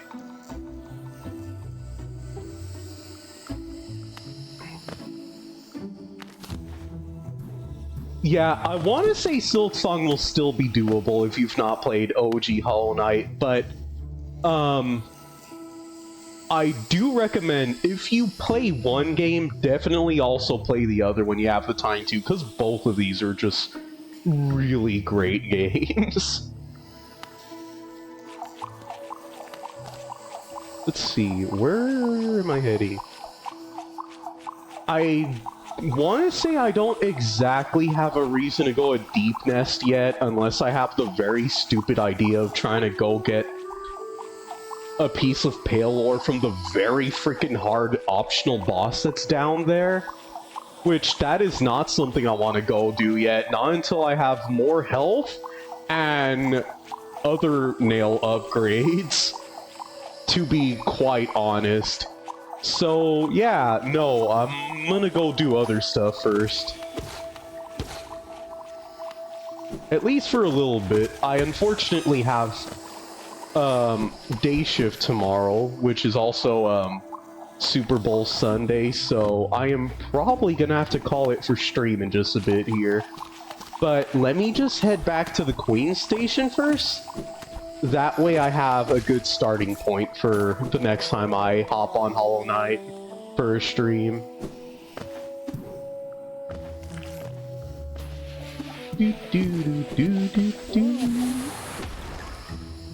Also, hold on. Before I forget,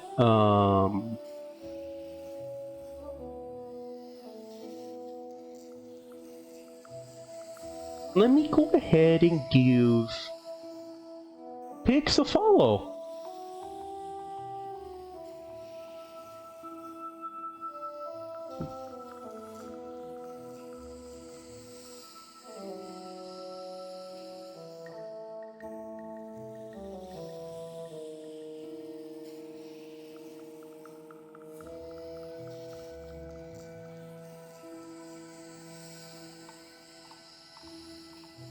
Yeah, freaking...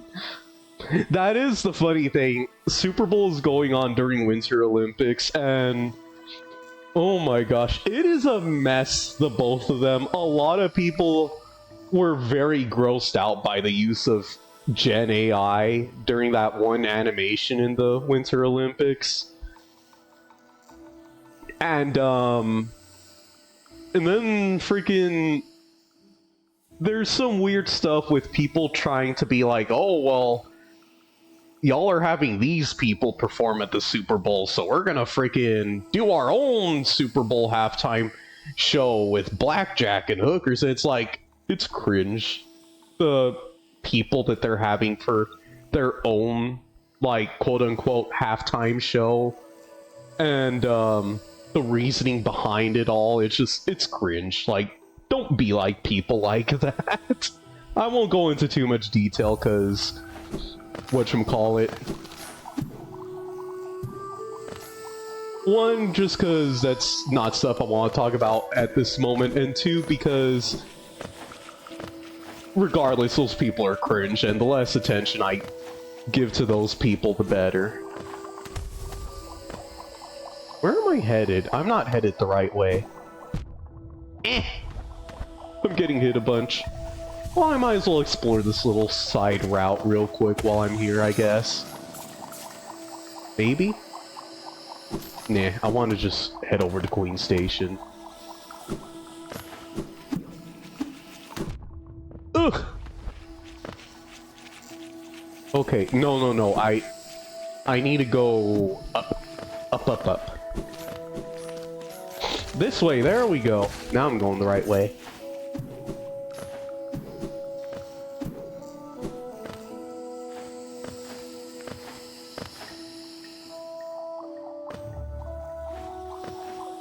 Was that about the Super Bowl? Just, whatchamacallit, because the Super Bowl got, Oh,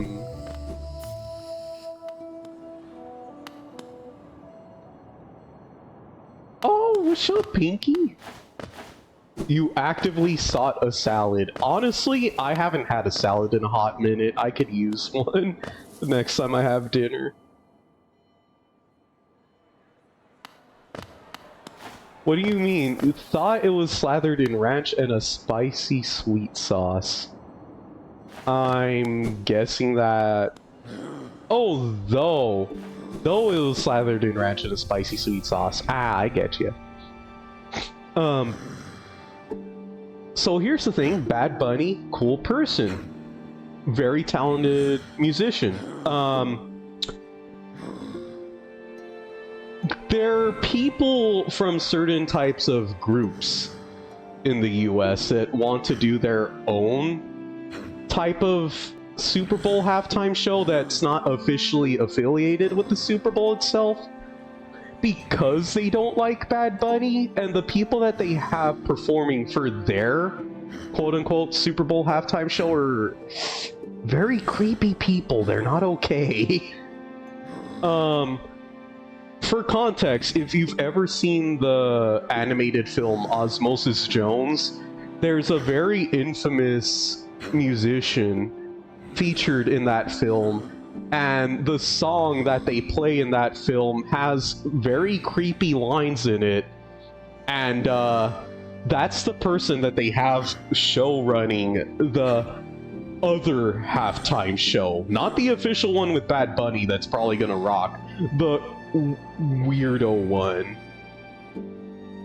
Yeah, no, you can't actually have two different halftime shows. The other one is just an unofficial one being run by a bunch of creepy weirdos who just don't like the people that they have that the official halftime show is having.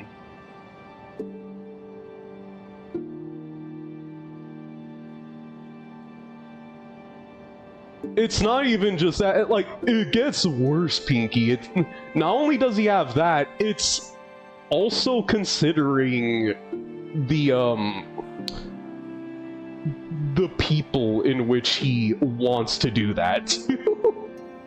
Let's just say that creepy ass Motherfucker probably been on some certain islands. That's all I'll say on the situation. I don't want to delve too deep into that. Just creepy weirdos being creepy weirdos. They don't deserve to have anybody talking about it. They don't deserve the attention. Because it very much feels like even if you give people like that negative attention to try to put a spotlight on it, they'll just find a way to twist it around into a good thing for themselves. Because that's just how people like that are.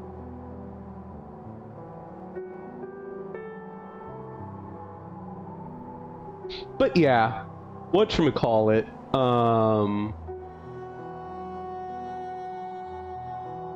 yeah, honestly, like, stream started off on a very chill start. I was kind of just, waffling around in Hollow Nest, unlocking stuff, making progression, talking about random things, talking about the game itself. And just like out of nowhere, I was getting a bunch of different chatters. I got a raid. I got to hang out with a bunch of folks. It was fun. And yeah, Hollow Knight is very much like a comfy game for me to go back and play again. I am so glad it got a free Switch 2 edition update, and I'm glad that these are things that are coming to other systems too, so that more people can enjoy these upgrades to the game as well. I feel like this is a way for people who steamrolled through Silksong to have a reason to go back and play the original game again, while waiting for the free DLC expansion for Silksong to come out.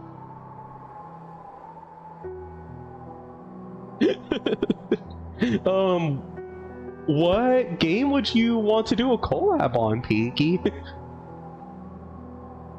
Because I'm down to do a collab. It wouldn't be my first one. I played Hytale with my buddy Sue while also playing with my partner Model, but Model was a little low energy, so they didn't get to talk too much during that stream. Also, it was a little rough because, unfortunately, once again, no docking station on my Steam Deck, which meant no way for me to stream Hytale from a separate device so that my window was not shitting the bed when I was trying to stream the game.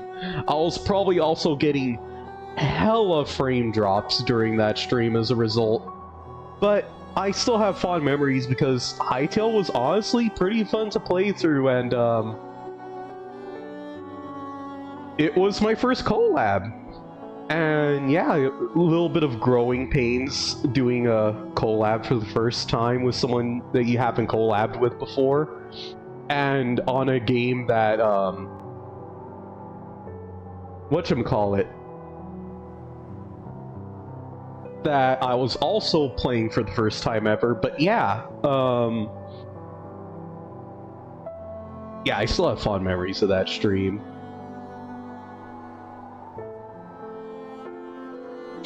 Yeah, I feel like Hytale is very much still a learning experience for everyone playing it, but I liked it. I thought it was fun. Oh, Warframe. Funny thing, Pinky, I feel like my partner would probably be a little more down to play Warframe, because I don't play it personally because I feel like it's a time commitment that I'm not mentally prepared for, but they already play Warframe, so they would probably be much more willing to jump into playing that game with you.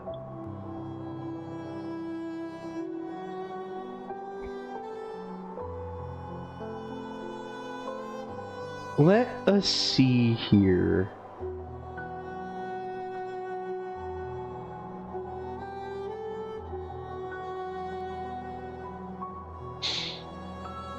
So, I do eventually want to do a replay of Valhalla soon, because TBHs, that is one of the biggest comfort games for me, and I feel like with recent stuff that happened at work, I could really use a comfort game. So, I want to see if I can figure out having a buddy to stream the game with. That way I can have someone helping me voice act some of the characters for the sake of my health, because, yeah, as it turns out, being slightly asthmatic makes voice acting not great. Yeah, I love voice acting, I love doing it, but I definitely need breaks in between several hours of playing Valhalla because I start getting very numb and short of breath after a while. So essentially, I'm not so asthmatic to where I need an inhaler on me like 24/7. I'm asthmatic in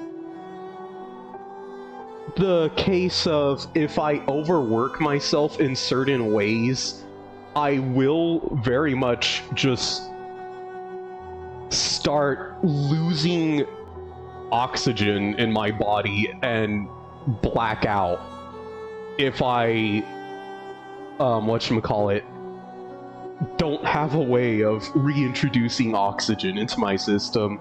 Essentially, the way I found out, and I should have honestly seen this coming because I found out that asthma runs in my biological father's side of the family. One time I tried to ride my old bike to work, which wasn't a good idea because its gears are bad. They're kind of fucked up at the moment, and the chain is not properly cleaned and greased at the moment.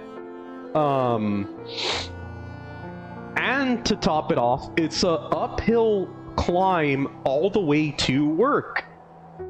And it was cold as hell the day I tried to ride it. So a very exhausting uphill bike ride combined with cold air entering my lungs turned into me finding out the hard way that, uh-oh, I'm not very good at breathing under those circumstances. I had a blackout at an intersection heading to work and needed a moment to rest and not freaking die from it. So I thankfully survived. I have not ridden my bike to work ever since. And I somehow still managed to get to work that day despite that. But yeah, I got my scooter back up and running properly after that by jerry-rigging a fix for my brakes so that it was safe to ride around in again. But yeah, as it turns out, that very same asthma makes me very numb after a while if I talk or voice act or sing for extended periods of time.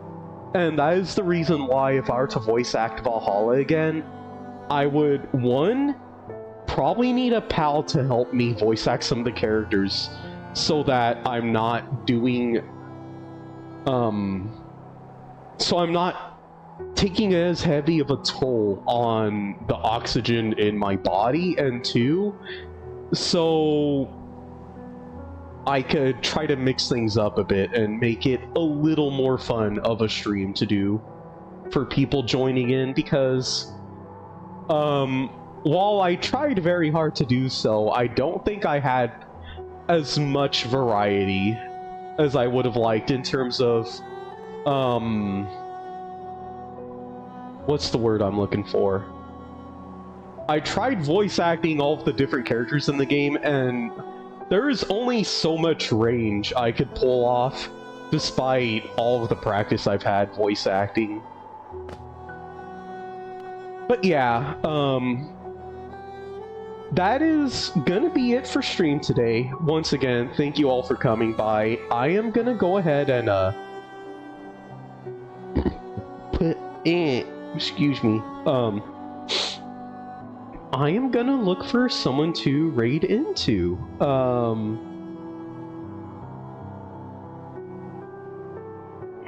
Let's see here.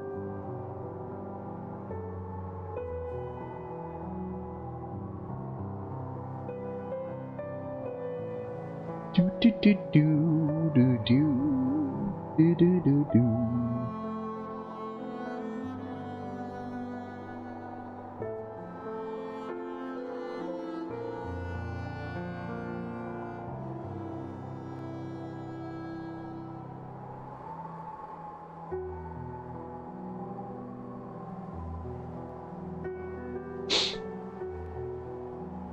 Let's see. All right. Yeah, it was very fun hanging out with y'all. I'm so glad y'all were able to come by. Whether it was from the raid or just finding me on Twitch, which honestly I'm kind of surprised the algorithm even shared me with people, being as tiny as I am and having such a poverty stream setup. I'm just using a currently not even finished edited not a completely edited version of a free-to-use Stream Elements overlay. A free-to-use pit crew model for my PNG tuber model. I haven't had the chance to commission GIF tuber images for my design in a, you know, in a cute art style that I would like to use. But yeah, thank you all for joining. Thank you for freaking, whatchamacallit, for raiding in, for chatting, following, sharing stuff in the Discord, regardless of whether or not you're joining to stay or follow me on other socials I've got. I do apologize for not having the bots fully, what's the word, set up, by the way. They are there to help out, but I have yet to completely activate all the different stuff like shoutouts. Speaking of which, do I even have a shoutout command yet?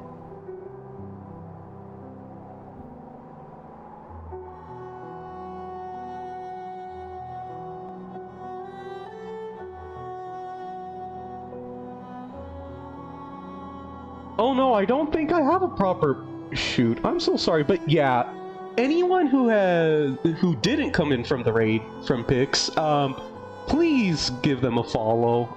I will eventually, whenever I get help from pals to do so, update the bots and stuff so that they'll also let me know what games people raiding in from were streaming. Also giving them shoutouts right off the bat automatically. That way, if me or any of the mods don't have a chance to do so, or we forget because we're probably being numpties at the moment, that way y'all could properly be shouted out. Very much just, it's a poverty setup. Very much still breaking things in at the moment. But yeah, next time I stream, I think I'm going to be getting some more either Sonic Racing Cross Worlds races or Splatoon matches in. And then some more Xenoblade as well. It'll be a dual game stream, like after we get some races or matches in on one game, it'll be Xenoblade for the rest. That'll probably be after work tomorrow, depending on whether or not I feel tired after working that shift, because once again, Super Bowl Sunday, it's probably going to be pretty busy. But yeah, let's see here.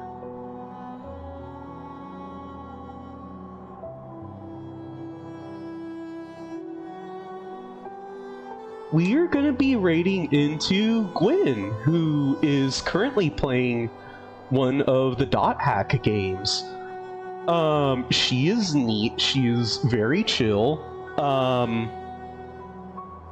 She streamed Valhalla a little while back, loves the game at least as much as I do. She also recently streamed Final Fantasy 12 and Final Fantasy 15 back to back. Both, in my opinion, great Final Fantasy games. FF15 maybe less so, if only because it's a bit of a mess to try to take in the entire story when like a shit ton of it is locked behind DLC and material outside of the game itself. But yeah, she is having a JRPG kick at the moment, so please, whatchamacallit,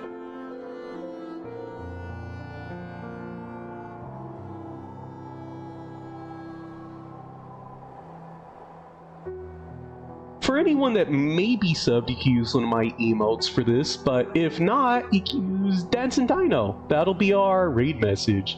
We're here to bug ya. Anyways, thank you all for coming once again. I appreciate every single one of you, and I hope y'all have a great day or night, and take care. I will see y'all next time. Bye-bye!